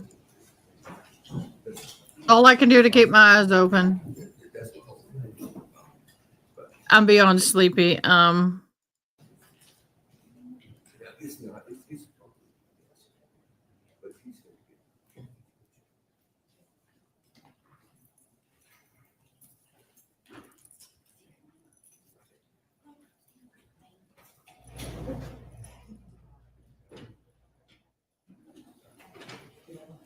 She don't look like no booty queen now. 1779 is the specific provision. That's what I'm reading. Let me Okay. read it. Welcome back. This is their back and forth. Example, a father that's done everything in the world for a child, paid child support even in Georgia law because he's been proven to be biologically the father that is not legitimated, has no legal rights to that child at all. No visitation rights, no right to custody. If he takes that child somewhere, can be charged with kidnapping if he does not have permission. The law is clear that it's not How recognized. would you like to address the substantial likelihood that it would impair the possibility of a fair trial? Substantial likelihood is even more clear, Your Honor, in that this witness, once he testifies, I mean, even if he's the first person to testify, he's subject to recall. We would not be in favor of allowing him to be in the courtroom. And the substance of this case involves Trinity Pogue being accused of doing harm to a child. There were only 2 people around that child at the time period they're talking about this occurred, her and Julian Williams. And Julian Williams is a substantial evidentiary person in this case and is subject to much more testimony than what the state may be trying to elicit, and told several different stories to the GBI during the times that he was Are you interrogated. contending that even after he testifies, he would not be allowed in the courtroom? If he is subject to being recalled, Your Honor. or do you have him under subpoena? I do have him on subpoena. All right. Whether he has him under subpoena or not, Judge, his subpoena is satisfied once Julian Williams takes a stand, and which he will do this morning sometime. What's the second issue? Of course, I wish we had brought these up yesterday when we didn't have a jury in the jury room. Yes, sir. I mean, I'm sorry. That's all right. But what's the second issue? 7:45 when we were done. I know. So, what is the second second issue? is a very brief motion in limine regarding opening statements, and that is that the law only permits in opening statements a statement or to the jury, expectation of what evidence will be presented to the jury.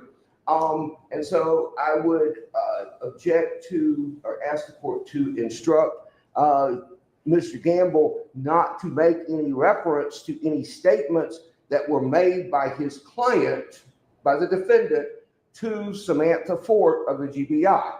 And that's because he's not going to put he can't put those statements in evidence. It's hearsay for the defendant to put in his or her own prior statements made outside the courtroom. So he can't put them into evidence. And I am not, I don't know whether I'm going to or not. I mean, I don't anticipate, at this point, I don't anticipate that I will do so. So your motion in limine is for him to not put his client's statements to the GBI into evidence in opening. GBI, this, and this. Okay. Mr. Gamble? I don't intend to do that, Your Honor. That's fine. Well, then I'll grant that motion in limine. What I'm going to do with regard to Mr. Humphreys is because, Mr. Williams, is without having a definition of what is meant by parent in that statute, I'm going to exclude his testimony, exclude his presence until after he testifies. Once he testifies, I'm likely to allow him to remain in the courtroom as a representative of the family and based upon the fact that he's already testified. All right. Are all the jurors here? All right, let's take 5 minutes, and if anybody needs to step to the restroom, let's do that, and then we'll begin opening statements. I like how they say, are the jurors here? Jurors. It's instead of juror, it's jurors. Are the jurors here? I just like that statement, y'all. Okay, we're going to come back into court. He's a jolly old judge. To, make sure that only everyone that was going to be on the jury had to come back today. And I appreciate you being here so promptly. I have a real habit of wanting to get the jury, when I tell them to be somewhere ready to go, that we're ready to go as well. But there are going to be things that come up from time to time that we have to address before you come in. And I just want you to know that if you don't come in when I tell you I think you're going to come in, we're not out here drinking coffee. Okay, there's issues that we need to address, and we had a little bit of that this morning. Okay, I want to before we get started on the trial, I'm going to give you some preliminary instructions, some basic principles of the law that will apply to this case. Once you've heard all the evidence and the closing arguments and the jury and the court's final instructions, those instructions will be in more detail. So these are just preliminary instructions. You have been selected and sworn to try the case of the state of Georgia versus Trinity Pogue, which I introduced to you yesterday. The grand jury has indicted the defendant in this case with several offenses, including malice murder, 2 counts of felony murder, 2 counts of aggravated battery, and cruelty to a child in the first degree. I read that indictment to you yesterday, and when this case is handed over to you at the end, you'll have that indictment with you. The defendant has pled not guilty to the indictment, and she denies every charge in it. The indictment and the defendant's plea of not guilty present the issues that you have been sworn and selected and sworn to decide. In that regard, the very first part of today's proceeding is going to be you receiving the oath of the trial jury. So I'm going to ask you to please Stand and raise your right hand. You shall well and truly try the issue formed upon this bill of indictment between the state of Georgia and Trinity Pogue, who is charged with the offenses of malice murder, felony murder, aggravated battery, and cruelty to children in the first degree, and a true verdict give according to the evidence, so help you God. Please indicate that you will. Thank you. Now, the indictment is the way that the defendant is charged with committing the crimes that are alleged in the indictment, and those crimes being violations of the laws of Georgia. The charges in the indictment and the plea of not guilty are not evidence of guilt, and you may not conclude that the defendant is guilty based on the charges or the not guilty plea. The defendant is presumed to be innocent until she is proven guilty. The defendant begins the trial with a presumption of innocence in her favor, and this presumption stays with her until it is overcome by the state with evidence that convinces you beyond a reasonable doubt that the defendant is guilty of the crimes charged. And again, you will receive much greater detail as to that burden in the final instructions. My role in this case is to determine the law that applies to this case and to instruct you as to that law. These are merely preliminary instructions, and you'll be given instructions at the end that will address the burden of proof, will address the specific elements of each offense charged, that will address many rules of evidence and other matters that you'll get in detail. The object of this trial is to the discovery of truth. During the trial, I will admit evidence according to rules of evidence. Those rules are designed to aid in discovering the truth by making sure that you consider only the best and highest evidence. These lawyers are very experienced attorneys. They're good lawyers, and they're going to make objections. They're going to advocate for their positions and for their clients. During the course of those objections, there's going to be discussion between the court and the lawyers concerning those objections. We might even have to ask you to step out into the jury room while we address some of those matters. Please don't draw any inference from that, and any of the conversation between the court and the lawyers about those objections is not evidence. That's legal banter that is not evidence in this case. And I don't want you to hold it against either party if an objection is made or if it's inconvenient that you have to step outside. Now, the trial will proceed. I'll give you sort of an outline of what to expect in the trial. The first part of the trial is the attorneys are going to make opening statements. That is where the lawyers have the opportunity. They don't have to, but they have the opportunity to kind of preview the evidence that you're going to hear in this case. Once the opening statements are concluded, the state will have the opportunity to present its case in chief. That's done by presenting evidence, calling witnesses.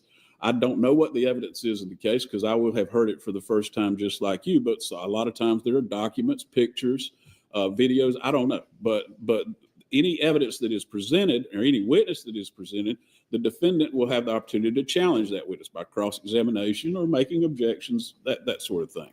But the state is going to present its evidence. When the state closes its evidence, the defendant has the option to present evidence, but she has no burden of proof and is not required to present any evidence. But if she wishes to do so, that'll be done in the same fashion. Once all of the evidence is presented, the attorneys will have the opportunity to give closing arguments. And again, the state has the burden of proof, so the state has the right to open and conclude the argument phase. During the argument phase of the trial, the lawyers will try to persuade you. They're allowed to argue the law and argue inferences and try to persuade you to one side of the case or the other. Once all of that is completed, and all the evidence is completed and all the arguments are completed, I will give you those legal detailed instructions. At that time, you'll be asked to return to the jury room. The evidence and the indictment and a verdict form will be brought to you, and you will select a foreperson and begin your deliberations. It is very important that you pay close attention to the trial. If at any time you cannot hear or see any evidence, or if you are suffering from any discomfort or that distracts you, just inform me or the bailiff, and we will do what is needed to make sure you can hear and see the evidence. And if you need a break, we'll take that break as needed. You should consider the evidence with an open mind, and you should not reach any final conclusions until the trial is over. Do not jump to conclusions before all of the evidence is presented. And I gave you detailed legal instructions yesterday concerning your discussion of the case, your investigation of the case. And I'm not going to give quite as much detail today, but I will remind you that it would be very improper for you to talk about this case with anyone or to conduct any research about this case or the law or any other matter associated with this case on your own. In that regard, you were asked to leave telephones in your car or with the bailiff. Has everybody done that? Okay, great. And I'll remind you that there may be recordings going on during the trial, and I'll assure you that none of that is going to depict you, and it's going to be very unobtrusive, and you should pay no attention to it at all. Okay.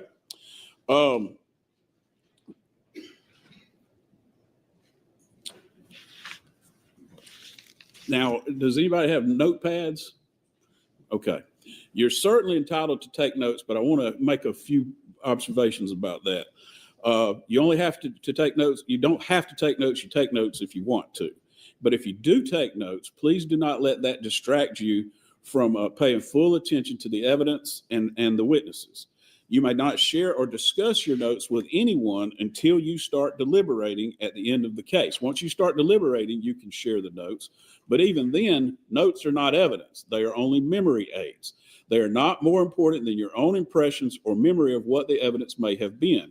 While you could consider another juror's notes to refresh your memory, again, only in the deliberation stage, you should rely on your own memory of the proceedings. Don't be influenced by the notes of other jurors unless their notes help you in determining your own independent memory. And you have to leave your notes in the jury room other than when you are in the courtroom. And at the end of all this, they'll be destroyed. So you won't get a transcript of the testimony in this trial to take with you. So it's important that you listen and take notes only if that helps you in your memory. Okay? Any questions? All right, we're going to proceed then. Is the state ready to open? Yes, Your Honor. All right, you may proceed. Young, could I ask that chair be removed to sort of bend Yes. away a little bit? Blocks your view there? Yes, sir.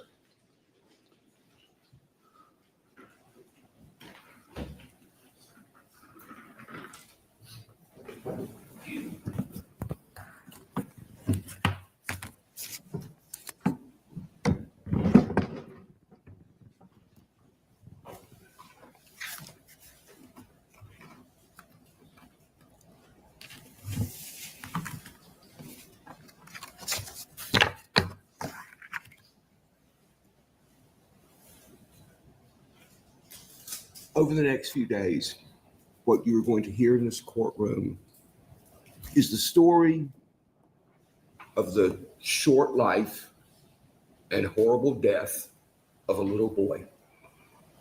A little boy who at the time he died was 18 months old. He was born June 25th, 2022 to his mother, Shayla Garnica, in Tallahassee, Florida.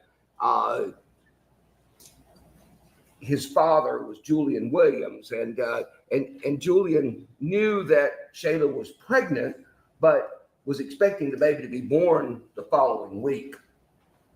She called him the day after the baby was born and said, "He's here now. He's been born." So Julian Williams went to Tallahassee, and they celebrated the baby, and that talked about what to name him, and agreed to name him Jackson Drew Angelus, which is Shayla's her last name, like her I can't remember what the correct word is, but it's her last name was Angelus Garnica, and so the child was going to be Jackson Drew Angelus. Actually, she didn't do that. She did the birth certificate and she put Romeo Angeles on there. And as it turns out, actually, you'll hear Julian Williams didn't even realize that the child's name was Romeo, as opposed to Jackson Drew, which they had agreed on, until after he had passed away. But he went by JD. That's what everybody called him. That's what his father called him. That's what his aunt called him. That's what his mother called him. He went by the name, by the initials JD. And he he was ultimately solely in the custody of Julian Williams. When the child was 3 or 4 months old, his mother was going to return to Mexico for something, and she contacted Julian and said, that she wanted to know if he had any problem with her taking the child to Mexico.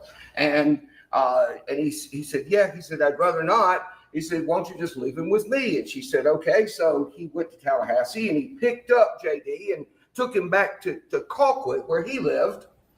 And when he went back to Colquitt with the child, that essentially was the end of the mother's involvement with the child. She saw the child 2 or 3 times after that. Like when Julian took the child to Tallahassee to go to a doctor's appointment, whatever, she saw the child then, but she didn't keep him anymore. He didn't stay with her anymore. He lived from that point forward until his death. He lived with Julian Williams. He lived with Julian Williams and Julian's sister, Ashanti Burr, who was a little younger than he is. She's a college student now. And they lived with their mother in Colquitt. Her mother became ill. She was diagnosed with cancer. She was receiving radiation treatment, and the child couldn't be in the home with her because she was receiving radiation treatment. And so she ended up moving to another house that they owned, and so it was Julian Williams and Ashanti, his sister, and the child living there. And Julian was the sole income. He was the sole wage earner, the sole support for the family, for his mother, for his sister, and for the child. And so he worked a lot. And when he was working, his sister was the person who took care of the child, sort of on a day-to-day basis. The mother ended up dying. I don't remember exactly when that was. Sometime in 2023, Julian's mother passed away, and so it was Julian and Ashanti and JD.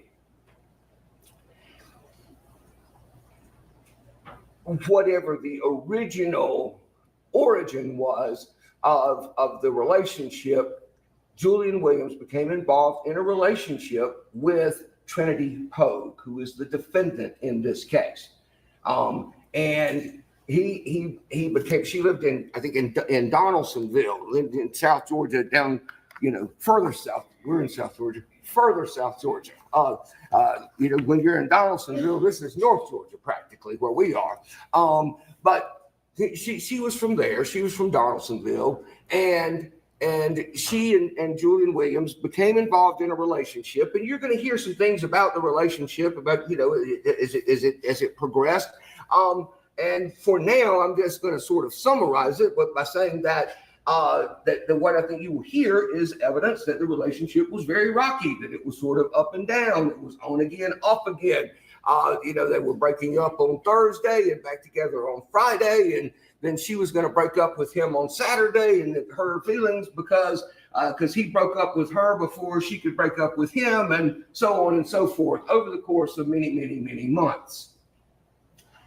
Trinity she was a college student. She started attending Georgia Southwestern in August of 2023. And so Julian often on weekends when he was off work, he often would come up to Americus. He many times brought the child with him to Americus, and they stayed in her dorm, and she lived in the Oaks dormitory. She had a roommate, a young lady named Paris Permort, who you will hear from in this trial. And so Julian would bring the child up, and they would stay with her. They would stay with her there. Throughout all of this, one of the primary sources of friction that you will hear about, the primary sources of friction in this relationship, and what you will hear is this, that Trinity Pogue resented this child. She resented this child because the child got more of Julian Williams. Jay goes by Jay. Most people call him Jay Williams. And so if I say Jay or Julian, I'm talking about the same person. I'm talking about the child's father. But you know, the child, JD, got a lot more attention from Jay than perhaps than Ms. Pogue did. In addition to that, the evidence will show that she resented the fact that she was sort of placed in a stepmother role, that wasn't the role she wanted to be in, that she wanted to have a family, she wanted to have children, she wanted to have a child or children with Jay Williams, but not that child. She wanted her own child with Jay Williams. And you will see and hear evidence in both in the form of text messages and people who knew Trinity Pogue and who had conversations with her, and you'll hear from them about the things that she said, and you'll see some of the text messages that she said, and going all the way back to like August of 2023. She was expressing her anger about the child, her frustration about the child, that coming.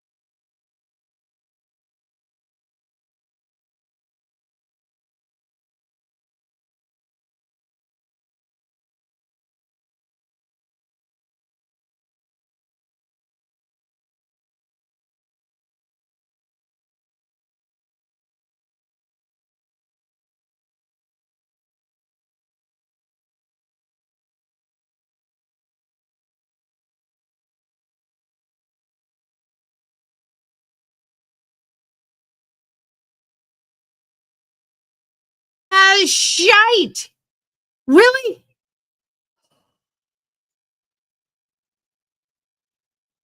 That pisses me off. I pushed the button. It was green.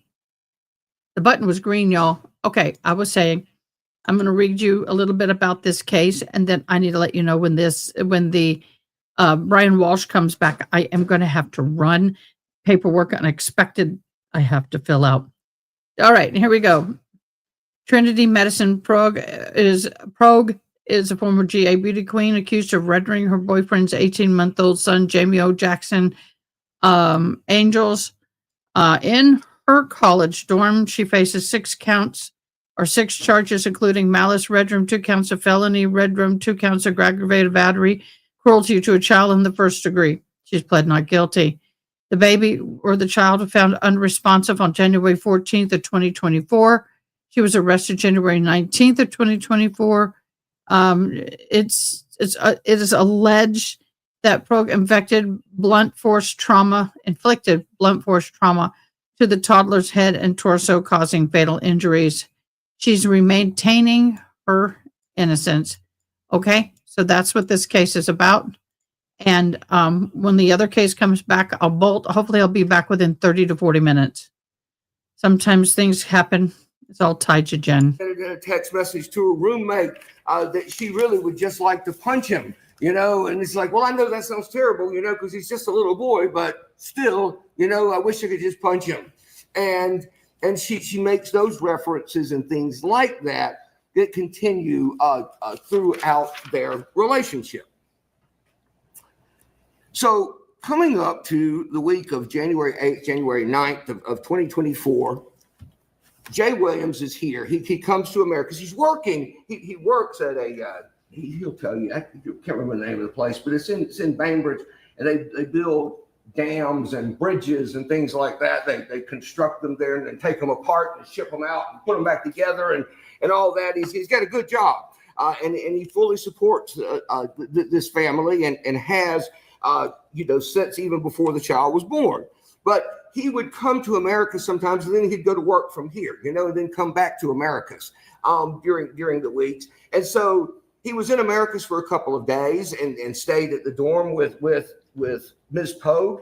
And then he got a room here at a hotel, and they were going to have sort of a celebratory night, I suppose. And there was some fighting going on. It was trying to make up, and you'll hear all of that evidence. But the bottom line is that he's here on and off throughout that week.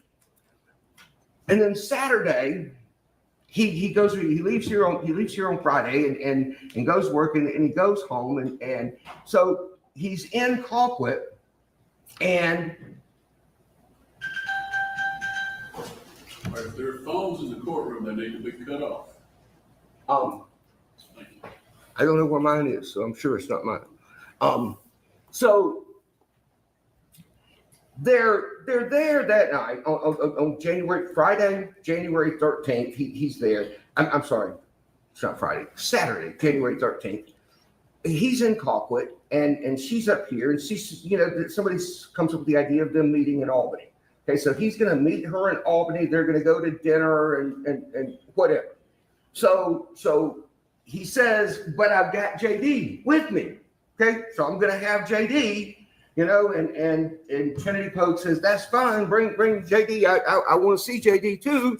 And so bring JD. And so they meet in Albany and go to a couple of places, go get some food and go to Sephora, the makeup store, and some other things.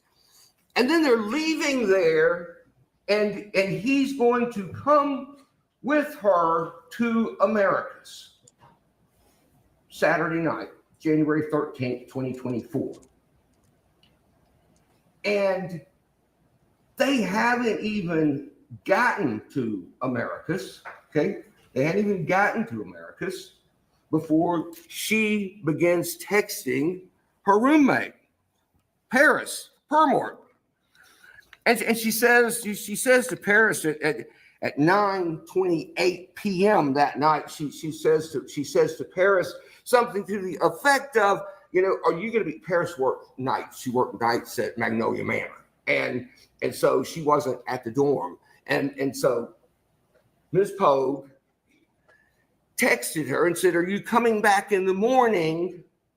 Somehow I got stuck with JD, okay, because JD was coming up here with his dad. And she says, he made me feel bad because it's late and JD's being fussy. So he asked if they could stay. Well, that's what she's telling the roommate. I think the evidence will be that that's not in fact what happened. I mean, because they're in Albany, right? He can go back to Colquitt, which is 40 miles away, and she can come to Americas, which is 40 miles away. But she wants him to come to Americas, so he's coming to Americas, and she's complaining to the roommate because JD's going to be there, because JD's going to be in Americas with him. She texts Paris, her roommate.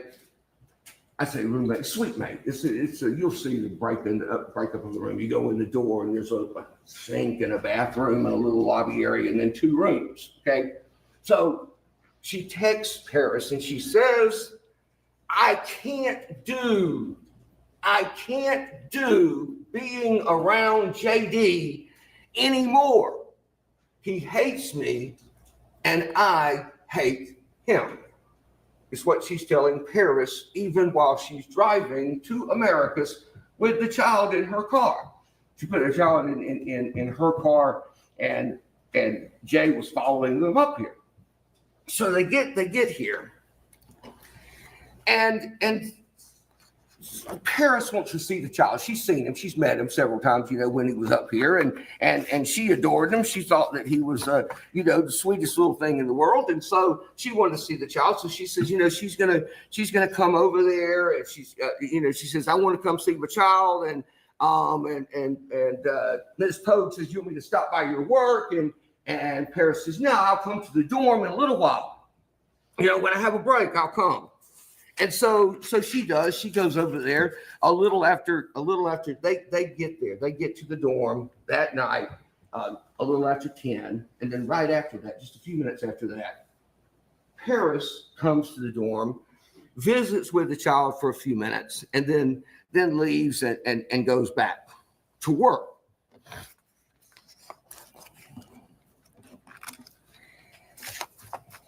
Later that night, Trinity Pogue texted Paris and said, is it okay if I sleep in your room? She says, I just need a break. I need a mental break. JD isn't asleep, and Jay is knocked out all over the bed, and I didn't want to play the TV in there, etc. That's about 11:30, 11:45 or so on Saturday night, January 13th. She tells Paris, Paris says, why don't you wake him up and tell him to help get JD to sleep? And Trinity Pogue says to Paris, she says, I did, and he just put him beside him and let him roll off the bed. That's what she tells Paris. I think that message was at, you will hear, 11:57 p.m. Now, the sleeping arrangements in that room, where there was an air mattress, and the air mattress was blown up, and it was at the end of the bed, foot of the bed, of Ms. Pogue's bed, and Ms. Pogue and the child were sleeping on the air mattress, and Jay was sleeping on her bed. And so when she talks a bit about the child, quote, rolled off the bed, she later clarifies in a subsequent message the next afternoon to Paris.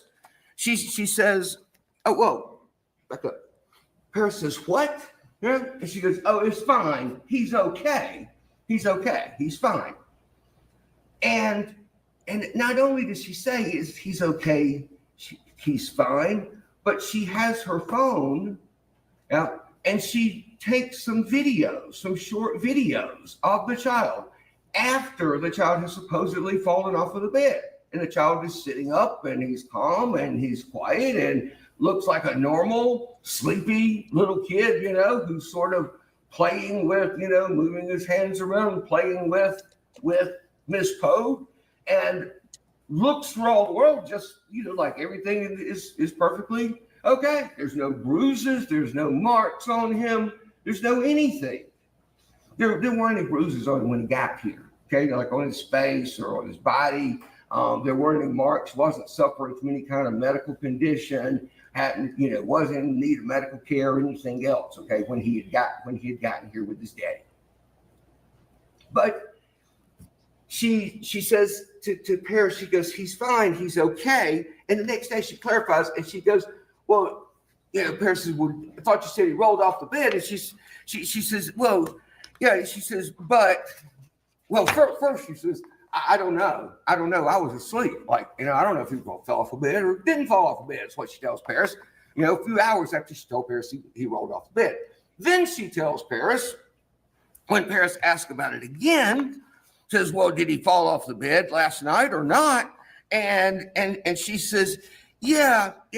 She says, but that was only off the air mattress, and the air mattress wasn't that far from the ground. And then, of course, you'll see there is an air mattress that's in the room. I mean, by the time the room is searched and photographed and so forth, the air mattress, before Jay Williams had left the room that Sunday morning, the air mattress was folded up, put in the closet, etc.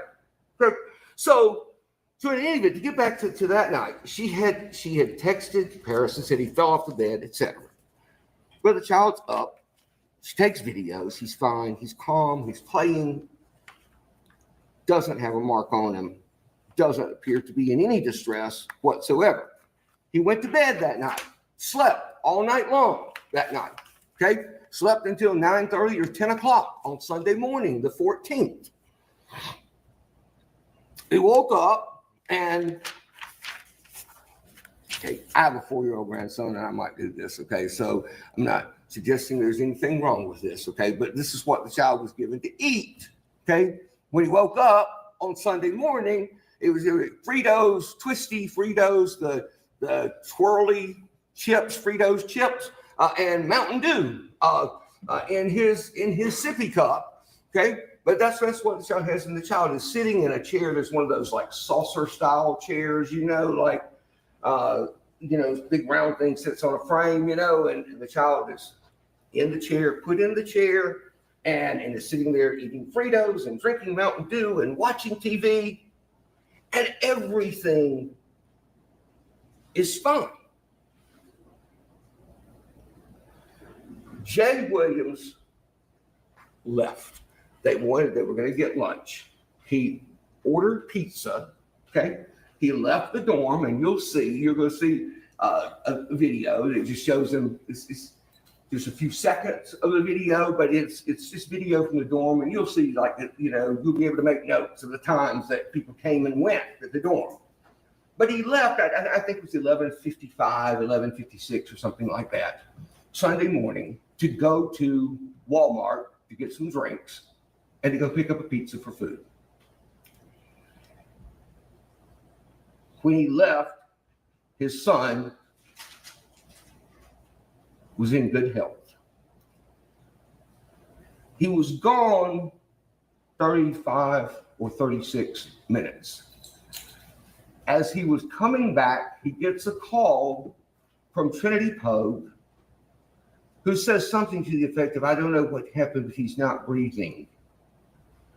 And so Jay Williams pulls up to the dorm, and he goes into the dorm, and you'll see him. He's got a Walmart bag and a Pizza Hut box in his hands. And he goes through the door, and when he gets to the room, she's holding his baby, and he said the child appeared to be in great distress. He tossed the pizza on the bed. He dropped the Walmart bags on the floor. He picked the baby up and he took off. He rushed out the door with the baby, headed to Phoebe Sumter to the emergency room. The child was so sick at that point that the child was throwing up on him. May have started throwing up when he was in the dorm, in the room. I think what you hear is Jay Williams will testify. I mean, there's some evidence the child might have thrown up, like as they were going out the door. Jay Williams will testify that he doesn't really know when he started throwing up, but it was like in the car. It was when he, threw up on his clothes, etc. Gets to the emergency room. Not breathing. They take the child in. The child is is in grave distress at this point. There's no pulse. He's not, no heartbeat, no blood pressure, no breathing, no anything. And they take the child and start performing CPR and I'll try. They were going to life flight him out to Dr. Busman, who will testify in this case. Dr. Busman testified he'd made arrangements with Eggleston Hospital in Atlanta, the Children's Hospital in Atlanta, for the child to go up there. They made arrangements. They were going to fly and helicopter the child out, a life flight to Eggleston. As soon as they could get him stable, they never were able to get him stable enough to fly. A little after 4 o'clock, about 3 hours after he had gotten to the hospital, J.D. Angelus took his last breath. This child that when he came to Americus from Colquitt on Saturday, didn't have a mark on him, didn't have any injury, wasn't in any distress. When Jay Williams left to go to pick up pizza, the child was sitting up, eating, not in any distress, didn't have a mark on him.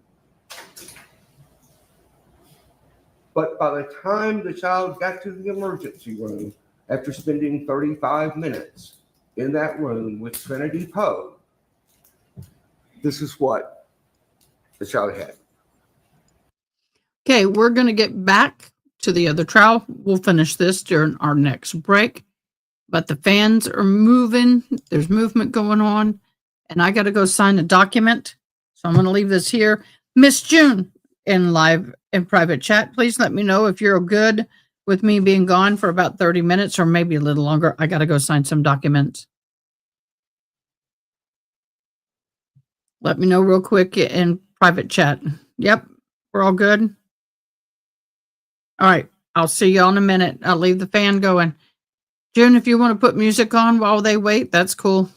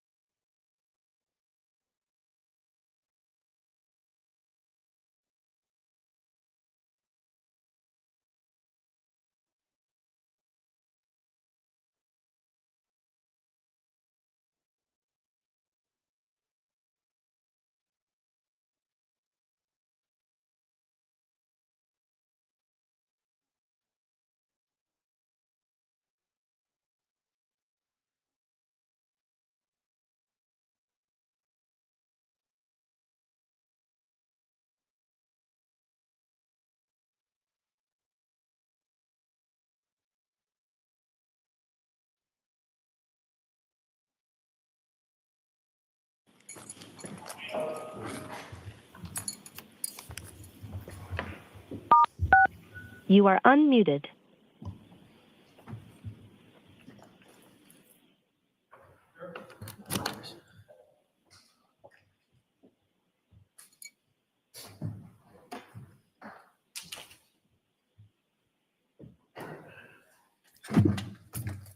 Thank you. Court is back in session. You may be seated.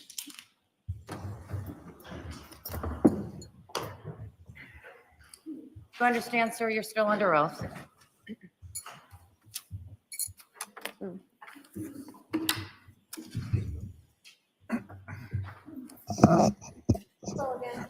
Hello. So before the break, I was talking to you again about how you sell policies to individuals and families when it comes to life insurance. Yes. So when you're selling to a young married couple, both parties might have life insurance policies, Yes. and each of them would be the other one's beneficiary. Yes. Okay. And when people have kids, then that's another consideration because they want to make sure if something happens to one parent, the other parent and the children are okay. Yes. So in your role as a life insurance agent, would you categorize life insurance policies as something that's an investment for the whole family? Sometimes. Okay. And in this particular case, am I correct that all 3 children had whole life insurance policies as well? Yes. And Ana Walshe was the beneficiary of those. Yes. So she would have been the only one who could have taken out a loan against any of those policies. Yes. Okay. I was asking you before about how Mr. Walshe had been denied several times for health insurance. Life insurance. Life insurance. Yes. Yeah. It's okay. Yes. Sorry. So you had mentioned that Brian Walshe had, I guess, requested life insurance online and you picked it up as a lead and you reached out to him. Yes. And you began applying for life insurance policies for him. Yes. When you began applying for life insurance policies for Brian Walshe, Ana Walshe did not apply for any life insurance policies. Correct. At some point, Ana Walshe did apply for a life insurance policy, and that was after Mr. Walshe consistently was denied because of his open federal case. Correct. How did it come about that Ana Walshe would apply for life insurance? I don't remember the conversation. Okay. It probably was my recommendation. So it was probably your recommendation that Ana apply because Mr. Walshe was getting denied. Correct. Okay. Is it customary, once you sell a policy, I don't know if that's the right term, that you might stay in touch with your clients if they ever have questions in the future about their policies or payouts or any beneficiary questions? Yes. So people can email you or call you and say, hey, I have a question about this policy, right? Yes. After Ana Walshe and the children were insured in February of 2021, at no point did Mr. Walshe ever email or call you and say, hey, how do I... I'm just being a lady. Okay. No, I apologize. Okay. At no point did Mr. Walshe ever contact you to ask you about getting paid out on any of Ana Walshe's life insurance policies? Correct. Overruled. He can answer Correct. that question. And at no point did Mr. Walshe ever contact you and ask you about taking out any loans or how to take out loans on any of the children's life insurance policies or Ana Walshe's life insurance policies? Objection. Overruled. Correct. Nothing further. Redirect. No, Your Honor. Commonwealth's content. The witness may step down. Thank you, sir. Thank you.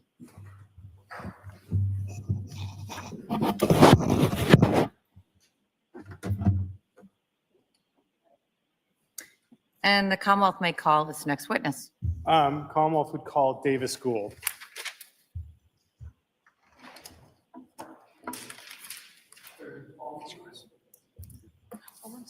Don't worry about it.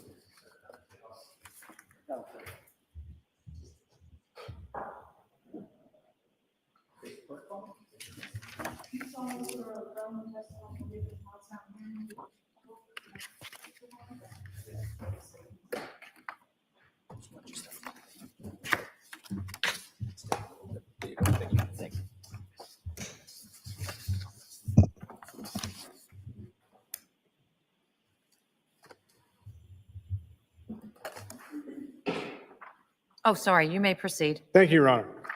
Sir, could you state your name? My name is Davis Gould. First name is spelled Davis. Where do you work, sir? I work at the Massachusetts State Police Crime Laboratory in the Criminalistics and Crime Scene Response Units. All right, sir, lean right into that microphone, loud, clear voice. Thank you. Sir, what is your role at the State Police Crime Lab? I'm currently a forensic scientist 2 assigned to the criminalistics unit, where I perform lab work for biological analysis on evidence submitted to the laboratory. And I'm a forensic scientist 2 in the crime scene response unit, and I respond to crime scenes when called upon to assist with investigations. How long have you been with the crime lab? I've been with the crime laboratory for a little over 10 years. And can you give us your educational background? Yes, I have a Bachelor of Science degree from West Virginia University with a major of forensic and investigative science and a minor in biology. And can you detail your history with the crime lab for us?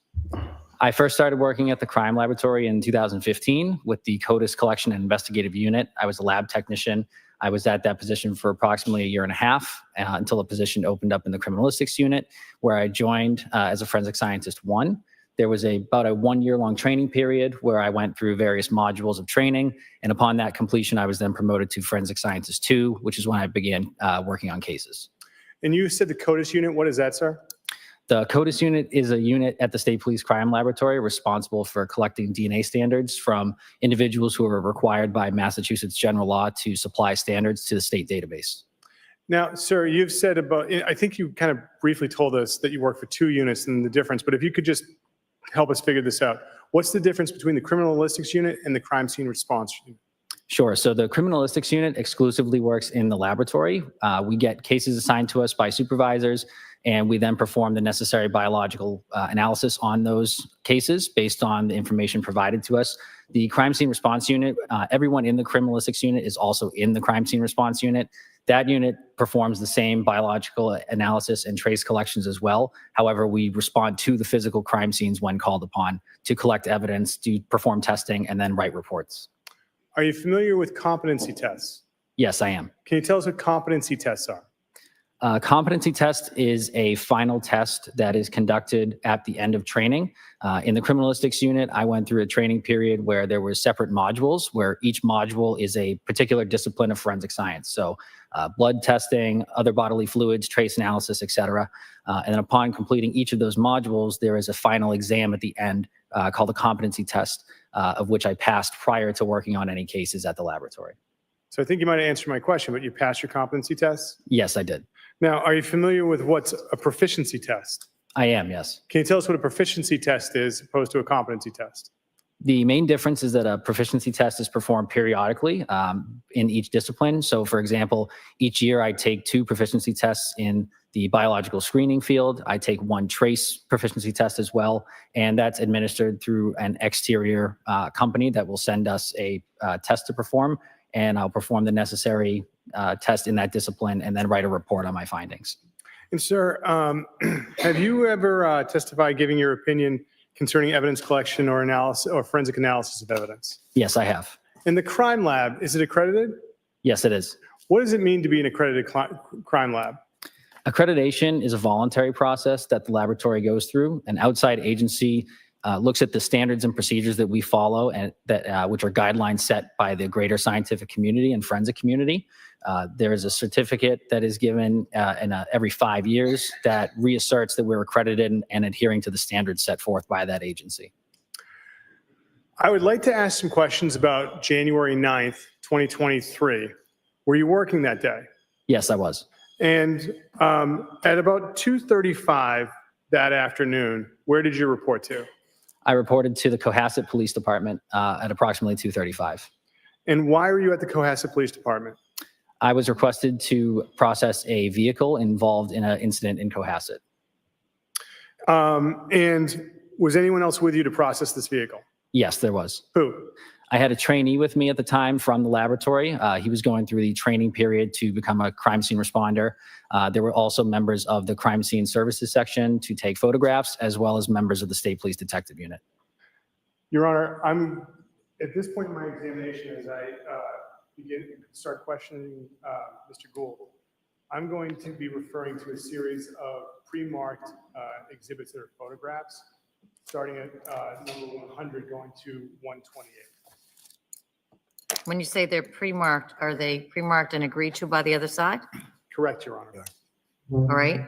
So when you offer them, identify what they are so there's a complete record of them.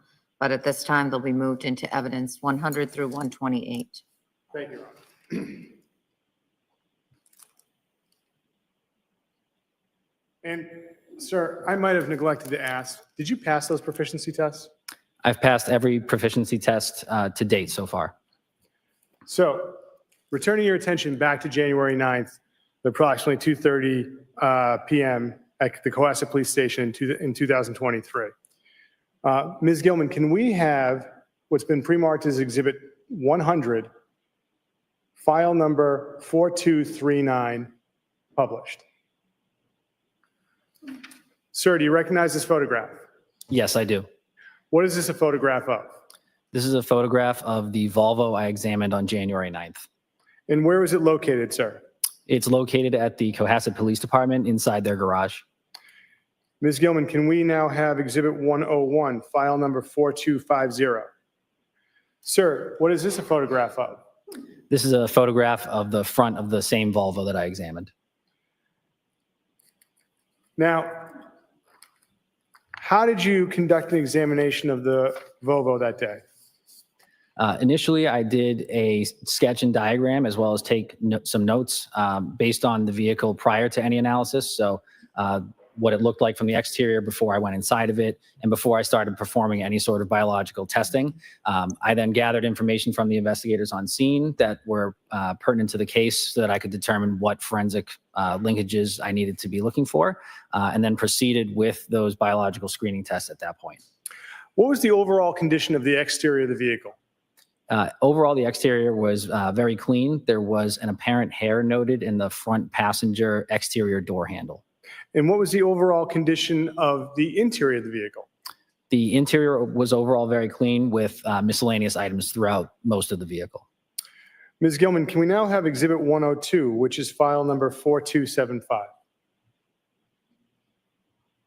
Sir, do you recognize this photograph? Yes, I do. What did you see in the vehicle as far as child safety seats?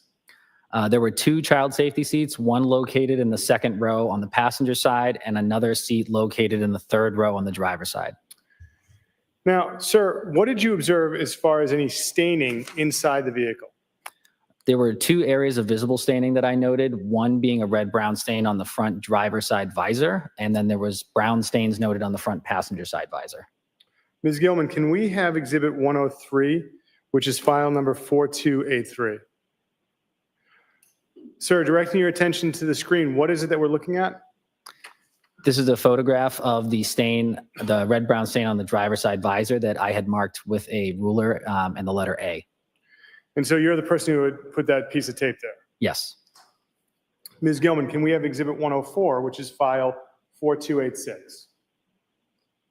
What is it that we're looking at here, sir? Similarly, this is a photograph of the brown stains on the front passenger visor that I marked B with the ruler tape. Now, what did you find as far as gloves on the passenger side of the car? On the passenger side of the vehicle, on the floor, there were two examination-style gloves. In the front passenger door pocket, there were two additional exam-style gloves in a Ziploc bag. And in the center console, there was 16 exam-style gloves inside of the center console. Ms. Gilman, can we have Exhibit 105, which is file number 4279? Sir, do you see this photograph? Yes, I do. Can you show us where you found gloves on the passenger side? Yes. So on the right-hand side of the photograph on the floor, there are the light blue-colored gloves. Those would be the two gloves that I observed on the floor. And Ms. Gilman, can we now have Exhibit 106, which is file number 4258? Sir, do you recognize this image? Yes, I do. And what is this an image of? This is the open center console between the front driver and passenger seats with 16 examination-style gloves inside of it. With the Volvo that afternoon, what were you able to do as far as any testing? The testing I performed on the Volvo was the blood screening test we use at the laboratory. It is a color changing test involving 2 chemicals. I'll take a clean swab and apply it to any areas that I'm interested in determining if there is potential blood present. It is a screening test, so it does not confirm the presence of blood. Additional testing would be needed. But the color test allows us to visualize stains that we can't see. So I applied this test throughout multiple areas inside the vehicle, looking for blood that was not visible to the naked eye. When it's negative, the swabs don't change any color after I add the chemicals. If it's positive, it will turn a pinkish violet sort of color after the addition of the chemicals. And prior to performing all of those tests, I made sure that my chemicals were working by using a positive and negative control on those chemicals. And can you tell us what items might trigger a positive that are not human blood? Yes, so there are vegetables such as cauliflower that have a peroxidase reaction, which is the main reaction in our blood screening test. So that is the main sort of reaction we're looking for. So occasionally those vegetables or legumes such as beans, those are examples of items that can have that positive reaction as well that are not blood. Now, with this test, were there any areas that tested positive? Yes, there were. What areas of the VOVO tested positive? Of all the areas I examined, there were 5 that tested positive for blood screening. One was the front driver side seat controls for the front seat. There was an area on the second row passenger floor mat that tested positive. The third row passenger seat was folded down, and the back side of that screened positive for the presence of blood. And 2 additional areas on the mat that was in the trunk that was covering the trunk storage space. There was 2 mats, 1 area on each of them, test screened positive for the presence of blood. And these were areas that I did not observe any visible staining. And sir, how many areas do you think you tested overall in the VOVO? Overall, I would estimate approximately 40 to 50. I covered a lot of the contact areas, so steering wheels, door controls, the radio controls, handles, door pulls, the floor mats, the brake pedals, and many areas inside of the vehicle. And so, did you have the opportunity to take any samples from the car? Yes, I did. And so, what did you take as far as samples from the Volvo that day? From the Volvo, I collected the hair I previously mentioned, or the apparent hair that I mentioned from the exterior front passenger door handle. And then each of those 5 areas that screened positive for the presence of blood, I took samples from each of those individually for further testing back at the laboratory. So can you walk us through, how do you take those samples? Like, how do you package them up? How does that work? So the samples are collected with a set of swabs. I'll use a drop or 2 of clean water and apply it to the swabs. And then I'll take those swabs and go over those areas that screen positive to collect any sample that might be there. And then I'll put each of those samples into a glassine envelope, which then goes into a coin envelope that I'll transport back to the laboratory to be sealed and then stored properly for a further analysis. How long do you think it took to examine the Volvo and collect the samples? I would estimate it took me roughly 3.5 to 4 hours.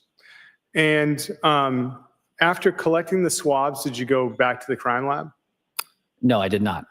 Where did you go to next? While I was examining the vehicle, I was requested to respond to 300 Forest Street in Peabody, Massachusetts. What time do you think you got to 300 Forest Street? I arrived there approximately 8:15 p.m. And can you describe what 300 Forest Street in Peabody is? 300 Forest Street is a recycle and trash collection center located just off of Route 1. And what did you see when you got to 300 Forest Street? Mainly, there was a large area where trash had been collected from various neighborhoods and areas, and there was a certain section of trash that had been separated from the larger piles that were there. Ms. Gilman, can we have what's been marked as Exhibit 107, HAS 6556? Sir, do you recognize this image? Yes, I do. What is this an image of? This is the entrance to the recycle and trash collection center, showing the mounds of garbage that are there. And Ms. Gilman, can we have HAS 6564, what's been previously marked as Exhibit 108? And do you see this image, sir? Yes, I do. What is this an image of? This is a continuation of the interior of the center. And so the trash that you had the opportunity to see people going through, I'm going to direct your attention to what's been marked as Exhibit 109. Ms. Gilman, can we have Exhibit 109, 6566? Was this mixed in with all the other stuff that we just saw, or is this somewhere else? I'm unsure. This photo was taken prior to my arrival at the collection site. Okay. But what is this a picture of? This is a picture of a separated portion of the garbage in the center.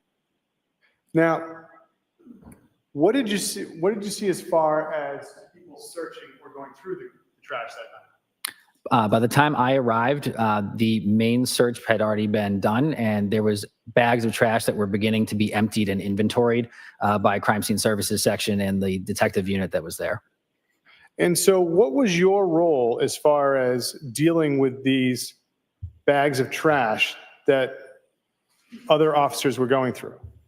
My main role was to assist with the other units that were present and to sift through the items in those bags to determine what items would be relevant for forensic analysis, and then which units would be responsible for taking those items back to the laboratory afterward. And so what was the first thing that was done when a bag was opened, if there was some kind of evidentiary analysis that needed to be done on it? The first thing that I did while the trash was being emptied was I had my notes where I noted the items that were coming out of the bags, and then I worked with the crime scene services section trooper there as well, who photographed those items as they were coming out of the bag as well. And how many different bags is it fair to say that you numbered the bags that you found to have some kind of value to you that night? The crime scene services section did use placards to denote the bags that they were removing and photographing. All right. Ms. Gilman, can I ask that you publish what's previously been marked as Exhibit 51, file number 6810? Sir, do you recognize this image? Yes, I do. All right. So what's happening in this image that night when you were at 300 Forest Street? This is the contents of one of the trash bags that was separated at the center. And Ms. Gilman, can you now show us Exhibit 52, file number 6867? So now what are we looking at in relation to that last image, sir? Since that last photograph was taken, bench paper was put out onto the floor of the collection center in order to preserve the integrity of the evidence that we were collecting at that point. And so if it went onto a piece of paper like this, was it going to be collected? Potentially, yes. And this bag, sir, that we see on the screen for Exhibit 52, did you have the opportunity to know what was inside this bag, bag one? Yes, I did. Can you tell us what was discovered inside of bag one? Inside of bag one was a pair of green boots, a black jacket with red-brown stains, and a bracelet inside of the pocket. There was a black purse with red-brown stains, a black wallet, and a pair of headphones inside of a case, as well as a pair of socks. Was anything discovered as far as car keys?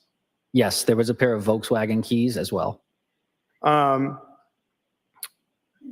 Ms. Gilman, can we have what's been marked as Exhibit 110, file number 6869?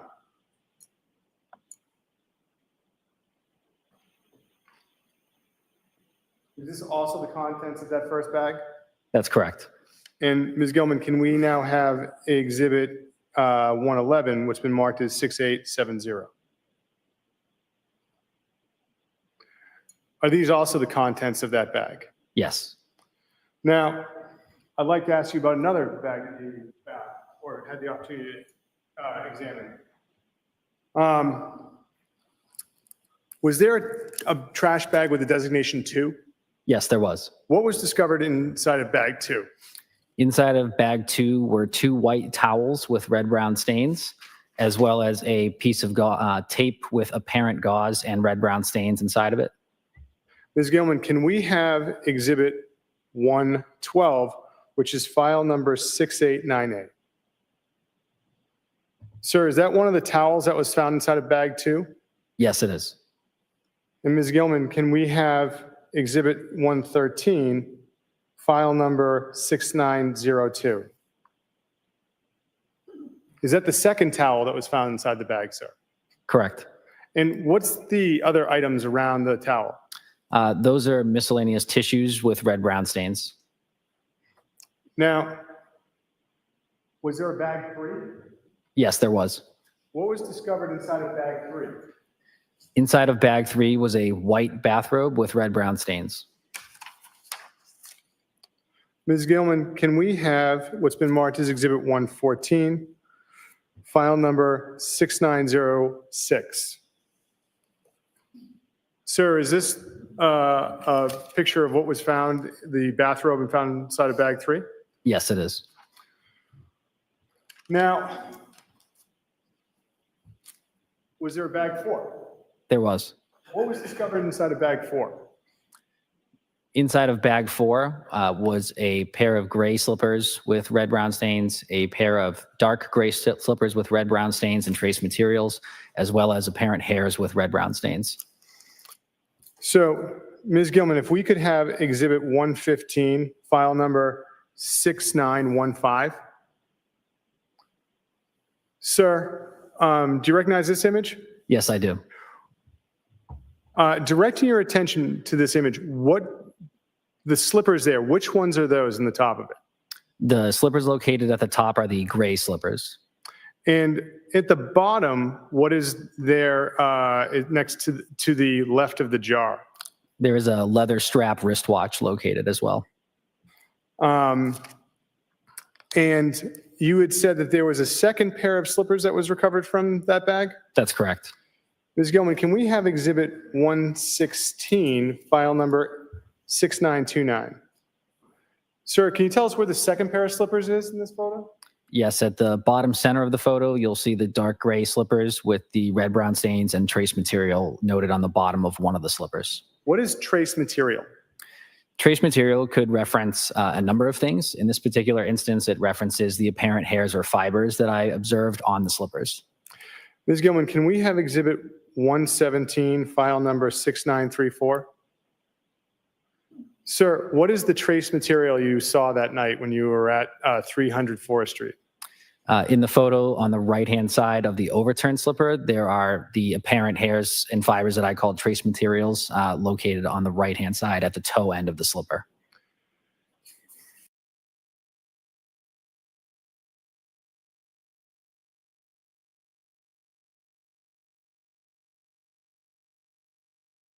Sir, I'd like to ask you some questions about bag number 5. What did you observe inside of that? What did you observe produced from bag 5?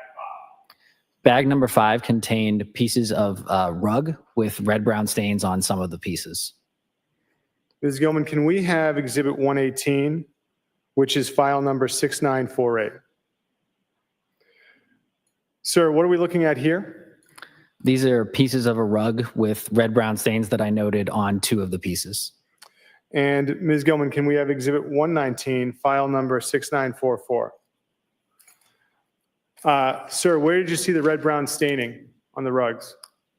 On the 2 leftmost pieces, the left piece has red-brown stains in the bottom right corner, and then the one in the center of the photo has red-brown stains on the majority of the piece of rug.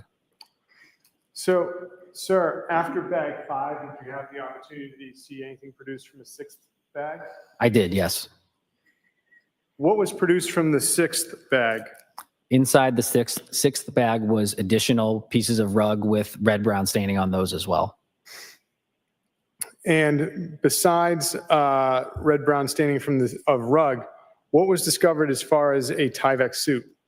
There was a white Tyvek suit discovered in the bag as well, along with a wrapper for a Tyvek suit.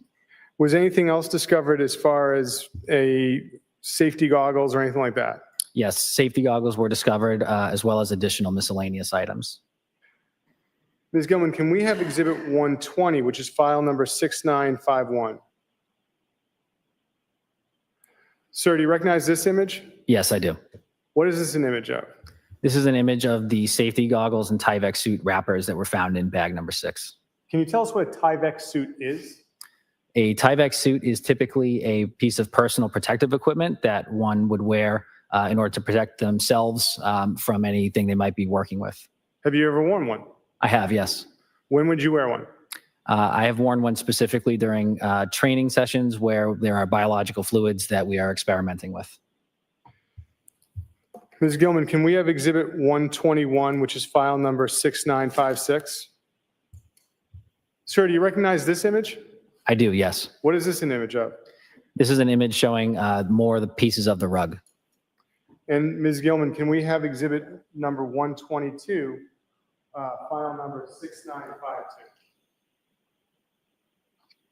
What are we looking at here, sir?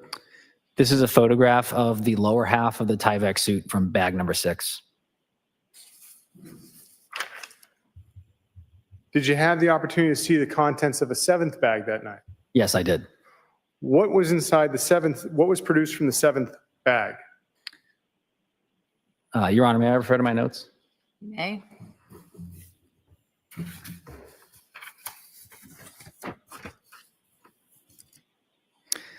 The 7th bag contained a bottle of hydrogen peroxide, a ice pack, a blue flat sheet as well. And sir, I neglected to ask you about the rug as well. I showed you one image, which was Exhibit 121. So Ms. Gilman, can we have Exhibit 123, file number 6963? Sir, what is this we're looking at? This is another piece of the rug from bag number 6 containing red-brown stains with apparent tissue. And what is apparent tissue? For those of, like, I don't know what that means. It's not like Kleenex, right? That's correct. Apparent tissue from the forensic perspective is a material that may or may not resemble human skin tissue.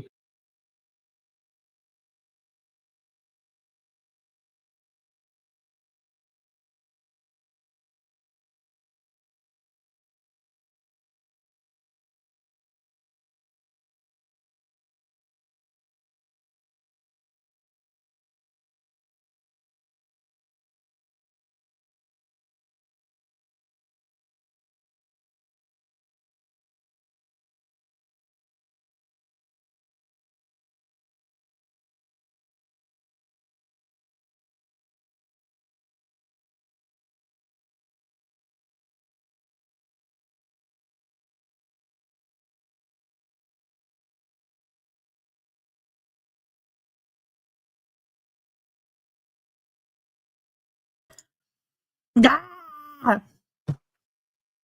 I'm going to reboot. Not now. I think it's glitching because I did have a green light. I had a green light right there. Is this definitely is red room evidence? Is this the garbage? Because I had to leave. Is this the garbage that was found in the vicinity of his mother's apartment? And is this, if so, this is red room material. Red room material. Guys, if I'm on the phone, and people have said, are you on the phone? If I'm on the phone, you'll see a purple or pink phone up in the corner. Kind of like, depending on the color of the background. That will be up there if I'm on the phone. Otherwise, my mute, but it didn't unmute when I clicked it. But anyway, this is definitely red room material here, y'all. It's not like you cut your finger, cut your hand, or cut a pomegranate or Jello shots or whatever people claim it all is. This is graphic. This is, yeah, you're guilty as hell, dude. In this particular instance, based on my observations, that's what I called it. Ms. Gilman, if you could take that down, and if we could have Exhibit 124, 6974. And so, sir, does this represent the contents of the 7th bag? Yes, it does. And so, in the upper center, what is that brown bottle? It is a bottle of hydrogen peroxide. And the cut up like labels off to the side, did you note what those were for? I didn't note what they specifically were for. I grouped them under the miscellaneous items that were in this bag. And now, sir, did you have the opportunity to see an 8th bag in the contents produced? Yes, I did. Ms. Gilman, can we have Exhibit 125, which is HAS 7002? Sir, what is it that we're looking at here? This is a photograph of the contents of bag number 8. And what was produced from bag number 8? Bag number 8 contained a hammer, a pair of wire snips, a hatchet, and a hacksaw with red-brown stains on it. And what are wire snips, and then what are shears? They're sharpened tools that can be used to cut an item of interest. So which one of those two objects is snips and which one is a shear? The shears are located on the right-hand side of the photo. The snips are located in the center between the hacksaw and the hatchet. Who's testifying? Now, sir, I want to ask you about bag 10. Skip it. What was recovered from the 10th bag? The 10th bag contained a large piece of tarp that was taped together. So multiple pieces were taped together to form a larger tarp. Ms. Gilman, can we have exhibit 126? Is this what the 10th bag looked like, sir? Prior to opening the contents, yes. And Ms. Gilman, can we have exhibit 127? What is it we're looking at here in 127, sir? This is a photograph of protective booties that are worn over the bottoms of shoes. And where were those recovered from, sir? Those were also recovered in bag 10 once the contents were emptied. And Ms. Gilman, can we have what's been previously marked as exhibit 50, file number 7029? What is this, sir? This is a photograph of the tarp from bag number 10 as it was being unfurled from the bag. And Ms. Gilman, can we now have exhibit 128, file number 7035? What is this image of, sir? This is an image of additional items from bag number 10, one of them being an apparent piece of insulation and then some scraps from containers. So, sir, what was done with all of these items? The items that were taken out of all the bags, we discussed amongst the crime scene services section, detective unit, and myself, which items would be going to which units first for analysis. Items of evidence that would be going straight to the criminalistics unit for analysis, I would be collecting. Items that would be analyzed for potential prints would be going with the crime scene services section, and state police detective unit would be responsible for the remaining items. So what items, well, at this point in time, I'd like to ask you something, sir. Are you familiar with what's called the LIMS system for the crime lab? Yes, I am. Can you tell us what the LIMS system is? LIMS stands for the Laboratory Information Management System. It is a software program that we utilize in order to track items of evidence that have been submitted to the laboratory and then their chain of custody history as they move throughout the laboratory. And so after you had the opportunity to collect items that night, where did you go? At that point, I left the facility and went to the laboratory in Danvers and submitted items of evidence there under lab number 23-00596. So that number, that's for the overall case that you're assigned to at this point in time, right? That's correct. So what happens as far as when you make a submission of a piece of evidence into the LIMS system? Once the evidence has been submitted into the laboratory information management system, I then make assignments for myself to write a report based on what I collected from that scene, as well as assignments for the criminalistics unit for any items that need to be analyzed in the criminalistics unit as well. Every item is then appropriately packaged and or dried if it's wet, and then eventually transported to the appropriate storage facility. And so I'd like to ask you about some of the LIMS numbers that you were able to assign objects that you entered into the evidence. Your Honor, if it may be with the court's approval and with no objection from defense, would he be able to refer to his report during this portion? Any objection? No.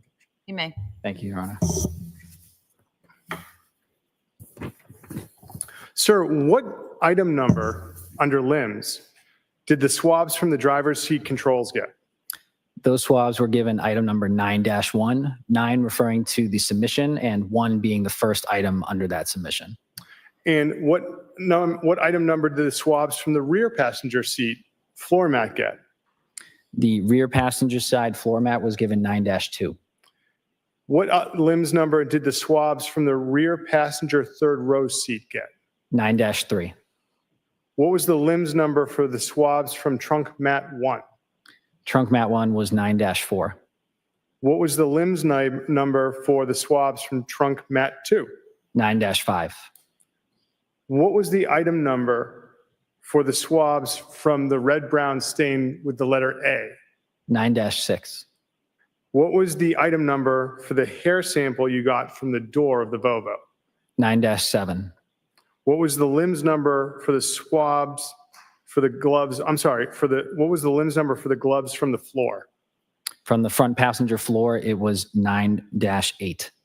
And what was the limbs number for the Ziploc bag in the passenger door pocket?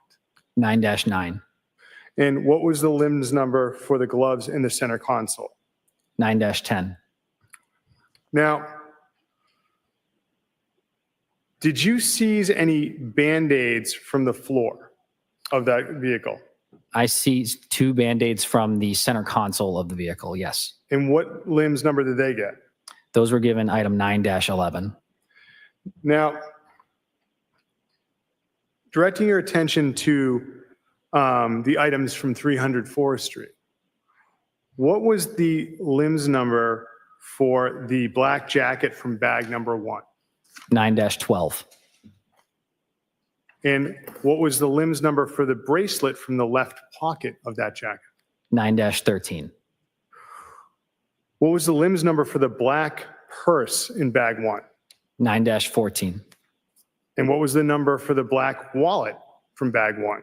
9-15. What number did the pair of boots get from bag 1? 9-16. What item number did the Volkswagen keys get? 9-17. And what limbs number did the headphones, did you find headphones that night? There were headphones inside of a case, yes. And what number did they get? They were 9-18.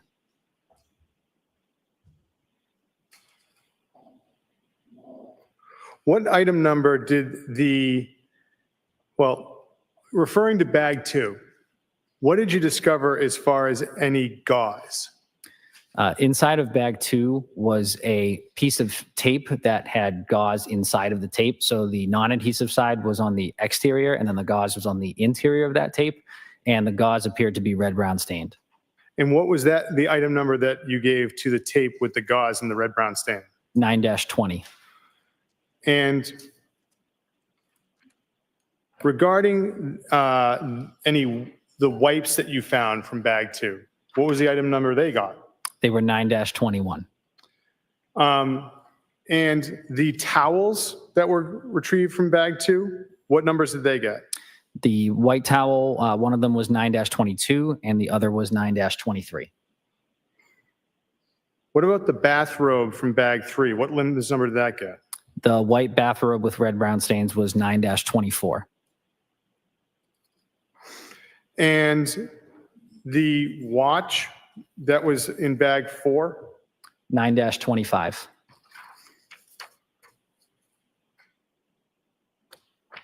Sir, what about the gray slippers with red-brown stains from bag 4? What limbs number did they get? Gray slippers were 9-26. And then there was a second pair of slippers. Were they the dark gray slippers? That's correct. All right, so what did the dark gray slippers with trace material get as a limbs number? 9-27. And was there any hair samples recovered from bag 4? Yes, there was. What was recovered as far as a hair sample? There was apparent hairs with red-brown stains that were not on the slippers. They were just loose inside of the bag. I collected those as well. And what item number did they get? They were given 9-28. And any wipes recovered from bag 4? Yes, correct. And what did they get for an item number? 9-29. And in the images from that bag, was there a sponge? There was, yes, a sponge with a wipe stuffed into it. And what item number did that get? That was given number 9-30. And was anything retrieved as far as cuttings, or I shouldn't say that, what was the item number given to the pieces of rug from bag 5? From bag number 5, I took a cutting myself from the red-brown stains that were seen on those pieces of rug. That cutting was given 9-31. What item number did the Tyvek suit get? 9-32. And in bag 6, what number did the hand towel get? 9-33. So, sir, now I'd like to show you some of these objects. And before I do you have any gloves with you? I do, yes. I see counsel at the side of the bench. Yes, Your Honor.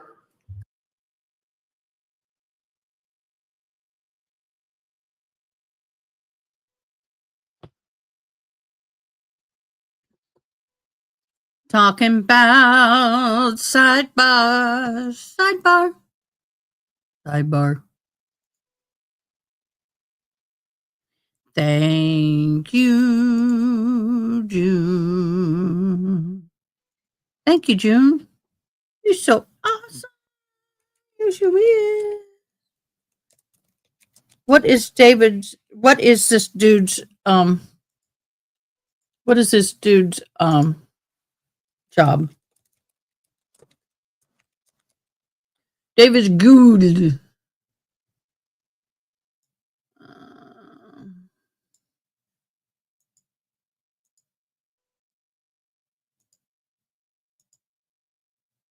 I'm trying to get the name and get everything done. I had to change things a wee bit. David Gould. Let me get to this a little bit more. CRT. Okay, that's what I'll put. Criminal Response Team. Thank you very much, Boo. Appreciate you. I do.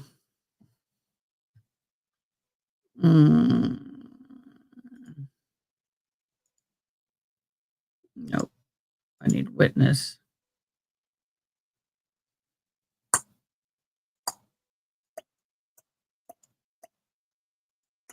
There we go. I'm getting it, guys. I know. I got so much going on. Okay, that needs to come out. I got to clean up outside the presence of the jury. Court is on lunch. June. Dude.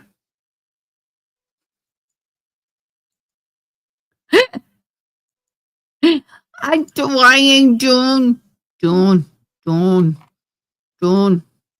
I was looking at something, June.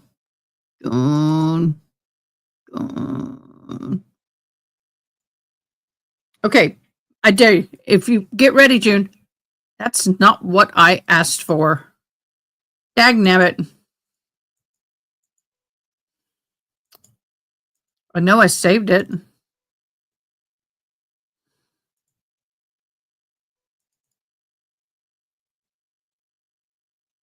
Let's see if it's the correct one here. No, it didn't save. Really? Oh, you're pissing me off.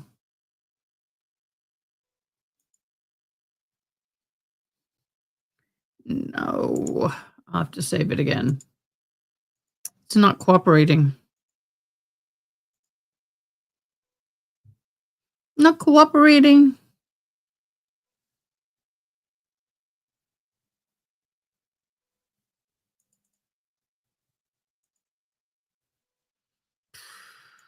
I hate it when things don't cooperate.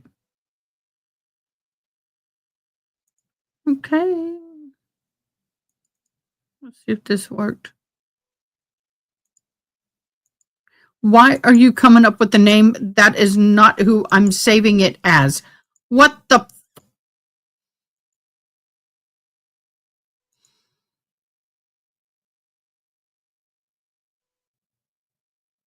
I'm just going to have to save it differently. It's giving me hell today. Why? Why?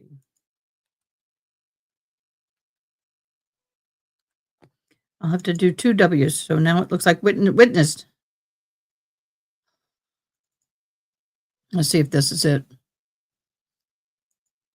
There we go. Gotcha, boo. One way to skin a cat.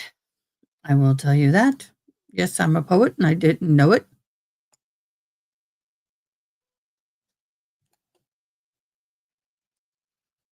You did it again. I wanted for us to time it. I wanted to time it.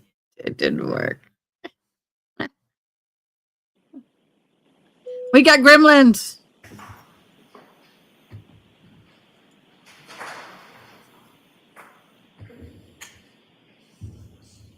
So, Your Honor, with the court's indulgence, I'm just going to be walking back and forth to grab certain objects. Oh, And gee, I gads. apologize if I appear to be a ping pong ball, but Exhibity! it's probably gonna be the easiest way to do it. That's fine. Thank you, Your Honor. And for the court reporter, I'll see my voice up.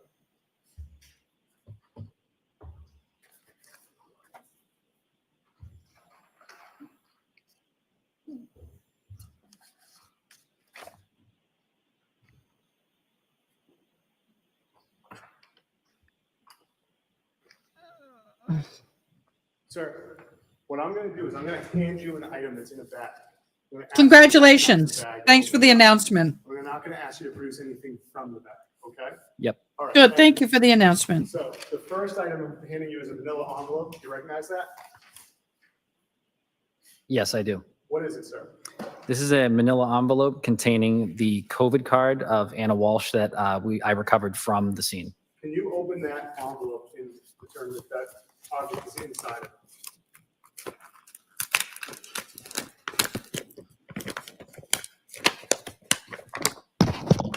COVID card. Yes, it is. Thank you. The Commonwealth would seek to have this envelope marked as the next exhibit, Your Honor. Any objection? COVID card. No objection. Is it 129 we're at? Yes, Your Honor. The COVID card will be, or the exhibit with pouch that contains the COVID card is now in evidence as 129. Jurors, I do expect that there's going to be a series, and based on what we're consulting with at the side of the bench, there's going to be a series of bags of evidence that the Commonwealth's going to move in to evidence. And those bags, to the extent that they are admitted as evidence, will go back with you in the jury room for you to examine as you need during your deliberations. But it's my understanding that they're going to stay in the bags right now.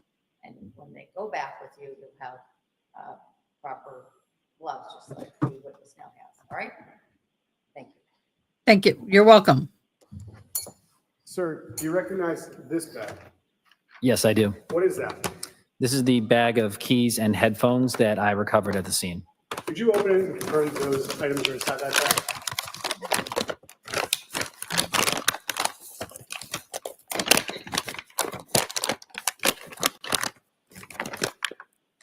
Yes, they are. The Commonwealth would seek to have the bag with the keys and headphones marked as the next exhibit, Your Honor, which I believe is 130.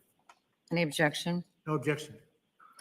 It's marked and admitted into evidence as exhibit 130, the Volvo keys and the headphones.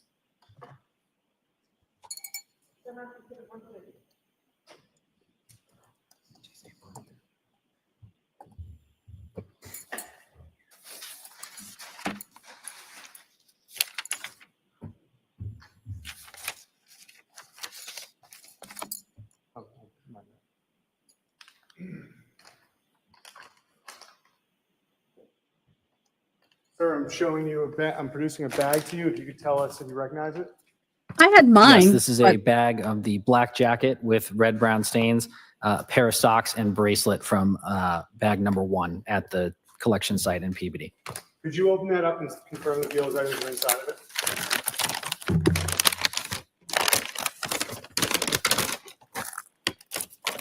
Okay.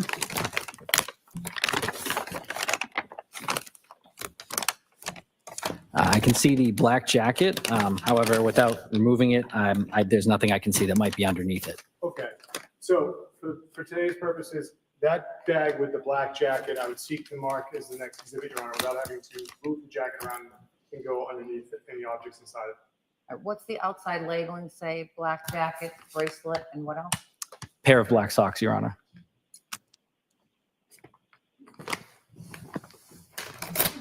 Any objection to that? No objection.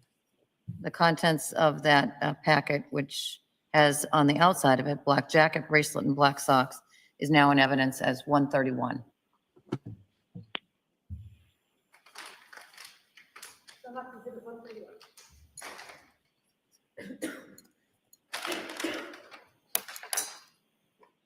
Sir, I'm producing another bag to you. Do you recognize this? Yes, I do. What is that? This is a bag marked as purse and wallet from bag number 1. Could you open that bag and turn the purse and wallet inside? Yes, they are. Commonwealth would seek to have this marked as the next exhibit, Your Honor. Any objection? No objection. The purse and the black wallet, both black purse and black wallet, are now in evidence as 132.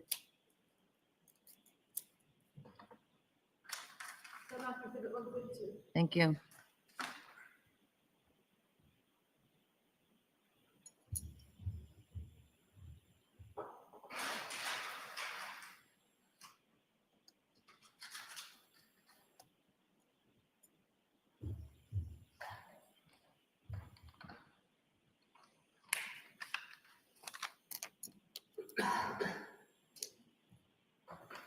Sir, I'm handing you a bag and I ask you to recognize what's inside.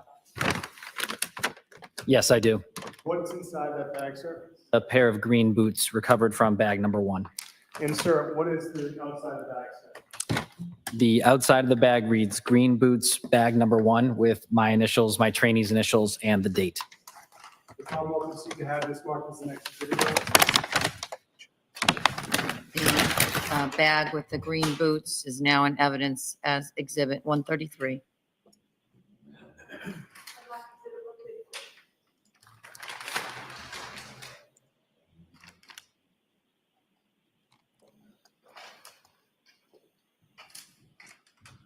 Sir, you recognize this bag?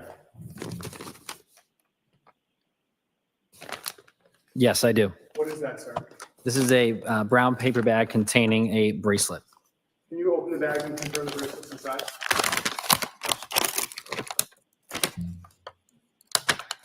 Yes, there's a bracelet inside. Commonwealth would seek to have this marked as the next exhibit, Your Honor. Any objection? The bracelet is now in evidence in its bag as 134.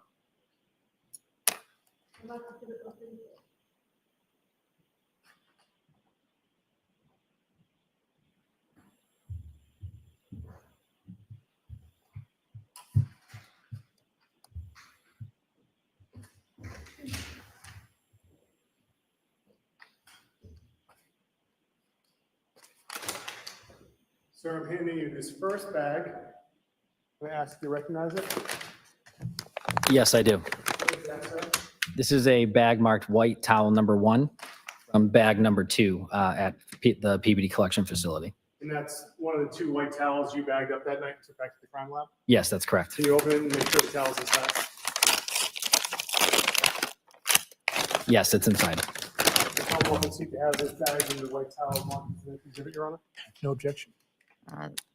White towel number 1 from bag 2 is now in evidence as Exhibit 135.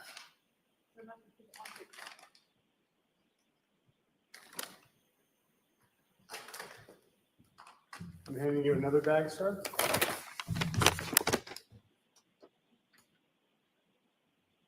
This bag is marked white towel number 2. And does that look like the bag, the second bag for a white towel that you bagged that night? Yes, that's correct. Could you open and confirm the towel's inside? Yes, it's inside. The Commonwealth will seek to have this marked in the next video. Any objection? The white towel number 2 from bag number 2 is now in evidence as 136. Can I see counsel at the side of the bench? Yes, Your Honor.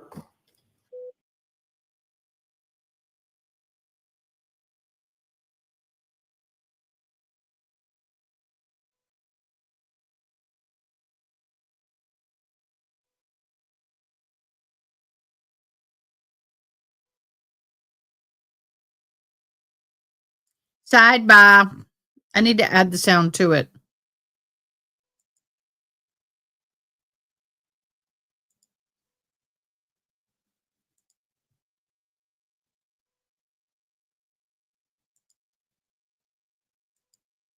I didn't get to play this for y'all. Hey, y'all. As we gather around this season of gratitude, I just want to take a moment to say thank you from the bottom of my heart to all my viewers who have tuned in, my subscribers who kept this channel growing, my members who go the extra mile to support us, and your encouragement means the world to me.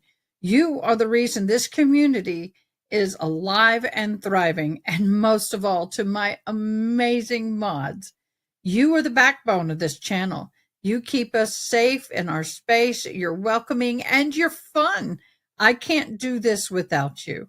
This Thanksgiving, I am grateful each and every day for all of you. May your holiday be filled with joy and peace and love from my heart to yours. Happy Thanksgiving, and thank you for being a part of this journey. I didn't get to play that for y'all. I'm sorry. Things went a little haywire. Yeah, it was a very difficult week, but I felt bad. And I'm just cleaning up my mess in there. Oh, yeah. June's favorite. This is June's favorite. You may call it coffee to me. It's anti-red rummy juicy juice.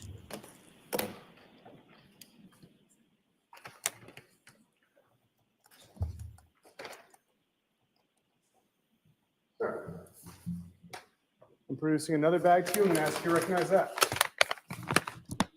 Yes, I do. And what is that bag, sir?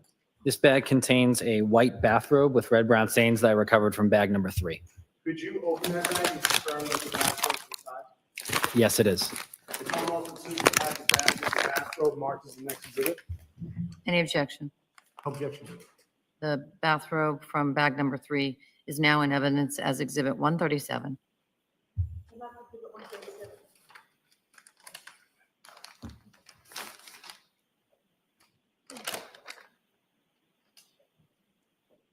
Sir, what's this bag that I'm handing you?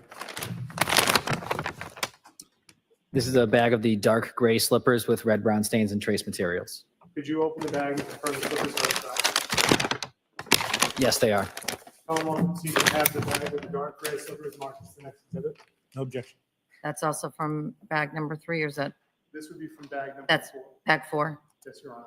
Thank you. The dark gray slippers from bag number 4 are now in evidence as 138.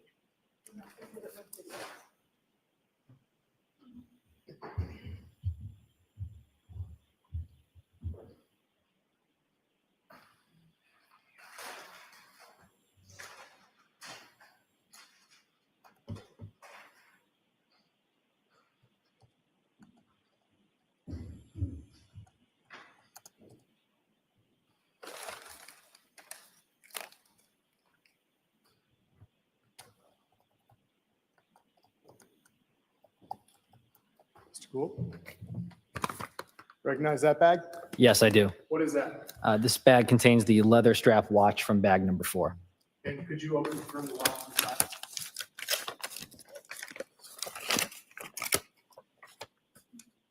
Yes, it is. The Commonwealth would seek to have the next bag as the watch from bag number 4 as the next exhibit. Any objection? No objection. The leather strap watch from bag 4 is now in evidence as 139. No, but the keys are up there. The bauble is up there. One piece at a time, sweet Jesus. That's all they're asking from you. Yes, I do. And what is that? This is a bag containing apparent hairs with red brown stains from bag number 4. Could you open the bag and confirm that? Give us the strength to do every day what we need to do. I'm messing up the song on purpose.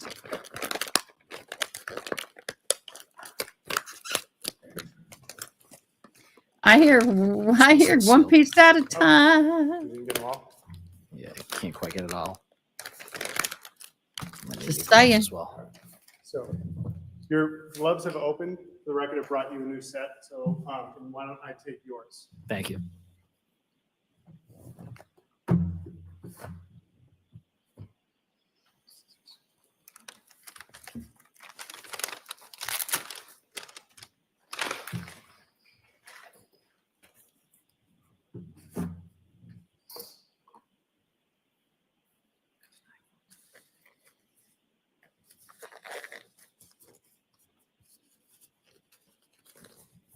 Good? Good. All right. Thank you.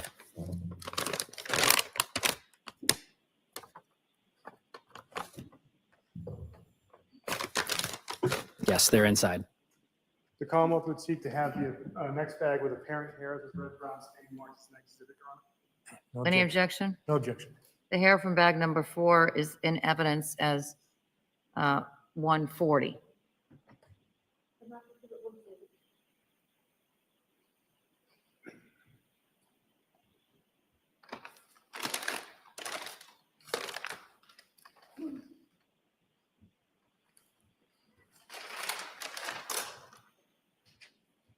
Sir, do you recognize this bag? Yes, I do. What is that? This is a pair of slippers with red brown stains from bag number 4. So those are the light gray slippers? That's correct. Can you open the slippers in your bag? Yes, they are. Commonwealth would seek to have the next bag marked as exhibit 141, pair of slippers from bag number 4. Get on the microphone. Thank you. The bags, light gray slippers from bag number 4 are now in evidence as exhibit 141. Okay, while they're doing this real quick, this is where I am on the bingo card. We have lead detective and with the court's permission. I could have sworn I heard with the court's permission, but I need Miss June's word on that. So, Miss June, we need to know, are we still with 2 or do we have 1? What is this? This is a bag containing the sponge with a wipe through it. Could you open and confirm the sponge is inside? I got 1. Yes, it is. Commonwealth would seek to have this marked as the next exhibit, Your Honor. No objection. Is that from bag 4 or are we now moved on to bag 5? We are on bag 4, Your Honor. Okay. The sponge from bag number 4 is now in evidence as exhibit 142.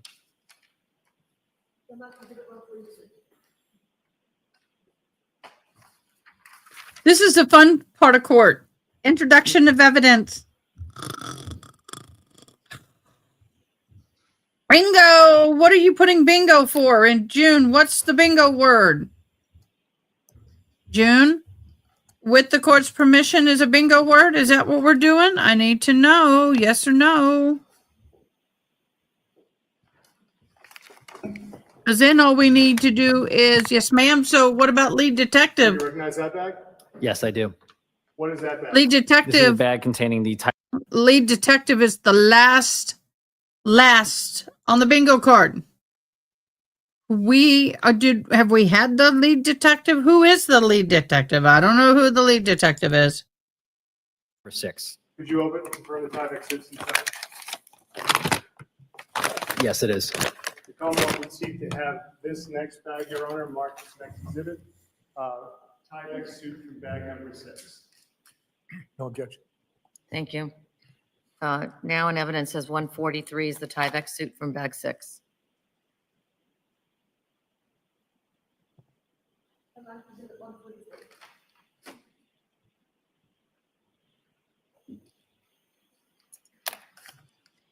Okay, in the fairness of the game, if I say lead detective, hint, hello, listen for the bell.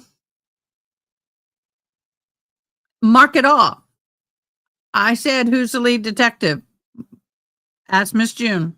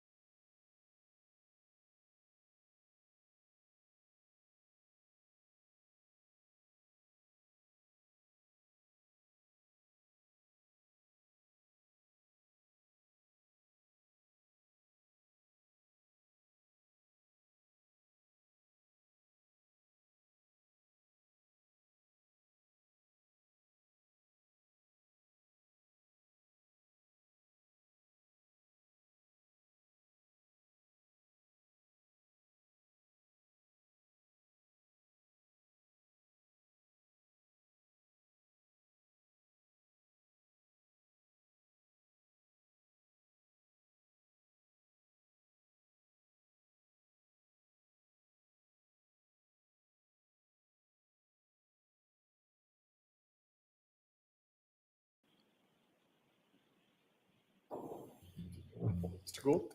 You recognize that bag? Yes, I do. What is that, sir? This bag contains the hand towel with red brown stains from bag number 6. Can you open it and confirm it's inside? It is. The Commonwealth will proceed to mark this as an exhibit, Your Honor, which is hand towel with red brown stains from bag number 6. Any objection? No objection. And towel from bag 6 is now in evidence as 144.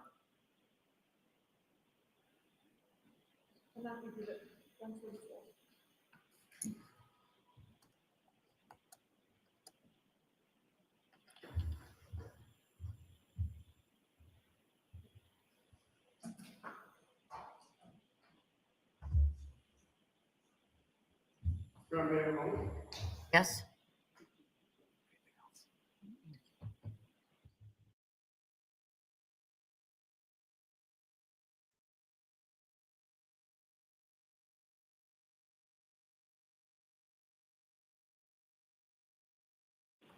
Nothing further, Your Honor. Thank you. Cross? Good afternoon. Good afternoon. Oh, my apologies. Sorry about that.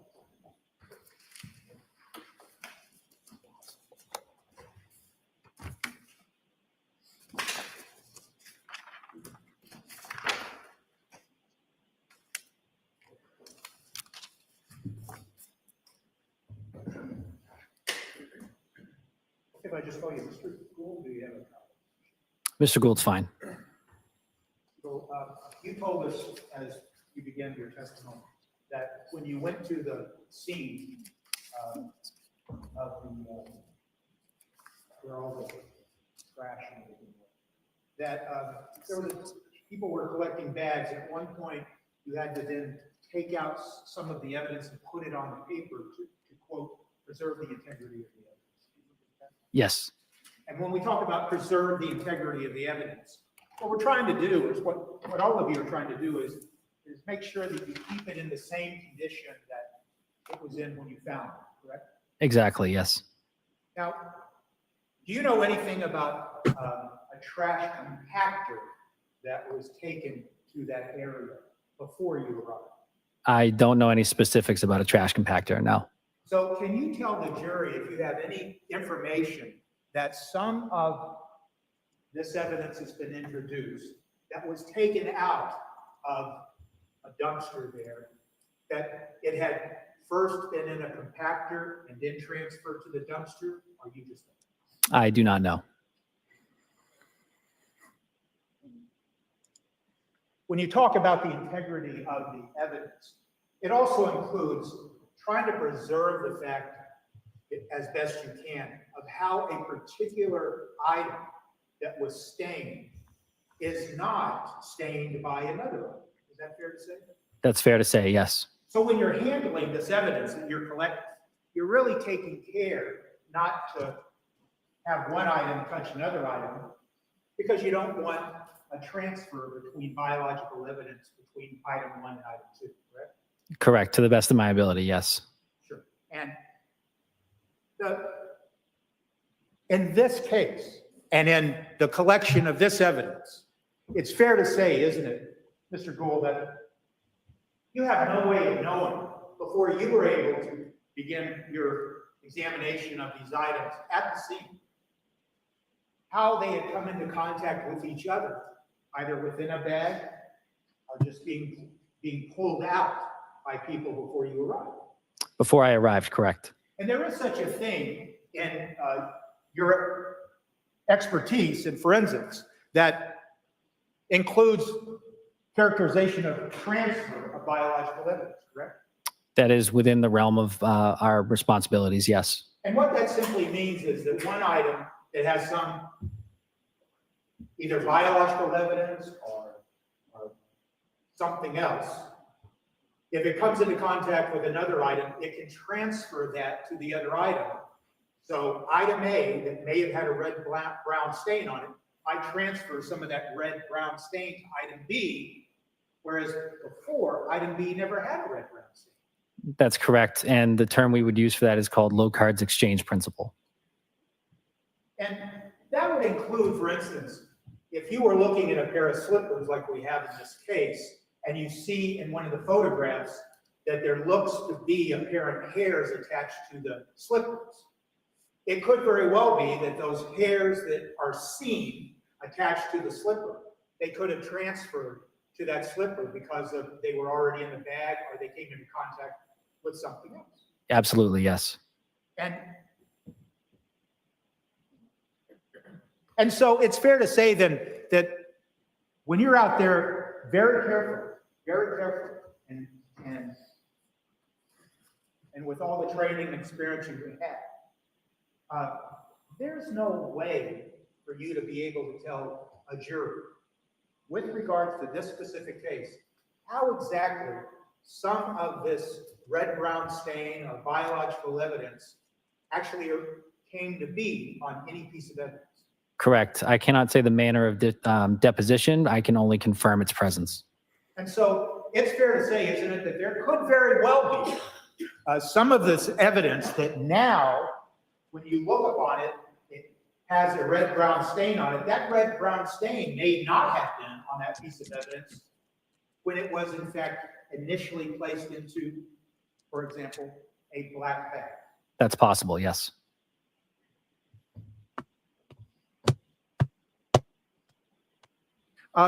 In the photographs that were introduced of the scene where you went with all that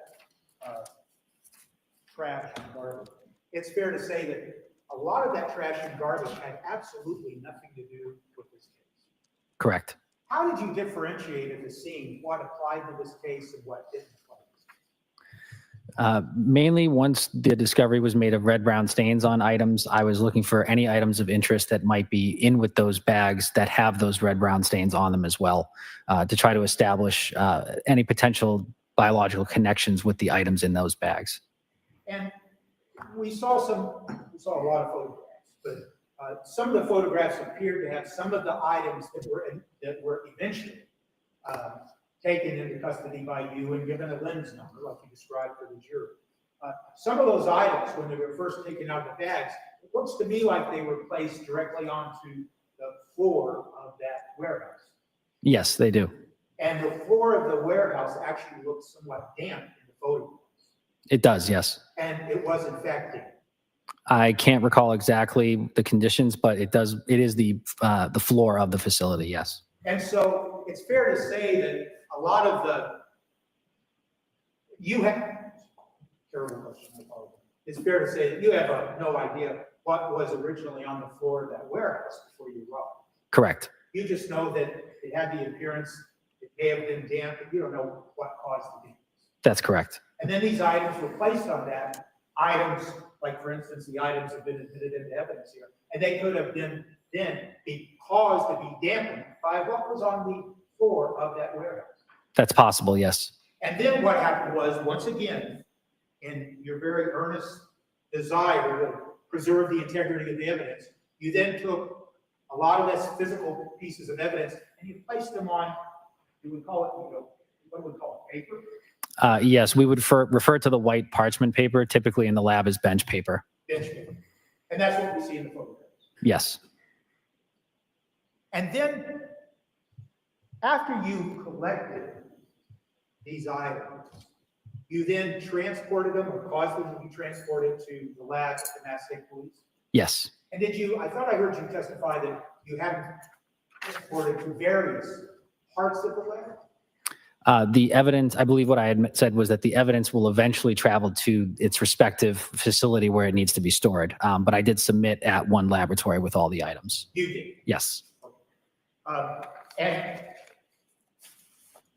after you transported the items to the lab, did you have any further, did you do any further work on these items? No, I did not. Well, thank you, sir. Any redirect? No, Your Honor.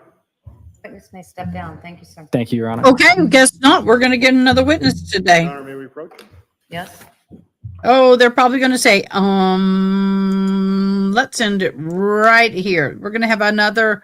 June, what are we doing here? What is it? I beat you, boo.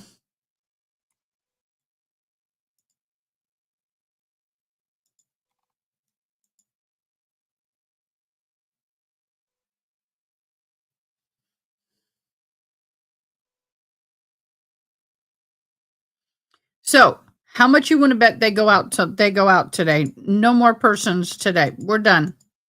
That'll be kind of neat. I can go get some stuff done. I got so much stuff to get done, y'all. It's not even funny. I don't. I mean, I have so much to do. Be nice to end a little early today so I can get some dishes done, get some cleaning done. I've got dinner with 2 women that were really close to Jennifer. We're going to go have a nice little dinner and honor her memory tonight. And then,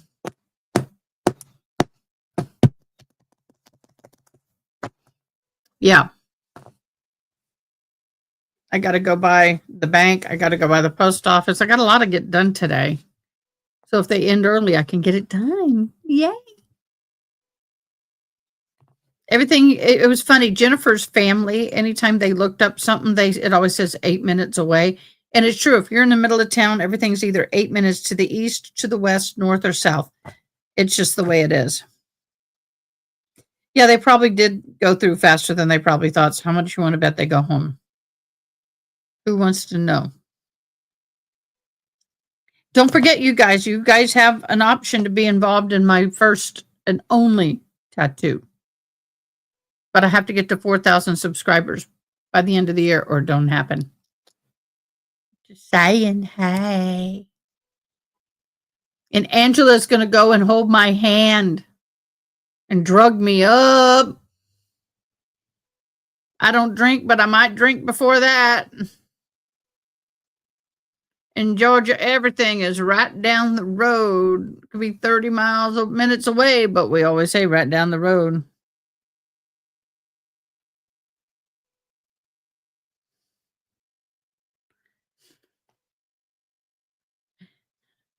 LOL. So we'll say round the corner. Round the corner. Everything here is around the corner, down the street.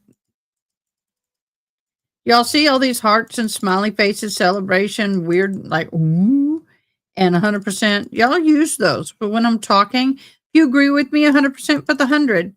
If you love what I'm saying, put the hearts. If it's silly, give the laugh. If we're celebrating someone, do that. Oh, y'all. I forgot something.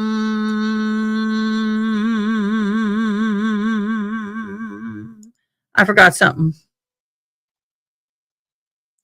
I have 12 birthdays today. Yes, we got 12 birthdays today. Yep. We're going to do the happy birthday. Birthday to you. Happy birthday to you. Happy birthday. Happy birthday. Happy birthday to Why is that weird? That shouldn't be that way. Happy birthday to you. Happy birthday to you.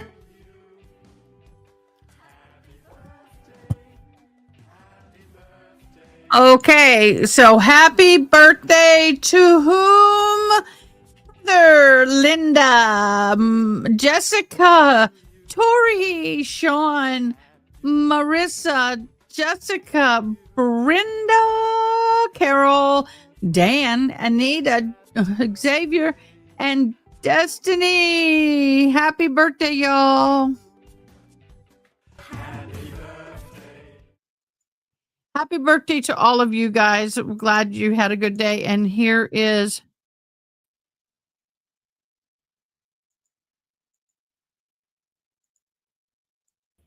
okay, that looks like they're going home. It happened while I was singing happy birthday. Lawyers just now about what the schedule is for the rest of the week. I'd like to let you. That would be nice. I'm ever mindful of the sacrifice you're making to be here to serve as jurors in this case. So here's the rest of the week. I expect tomorrow will be a full day, 9 to 4. And then on Friday, I think I told many of you during impanelment, seems like a long time ago, so you may not remember, that my plan always was to go 9 to 1 while the evidence was presented on Fridays. And that's frankly just for your own education, to let me continue with the other cases that are in this session. So I see them on Friday afternoon when I have a longer case. So that's what I'm going to be doing Friday afternoon. But what it means for you is our day on Friday will likely be just 9 to 1. All right. So you have a layout. Parties tell me so far we're right on schedule, maybe a little ahead of schedule. So I try to keep you informed because, again, I know the sacrifice you're making. Have a good night. But before you leave, I remind you, jurors, don't do any research about this case. Don't go on social media or any news media. Don't speak to anyone about this case, and continue to have open minds as you listen to the evidence. Well, have a good night, and I'll see you back here tomorrow ready to work. All rise for the court, please. Notebook. Yay! So we're going to watch the exiting of His Unholy Royal Highness. You know what? Okay. I was really crude for a while. I used to call someone like him your Royal Holy Assness. He's a Royal Holy Assness. Yes, your Royal and Holy Assness. I used to. I did. Do you think that's bad of me to say that? Call someone Royal Holy Assness? Because it's asinine.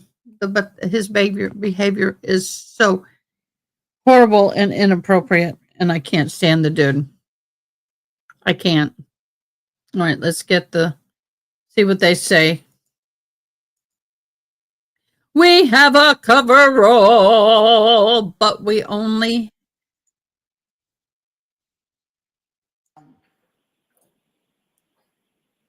So the Commonwealth's motion with regard to the guilty plea was filed on Sunday night.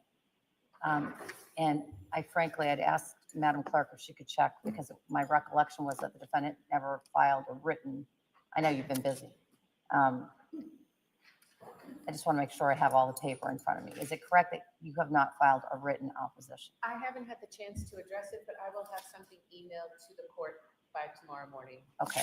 And so here's, with regard to that, let me focus you a little bit more precisely, which is, I want that to address what relevance does the defendant's plea of guilty, not his taking responsibility by testifying consistent with the expected evidence presented in the opening.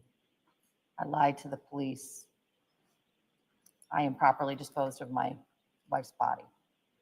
What relevance does the fact of the plea, if you are seeking to get the plea in of guilty to indictments or counts 2 and 3, have to any permissible fact finding that this jury would do, recognizing that the jury is prohibited and will get an instruction consistent with almost every criminal case, that they may not consider punishment or the consequences of its verdict.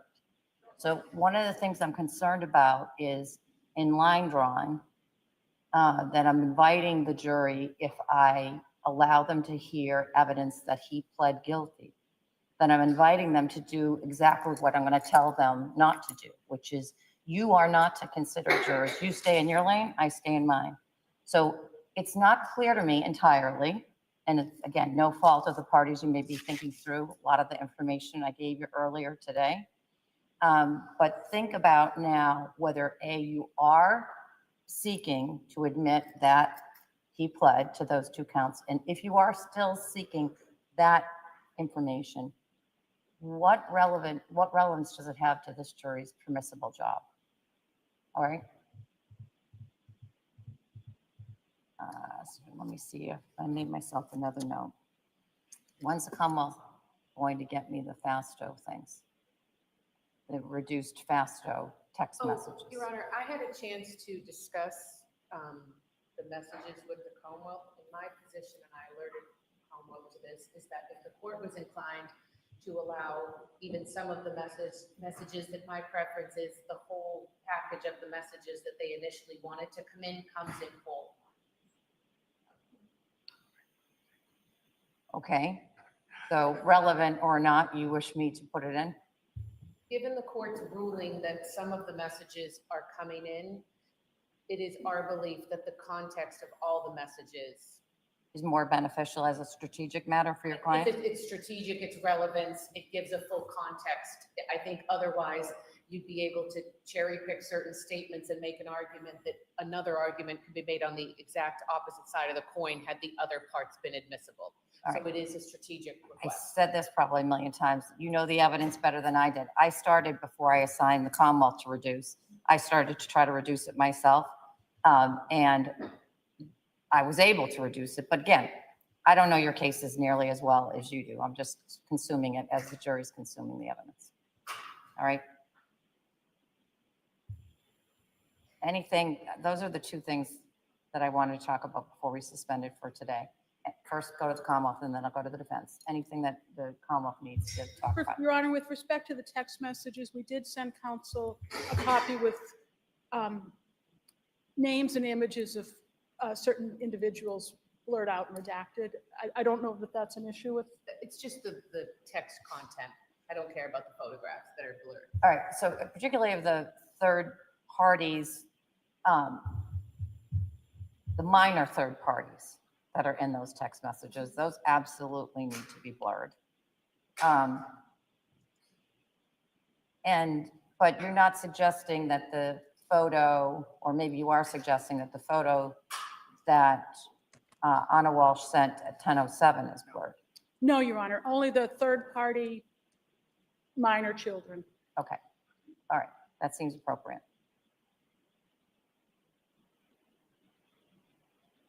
Anything else from the Commonwealth? Nothing else from the Commonwealth. For the defense, anything you want to raise with the court? I think what everyone wants to research and get an answer to is the 1020 max that we were discussing at sidebar. Which again, I think we all just need to open a book, so to speak, and hopefully have information for the court about that, because that's relevant for Friday. Right. There's a lot to unpack there from what my preliminary research revealed, but I haven't had a chance to read it. All right. Thank you. Thank you. Thank you, Your Honor. Good night. Yeah, my apologies.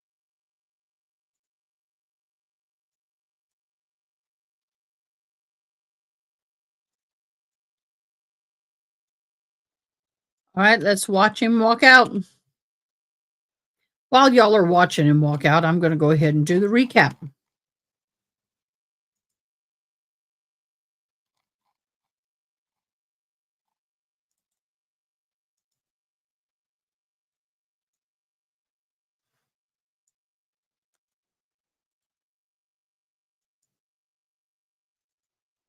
Okay, so here are the highlights from day 3. Digital evidence was at the front and center of today's Massachusetts State Police Trooper Nicholas Guerrero's testimony.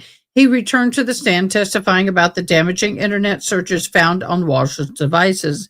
These include inquiries such as how to dispose of a body and how to get blood out of hardwood floors. The items recovered from the trash, jurors were shown photos of Ana Walshe's boots, jackets, COVID-19 vaccination card, all found in the dumpster near Brian Walshe's mother's home. These items were presented in physical evidence tying Walshe to the attempts at concealing his wife's disappearance. A photo of a cut on Brian Walshe's thumb was introduced, raising questions on whether it was sustained during the alleged crime. Testimony also included records from JetBlue, Lyft, and Uber aimed at reconstructing Walshe's movements around the time Ana went missing. Police interviewed jurors heard audio recordings of Walshe's January 2023 interview with the police, in which he denied harming his wife and insisted that they were always going to be together. So now we have the prosecution arguing Walshe killed Ana, dismembered her body, and disposed of evidence. Motive was suggested that suspicion of an affair. Claims that Ana died of natural causes. The defense is emphasizing that her body was never found because she died of natural causes, and he removed her remains. Walshe has attempted to dispose of her body, lying to the police, etc. Evidence recap was tabled the internet searches how to dispose of a body, how to get blood out of a hardwood floors were just two of many of the searches in which he Googled. Items that physical items that were found of Anna's were boot, jacket, vaccination card, found in a dumpster, and that we've already talked about. So that is where we are. I hope you have a fabulous day. We're going to call it early today. I got too much to get done. Y'all got too much to get done. It's a rarity that we have daylight, and I'm done. So we're going to have a short day today. Tomorrow will be a full day. Friday will be a short day. Now, when I say tomorrow will be a full day for you, I will be leaving early afternoon. I have to go to San Angelo, but I will be in my car monitoring and watching along with you. And my fabulous mods will be running the stream. They're having an awards alumni graduation thing that I am highly requested to be at. So I will go to that. So I will have to leave early afternoon to drive to San Angelo. And then when I'm done with that, I'll be going to my daughter's Cal Alpha last meeting, where she's going to be singing and leading worship. So I'm going to go and spend the evening with my daughter when I drive home at midnight at night and be here Friday morning ready for you. I look forward to it. So until then, mods, you're phenomenal. Love you very much. Thank you for all you do. And unless we need to have a mod meeting after, just let me know. All right, everybody, we got a drawing to do, and it is the bingo. Now, only 4 people have entered by saying I bingoed. Your names will all show up, but the weight of your entries will determine the winner. So here we go. Bum bum bum ba da da dum bum bum ba da da bum bum bum ba da da da. Where can I find? Oh, Angela Turtle. We'll do one more drawing. We'll do one more, because it ain't gonna be me. No, it ain't. No, it ain't.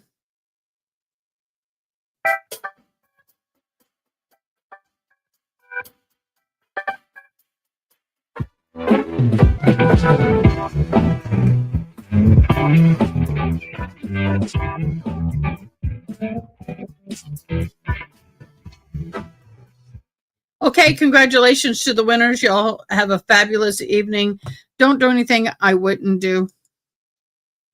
Just kidding. And I will see you guys first thing in the morning. Bye. Thanks for watching. Please comment, like, share, and most importantly, subscribe. I hope you have an awesome day. Till next time, take care.